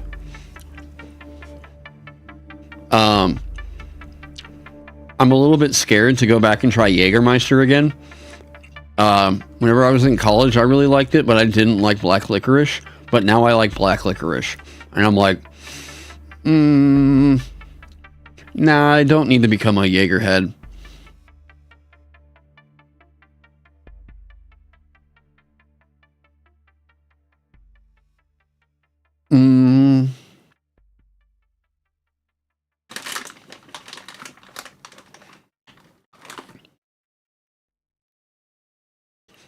Yeah, it's like, it's not brutally important to me whether or not people are taking falling damage from like landing in water. I just don't really care.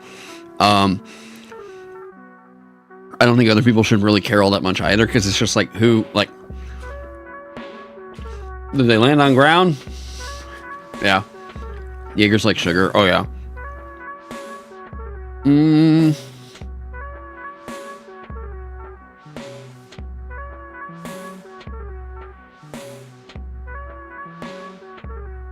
Okay.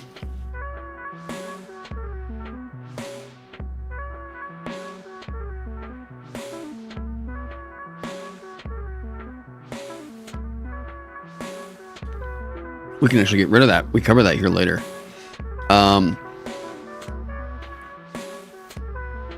Wait. Time and scenes?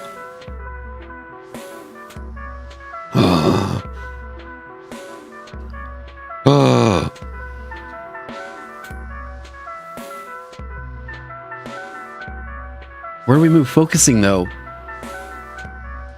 Hold up.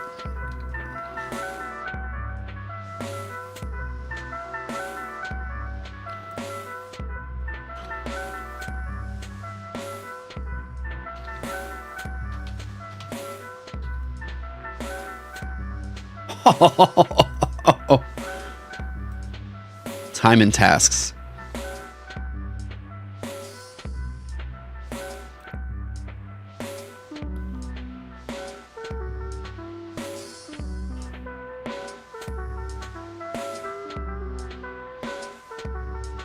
Ooh.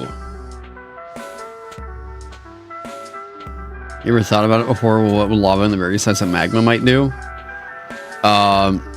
I mean, burning, probably.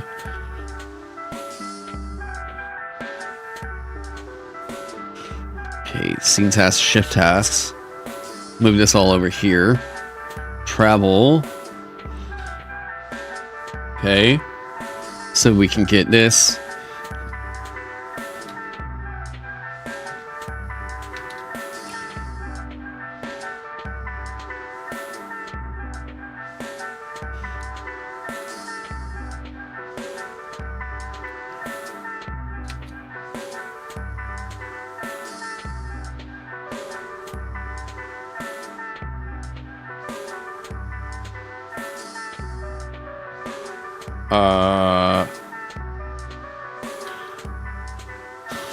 Okay.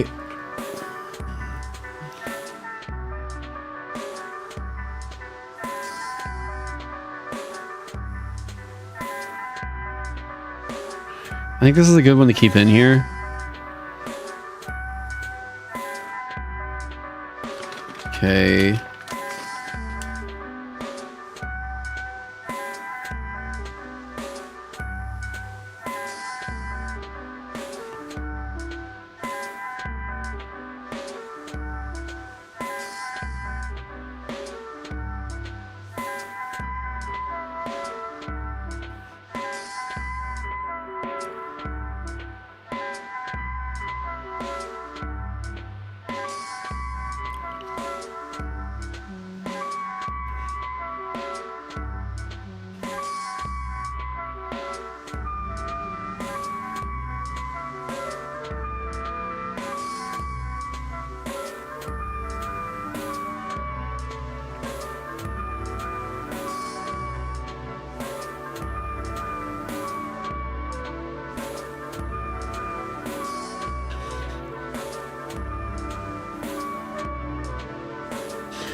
If you craft, you can make items that make sense for the types of items your tools could create.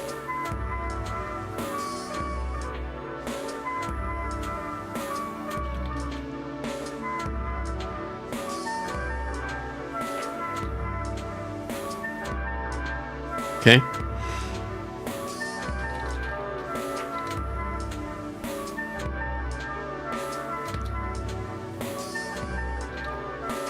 Let's get rid of this. I'm so, people are gonna ask for something so incredibly specific, and I'm gonna have to just say, like, in order for us to make the game like just run and not have to worry so much about all these nuances, we've got to cut certain things. Get the specifics around like everything involved with like crafting and tools and yada yada yada. It's like we yeah have the and you must be trained with the tool. Okay. Yep, we can just get rid of this actually. Let's make this even simpler.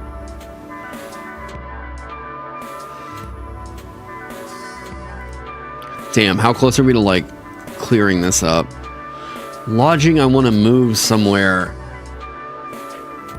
So that's good. Smithing can fall under blacksmith. I've been so close to deleting tools. You don't know how many times. Ooh.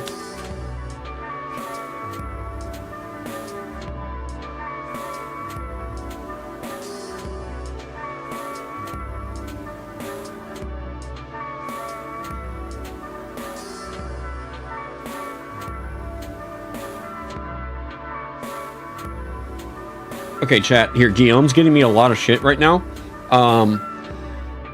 This is really good. Okay, so we got more art. And I'm curious on chat's idea on this. We're looking at the illustration we want for distance.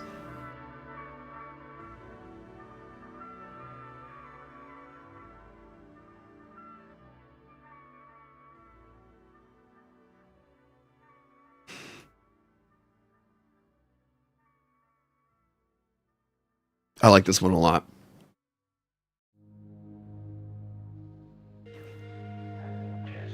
Dude, I knew going with him was the right move.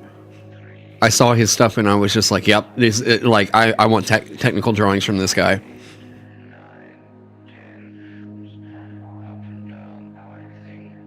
It's this one.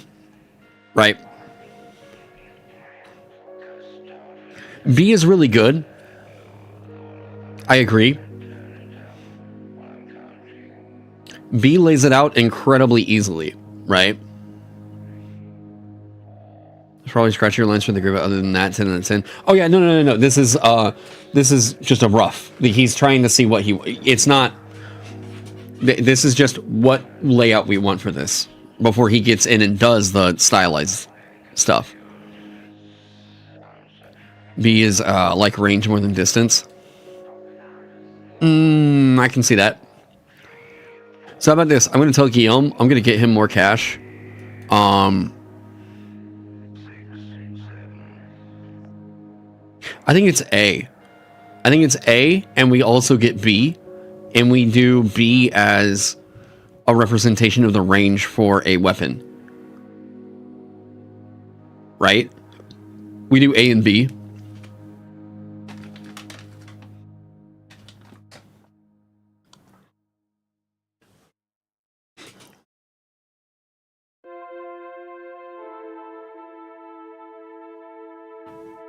I think it's A and B.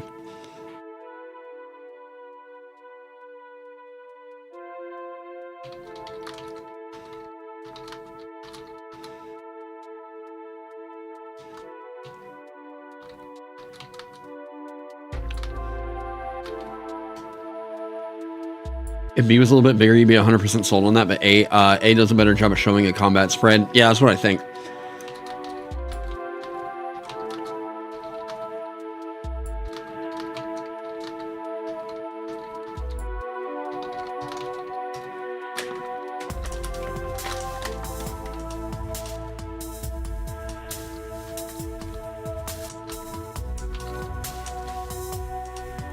Yeah, I knew Guillaume was the right move for that. Oh, I'm so fucking glad I made that choice. I'm so happy with how that's gonna look.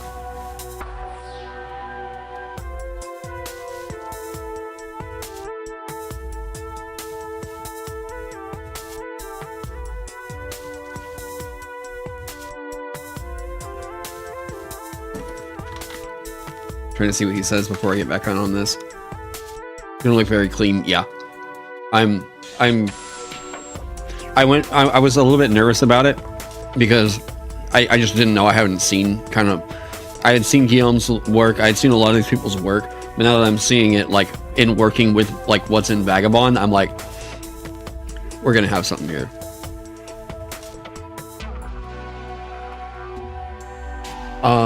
You can always crop A level if you need. Actually, brilliant combat spread.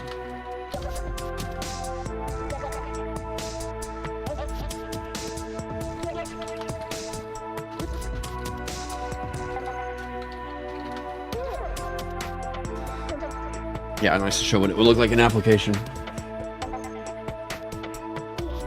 Yep, that's the right move. Hell yeah, I'm so happy with that.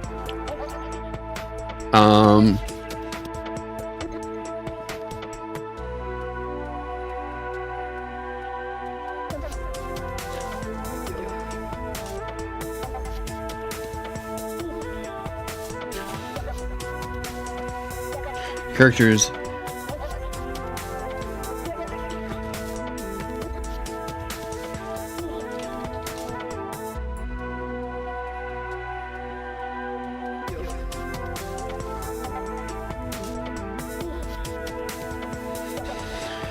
Will there be any other areas in which you will do more art or just these? Oh, we're going to work on figuring out where all we can get Guillaume for more technical diagrams. I think one of the other ones was spell deliveries.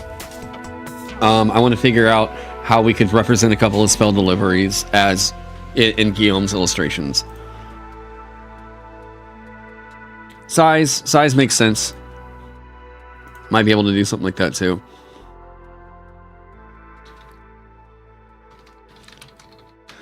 Which craft and a tool can craft.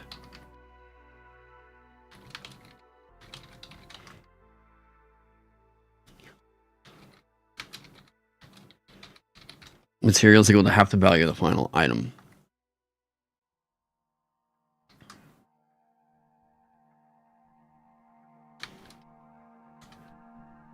Your difficulty with craft sets its highest value. The item you can craft this way, as shown on the following table. We already have this. We can get rid of all this. We can get rid of all that.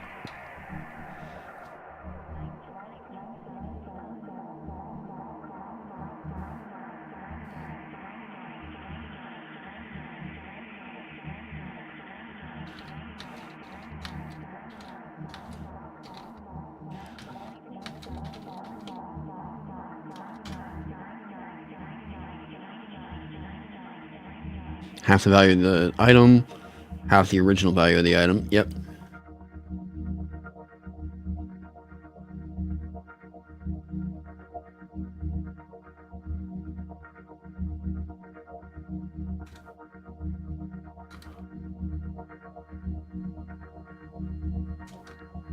Shown on the following table, you can put multiple shifts of work to create to craft more expensive items.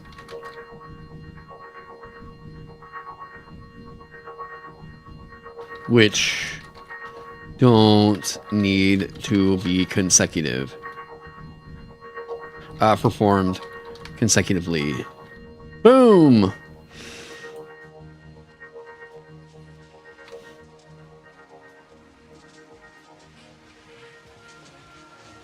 You love streamlining? Hey, me too, right? Mounted travel.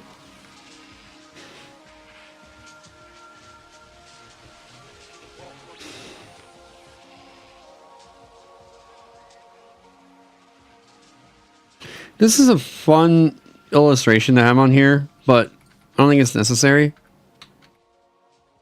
I don't think it's really helping right now. Yeah, 1 hex. Okay, there it is. That's where it kind of needs to come in.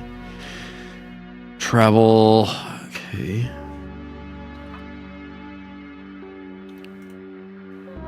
Danger level's gone.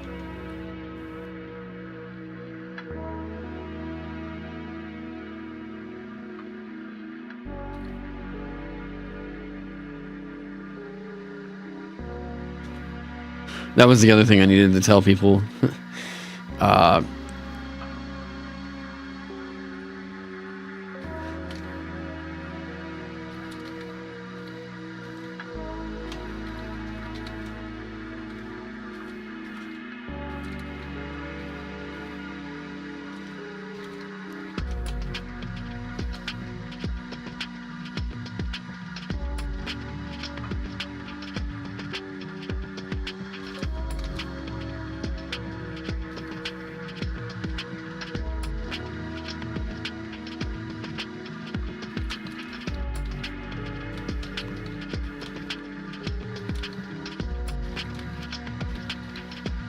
Boom, there we go. Yeah, they can craft potions, yeah.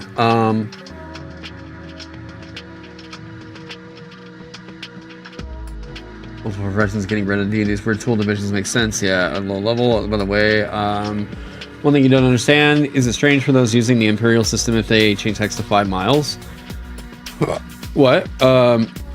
Is it strange for those using the Imperial system if they change the hex to 5 miles? It's strange in terms of it's just not what we've agreed on in the industry. Other people that are making hex crawls, we've all just kind of decided that 6 miles makes the most sense. Plus, like, based off of vision, what we can see whenever we're surveying land,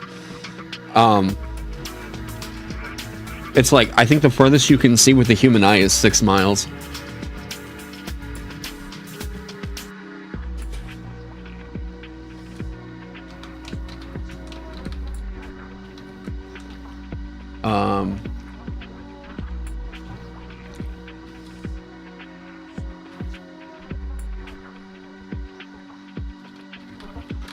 Body frames are how big?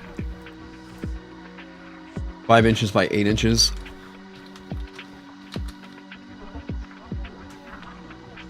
Columns are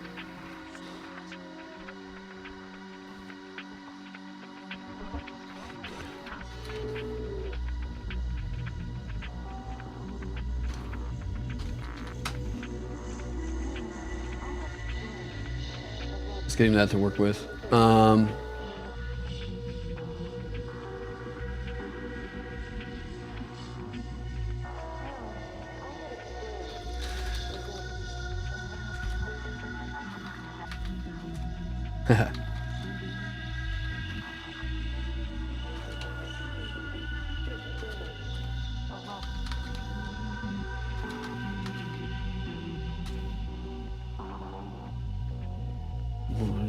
New. Just run down and say 9. At 3 miles, you think, but measure from the center point, the hex, that makes sense. Yes, yeah, that's correct. Yeah. Farthest the human eye can see is 3 miles, but if it's like in the middle, yeah. Catching up on stream, the falling rules had Surgus, not surface. Uh-oh.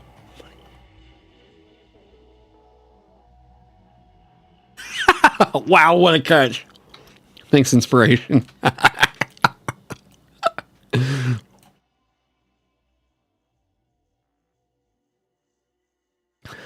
Super.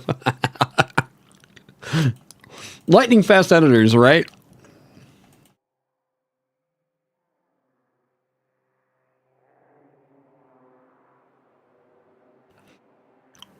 Okay. Accommodations.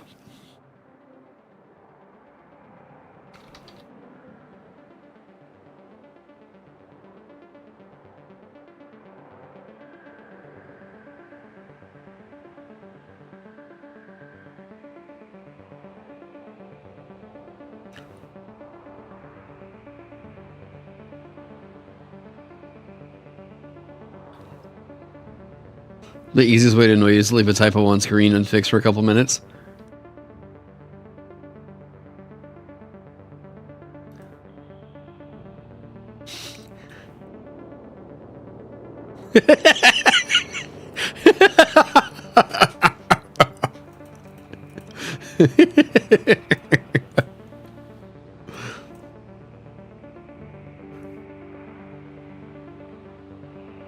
Yeah, I was like, you let me know your weakness now.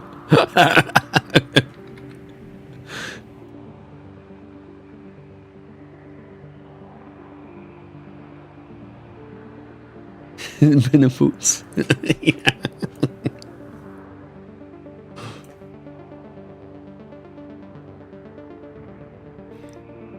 We get rid of this. Did that make it the final free? Oh no, sure as shit.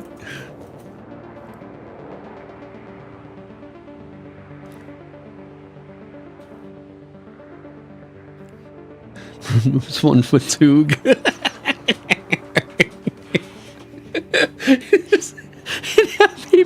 it and they're like, what the fuck was this?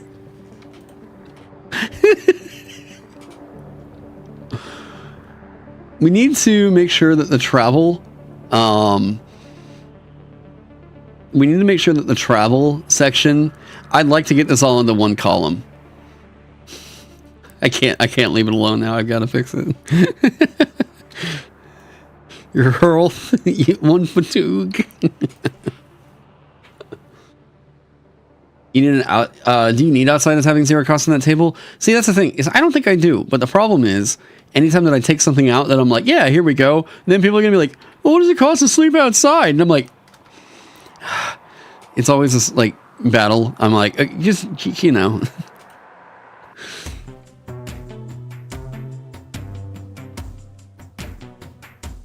God, it would be really good to be able to get this down.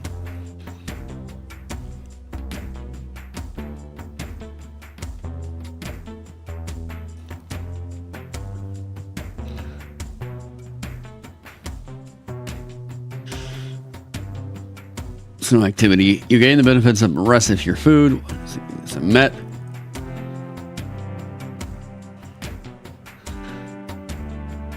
We don't need this.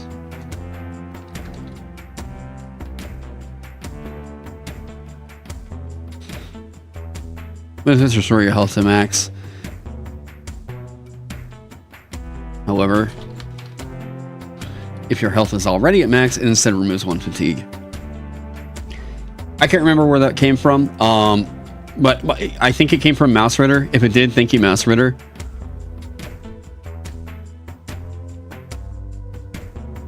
Go.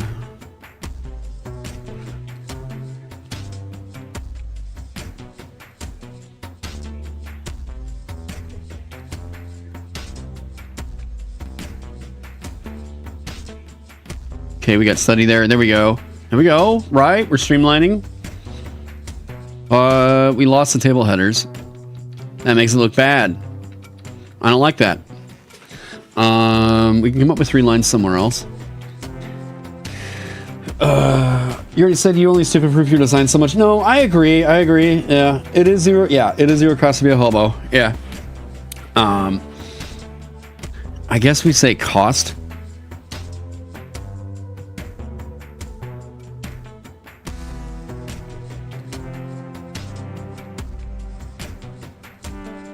And people are like, does that mean per night?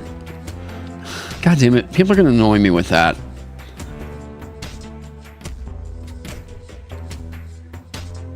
Nightly cost. Yeah, but I don't think it's saving me any space.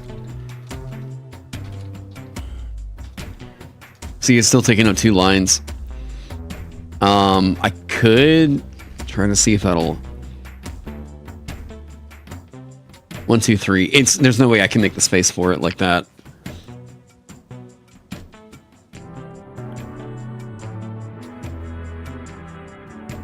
Cost per shift.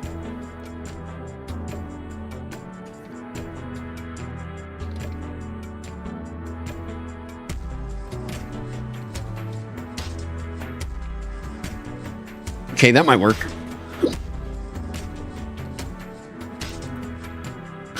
You can only stay in the room for 6 hours, and then I'm kicking your ass out. Yeah, I like day.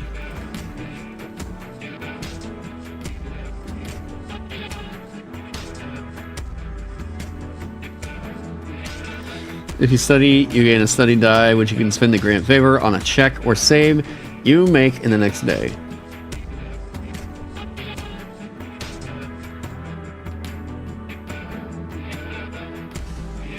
Gain favor.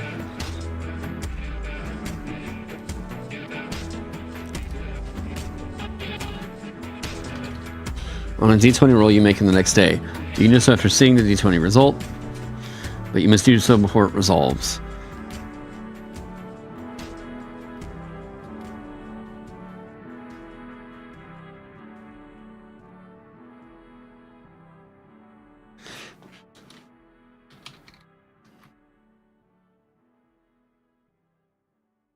Okay. If you study, you gain a study die, which you can spend to gain favor on a d20 roll you make it the next day. You see.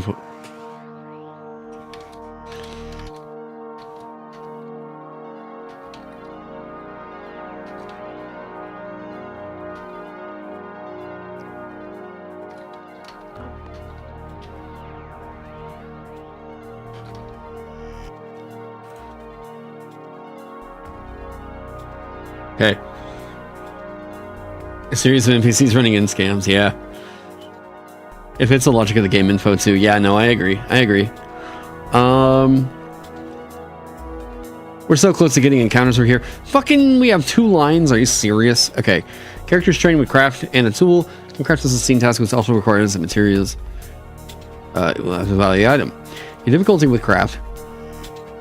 Your craft difficulty sets the highest value of an item you can craft this way.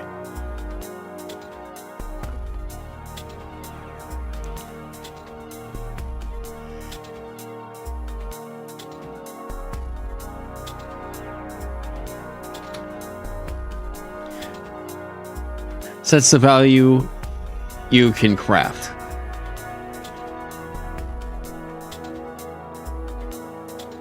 You can put multiple shifts.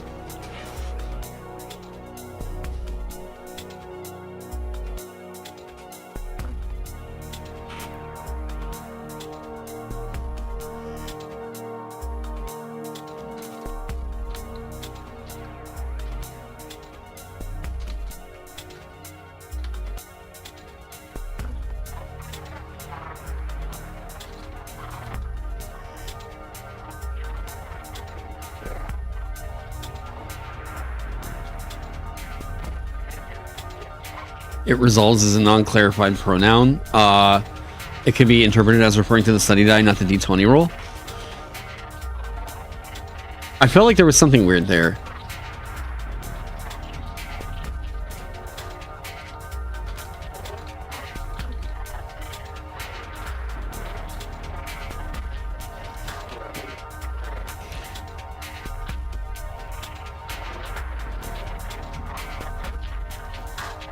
Okay, we got that. I could get a line in here.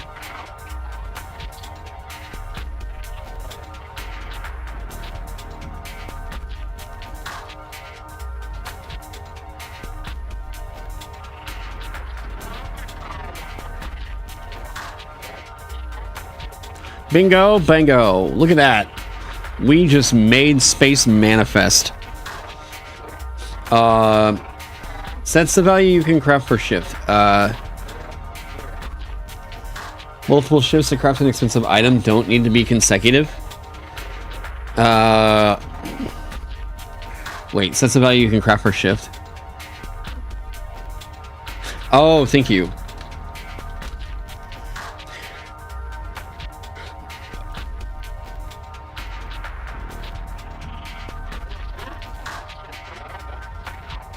No, wait. Because if you craft with an action, like you can with the alchemist, I don't want to cause some hang up with that.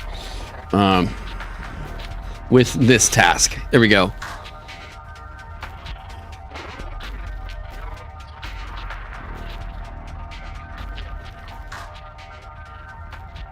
There we go.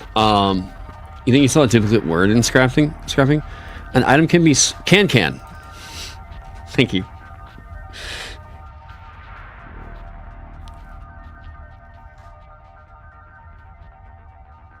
Scene task, which also requires shows you can have the value of the item.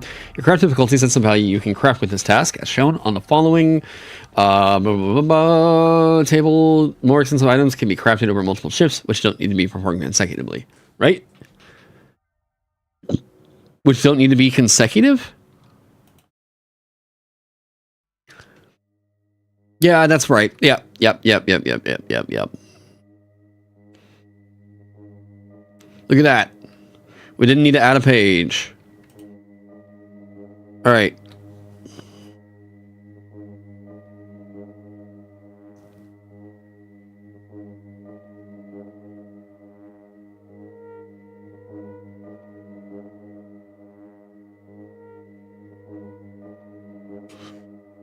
Okay.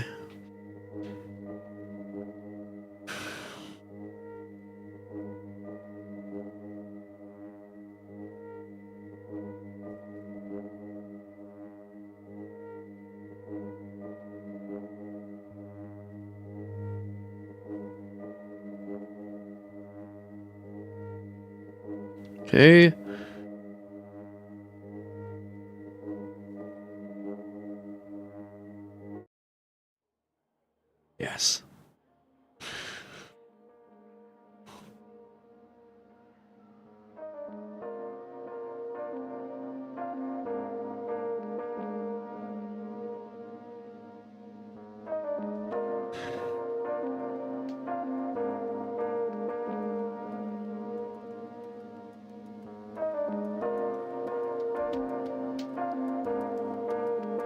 2 hexes every shift.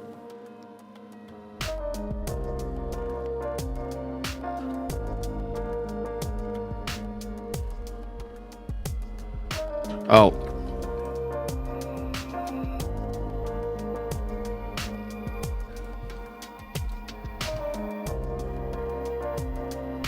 What if I just do this? That's otherwise it's just confusing.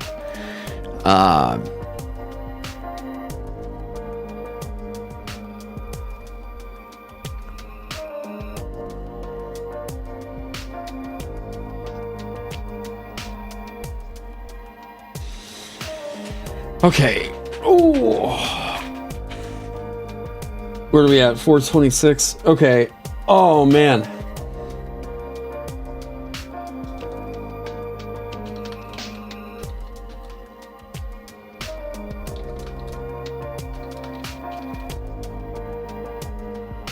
I think I need to get up, stretch my legs. I've also got I'm gonna be over on Wintries. Ooh, wait. Really? We have ooh, I've got a surprise for you all actually here at the end of the stream. Those of you all that stuck around this whole time get to know something very cool.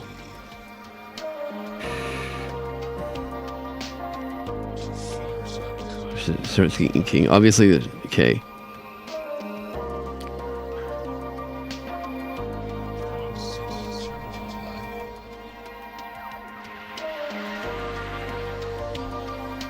Right. Oh, you guys want to see something very cool? Yes. So, we have another artist stepping in on Wet Dreams.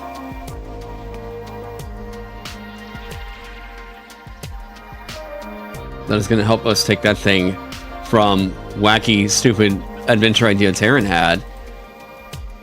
And,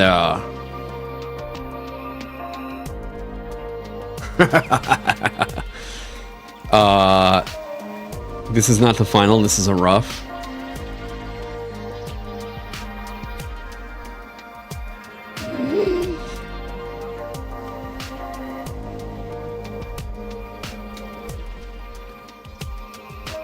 All right, we have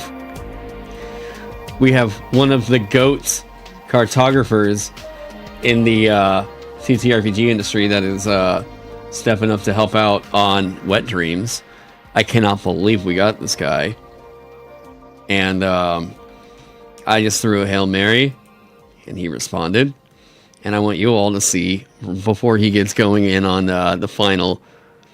Oh my god, this is it. This is like this. That's it. Holy shit, this looks so fucking good. One guy I've wanted to work with for such a long time. Holy hell! All right, drum roll, all that good shit. Open it with photos. Thank you. I want you all to see number one. So here's Wet Dreams map. Now this is the rough. Because the person who is actually going to be in on this one, that is going to get us the final for the whole adventure. Motherfucking Skull Fungus. I reached out to see if he had availability. And he said that he's been kind of like watching every once in a while and like, hey, we've been doing stuff. Yeah, right. He's been like, oh, it's cool that you've been, working on Vagabond and all that. And I was like, dude, I'd love to work with you sometime. I've got an idea for an adventure. It's not quite done just yet. So I got this map. What would it take to get you on board? And I sent him the adventure, and he was like, all right, let's do something with this. So this is the sketch. This is the rough. We're trying to make sure everything's all good with it. Yeah.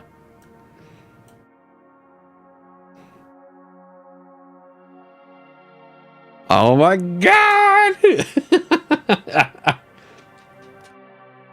Yeah, you're expecting to not know the name of the artist, and yeah, I know, right? I know. So, Yeah. Yeah, you know, like 3 map artists, yeah. So I'm like, well, this zine's gonna fuck super hard. I cannot wait. Oh my god, this is gonna be so cool. Can't wait to get the shit in VTT form. Yeah, this is gonna be interesting. For what we would do with this. I'm gonna provide an alternate map that would work for these.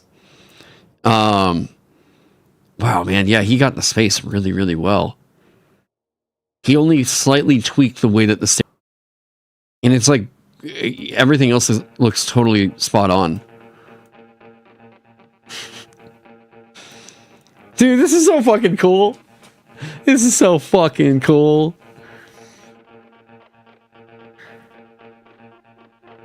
Oh.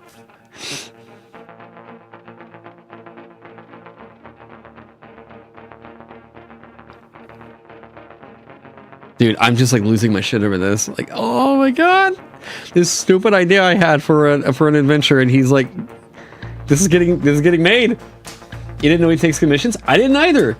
I thought he only worked on Stockholm Cartel shit. Like, and by shit, I mean I adore Stockholm Cartel. Yeah, I am so stoked to see.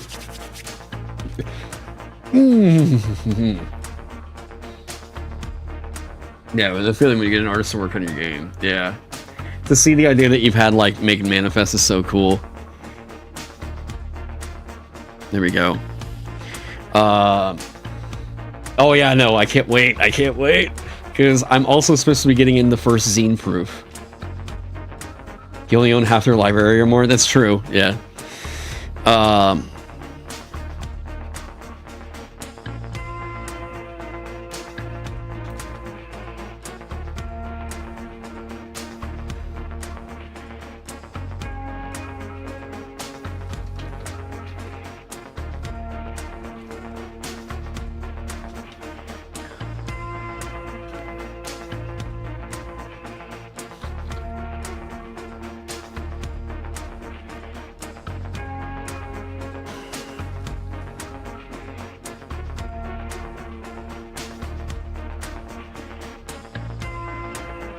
Okay, there we go.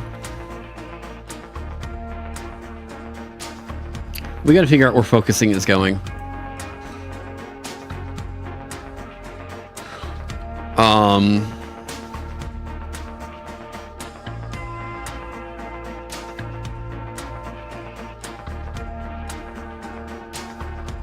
Targeting senses.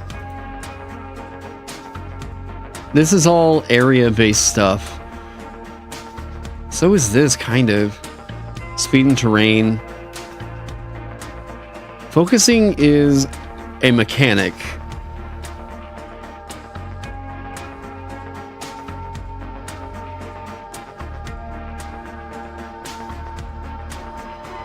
We could move it in here.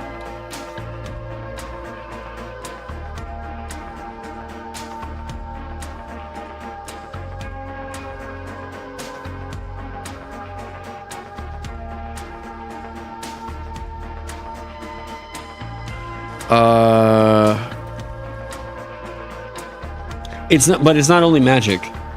It's not just magic. What's the page count out now? 182. We just cut 2 pages. This is what we're looking at doing now. Is like I mean, you should. This is the problem that like a lot of 5e productions didn't really practice, and it was streamlining, taking the editing pen to like strike out shit.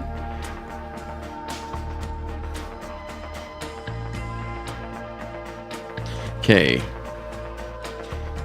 Focus lets certain abilities stay active over time.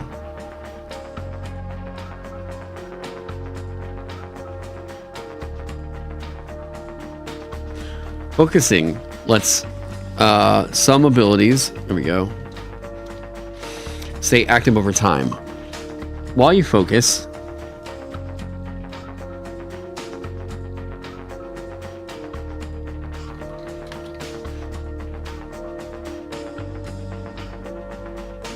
your focus on an effect ends early if you drop Yeah, drop it. Or focus on another effect. The effect is a spell, other rules apply.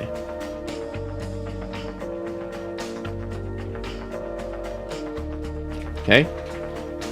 That's because the bloat was seen as a good thing for 5e 9 times out of 10. No, for sure. Most 5e books, it was like advertising. I mean, they still do this to this day. Wizards of the Coast going like, the player's handbook is 300 pages big. I'm like, what the fuck? Like, no thank you, goddammit. Obviously the ship will look like an actual shipment, so say yes. This is golden.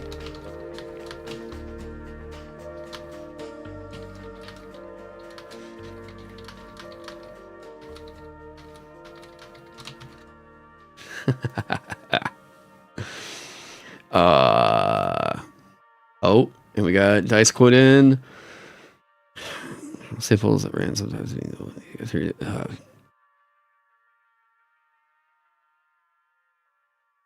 Okay.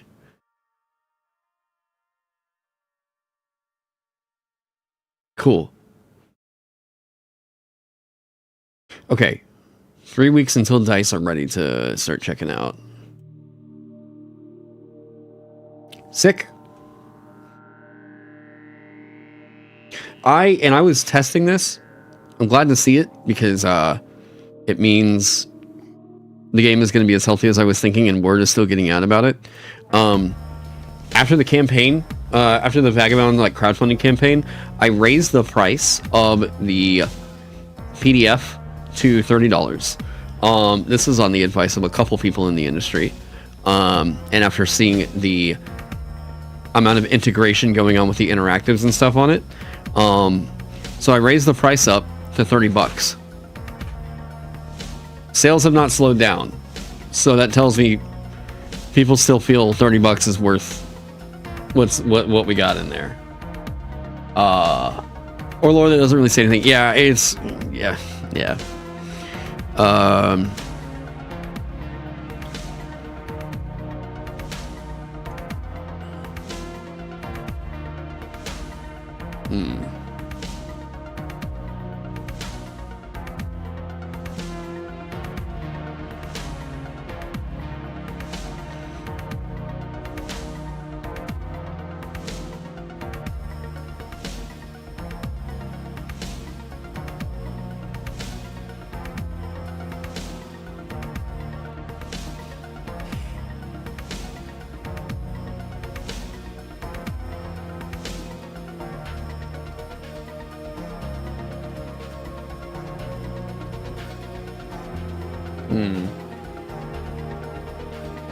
Did the orc arc get finished? Yeah, it's in here.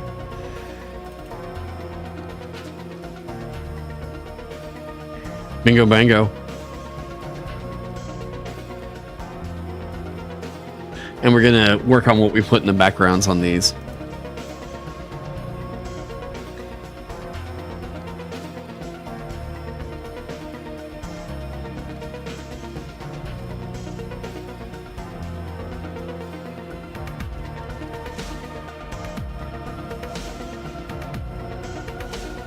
Okay, what do we need next?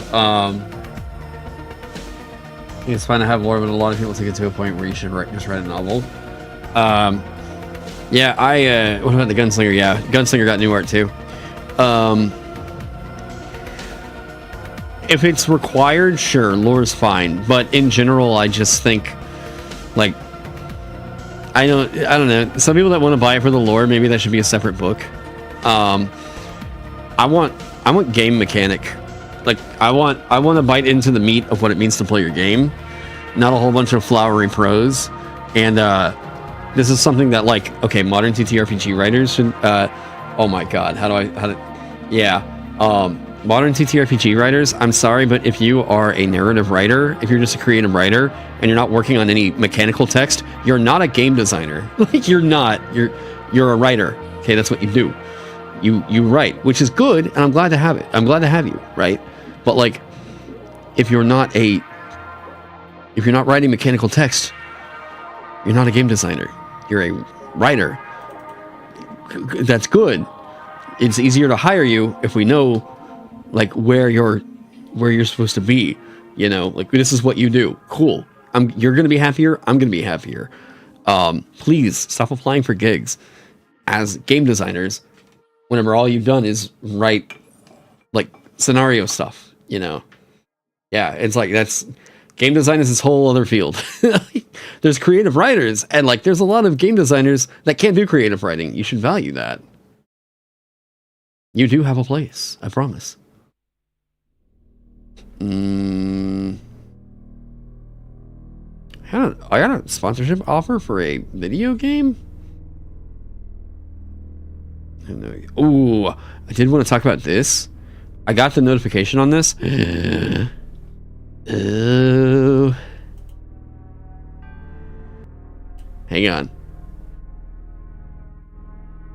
I got the notification on this and I got an email earlier. Dude. I'm sorry. It was so funny because I was going to mention doing Barovia in I was going to mention doing Barovia in Vaesen, and I was like, yeah, I feel like this would be a really strong campaign in Vaesen just because of the way that I think Ravenloft kind of works. It feels better as an investigative mystery game kind of a thing. So Free League made an announcement today. Not Barovia, not Ravenloft. Because, you know, all their stuff is set in a mythical depiction of the real world. But, god damn it, they got close.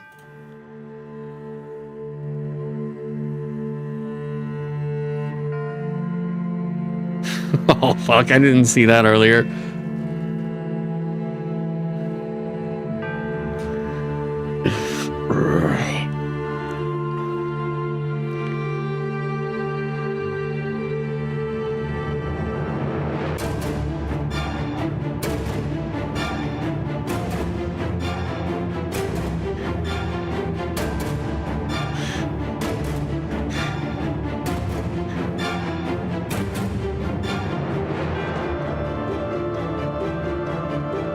Dude.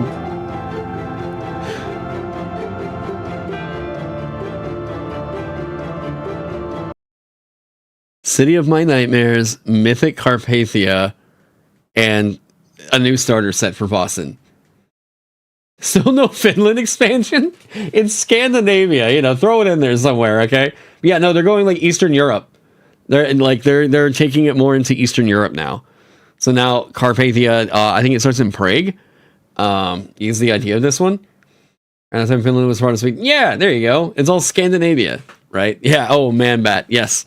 So they're going like vampire, goddamn classic, like what we think of as like American horror flicks. Like this is where they're going with it, dude. Finland isn't Scandinavia. I think it. Wait. I mean, it might. Okay. So they got Denmark, Sweden, and Norway. Okay, so then Finland is like Eastern-ish.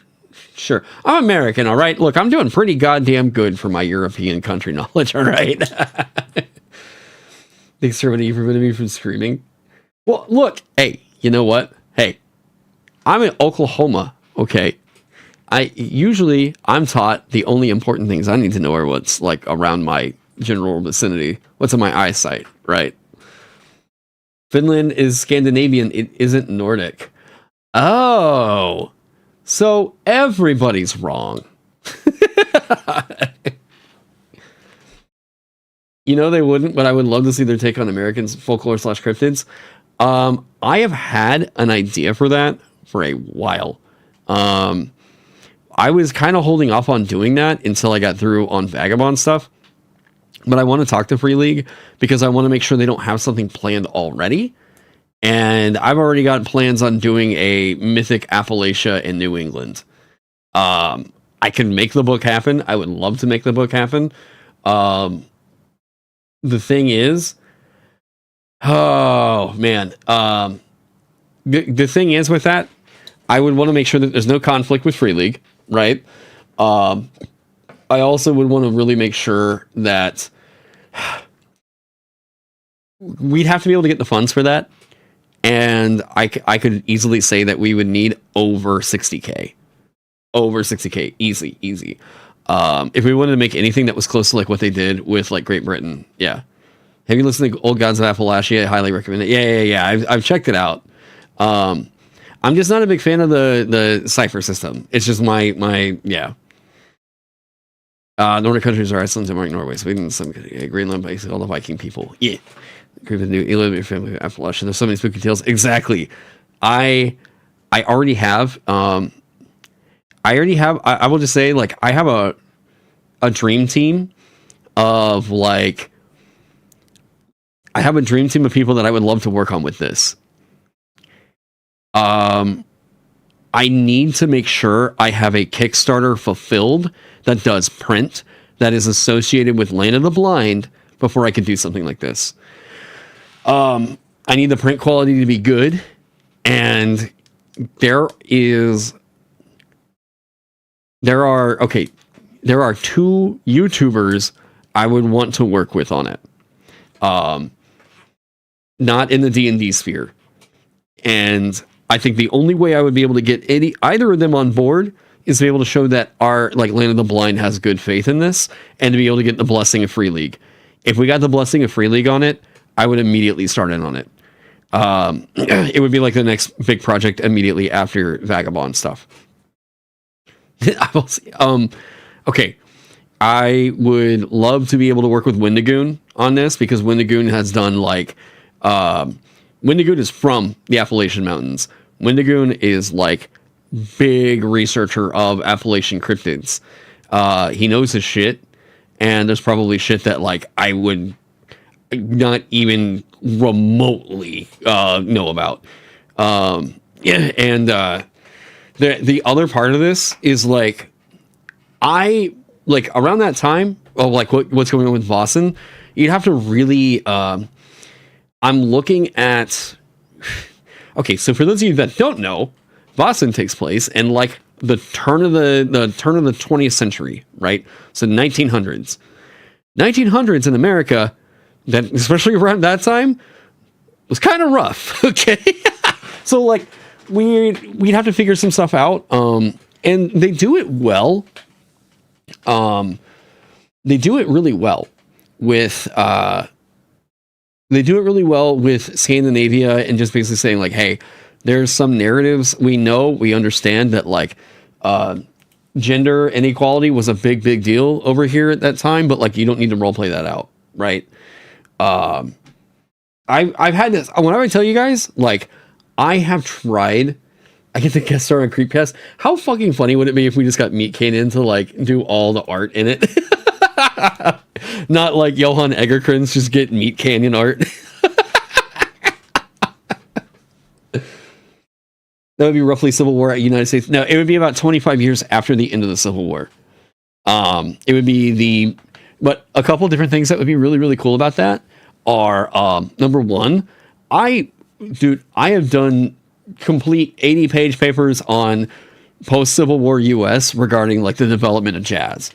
I know like there's certain things that I know in the music scene and like music folklore that we could 100% turn into horror stories. This is a project that I want to do. I want to make it happen, but I very much we have to get Vagabond as a physical thing that is fucking cool that people can hold in their hand and be like, oh, this is why I should work with this guy, right? It's one thing for me to just like randomly hit up a YouTuber and be like, hey, would you work with me on this thing, right? Or send them a book that looks like the Vagabond Final Core Rulebook and be like, hey, all I would need is for you to kind of help me out a little bit and maybe a little bit of lore stuff, right? But legitimately, dude, if I was just like asking Windigoon, like, would you write like a prelude and maybe a little bit of lore on some of this stuff? Give me like your heads up, but like also just kind of let people know, hey, this is a thing that, you know, you contributed some stuff to. Holy shit. The closest thing you can think of in this regard is Harlem Unbound. Not totally sure. Oh, Harlem Unbound. Oh, no, I'm not familiar with that. To be honest, a lot of journalists just get a free product to review if they want. Well, it wouldn't be working on it like him as a journalist. It would be, I I actually think that Windigoon has a lot of stories just kind of up in his noggin about the Appalachian Mountains that I'm like, okay, so let's hear it. Like, this is a game about, this is a time where we turn it into supernatural mysteries, you know. But yeah, the number one thing is the order this has to go is I fulfill everything with the Kickstarter like a physical thing. And we let people know, hey, we get this done. We get the book in hand. And I would love to just be able to be like, hey, here's what we can do. Mail it off to Windigoon, whoever the hell else we would want to work with. Be like, here's what we want to do. We would love to get your involvement on a project like this. Even run like, you know, a couple sessions of Vaesen for them and be like, this game is really good. You know, like, and we would love to do something like this. I've had this idea for a project now for over a year. And I've been sitting on it. But I also have other people, like, another excuse for writing this would just be, it would be a really cool excuse to work with like Val on a project. Val does like horror writing or horror scenario writing all the time. I'd also love to work with like LB because LB does a lot of Monster of the Week stuff. And LB does a lot of the mystery horror writing that honestly for me, it's just not really a, I think LB is just more rooted. That is her preferred style for writing TTRPG scenarios, and I would probably honestly just learn a lot from just working with her alone. But yeah, it's a thing I've wanted to make happen for a hot second. And after what I've seen with like Mythic Great Britain and Ireland, or Mythic Britain and Ireland, dude, I think we can do it. I would just need to figure out what the kind of like what steps, what's the direction we would want to take it in. But yeah, if Windigoon does this video on TTRPGs, I would freak shit. Oh man, yeah. But I saw that Freely made that announcement earlier, and I was like, okay. Someone clip this and send it to him. Here's the deal. Like, I know how it works with a lot of creators. I don't have many physical products and projects fulfilled right now on quite the scale of what we're talking about, right? Everything that I've made in terms of like TTRPG stuff is usually like drive-through RPG, right? This is something that it would take like, if we fulfill this globally, right? I need the person to know, hey, there's no risk to you. Why? Because it's through my LLC, right? You don't have risk. You don't have logistics to worry about. All I need is your pretty face talking about the game. Okay. You want your involvement. You want to like help out with writing a mystery and all that stuff. It would be super dope. Absolutely super dope. I would love to have you on, advisor, whatever kind of a role that you would want on it. Absolutely. But I need to be able to show to people, hey, here's the kind of shit we can make. Here's what if you want to work with us, we think this could be a really cool thing. And in order for me to sell you on the project, here's one of the things that we've already made, right? But I need to get that thing we've already made, because if they're going to put up anything like with their cred, even their cred is worth hundreds of thousands of dollars. Any kind of an influencer that is putting their name on the line for a thing, most often is going to just say no, because they don't know you, right? Why would your dream, why would your idea be the kind of thing that they should risk their fans getting mad at them if you can't fulfill it, right? You don't go to somebody and ask them for like, hey, will you put your YouTube name and shit on the line for me or whatever, unless you have something that you can prove, hey, we make quality, right? Hey, there's no risk to it. Or hey, if you're interested in this thing, here's what you should do, right? More and more often whenever I see YouTubers kind of like get, hey, someone's making this really cool thing, I'm really into this one, you know, whatever, and then that thing doesn't fulfill, or like the project goes south, or the creator turns out to be a horrific racist that eats puppies, then like shit goes south, you know. Then more often than not, that creator is the one that catches some heat for it. But how to do that with a hell yeah. What am I getting tagged in? Ooh. Here was it on the DMs? Games Guild. You look for... Okay. No prompts? There's a black screen when I reloaded.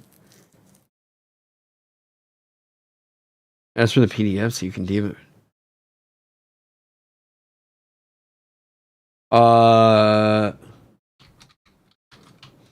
Can you message me privately? I don't know why the website would have done that. They should have gotten an email with their download.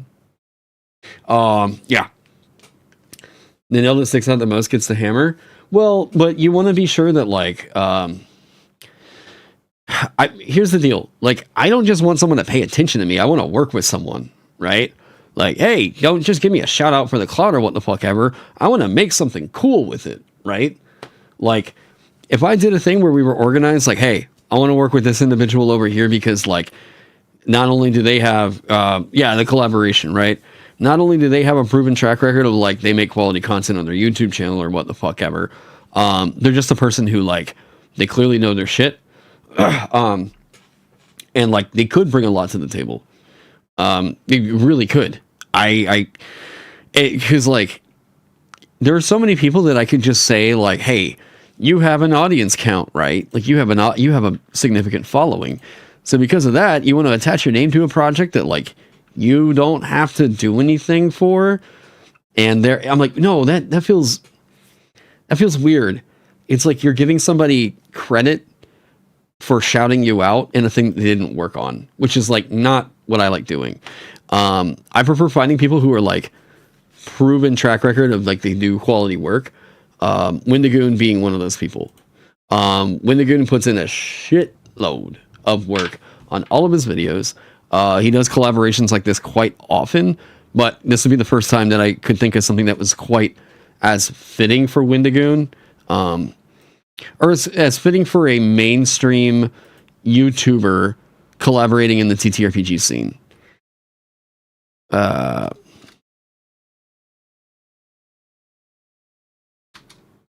Here, we're just gonna say T-Rex. String.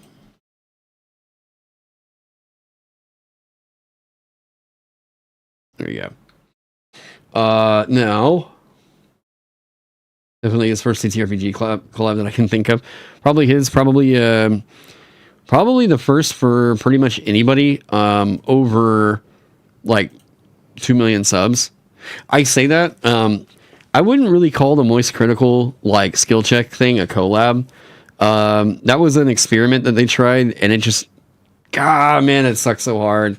Not, like, the quality of the thing, but it sucked for them. Because, like, they really wanted to make the format work, but I just think it's a busted format right now. And I'm glad to see other people are actually, like, saying, hey, actual play's got a problem. Where was this? I know I need to get off here and do other shit, because I've got stuff going on with Wintry here in a bit.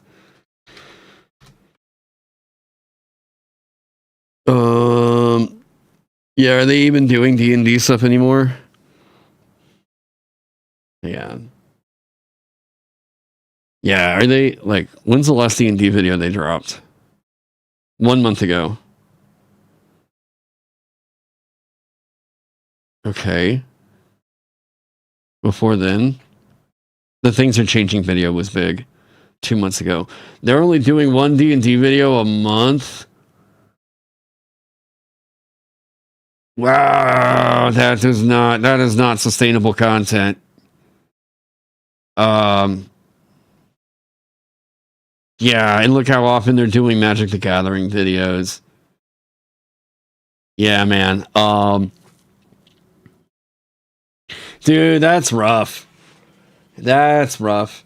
Yeah, I would actually love to talk to the skill check guys about why their actual play didn't do numbers.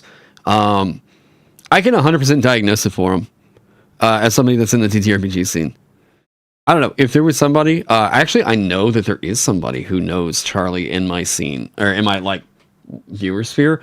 Dude, I would love to actually talk with him about what was going on with their actual play stuff and tell them how they could get people actually watching it. Like, yeah. Edit the sessions down to 20 to 30 minute video. Yeah, I mean, there's certain things that we just know are not working for it, and I don't think that many people who are like not in the TTRPG industry really know why. Because I think that they tried to emulate the Critical Role formula, and it just this is what's going on with it, you know. But yeah, if they ever wanted to talk, I'd be happy to. Anywho, I've only got 2 hours before I've got to be on this thing with Wintry. Go over there, go say hey, because let me see if I can set up the redirect. We're gonna be over there for a couple hours talking about Into the Odd, which is gonna be super dope. Let me get this set up. Wintry's also get coffee, grab a cat, come chill. Right, it's a cozy kind of a stream. We're gonna be going over Into the Odd, and I am going to send you all. Can I send you all over there yet? Yes, I can. Woo! All right, I'm gonna send you all over there. Go follow all that good stuff. I will catch you all later on. Thank you all so much for hanging out with me today. Seeing all the cool shit we're doing, still streamlining stuff on Vagabond. I'll let you all go. Hope you all have a good one, and I hope to see you over there on Wintry stream.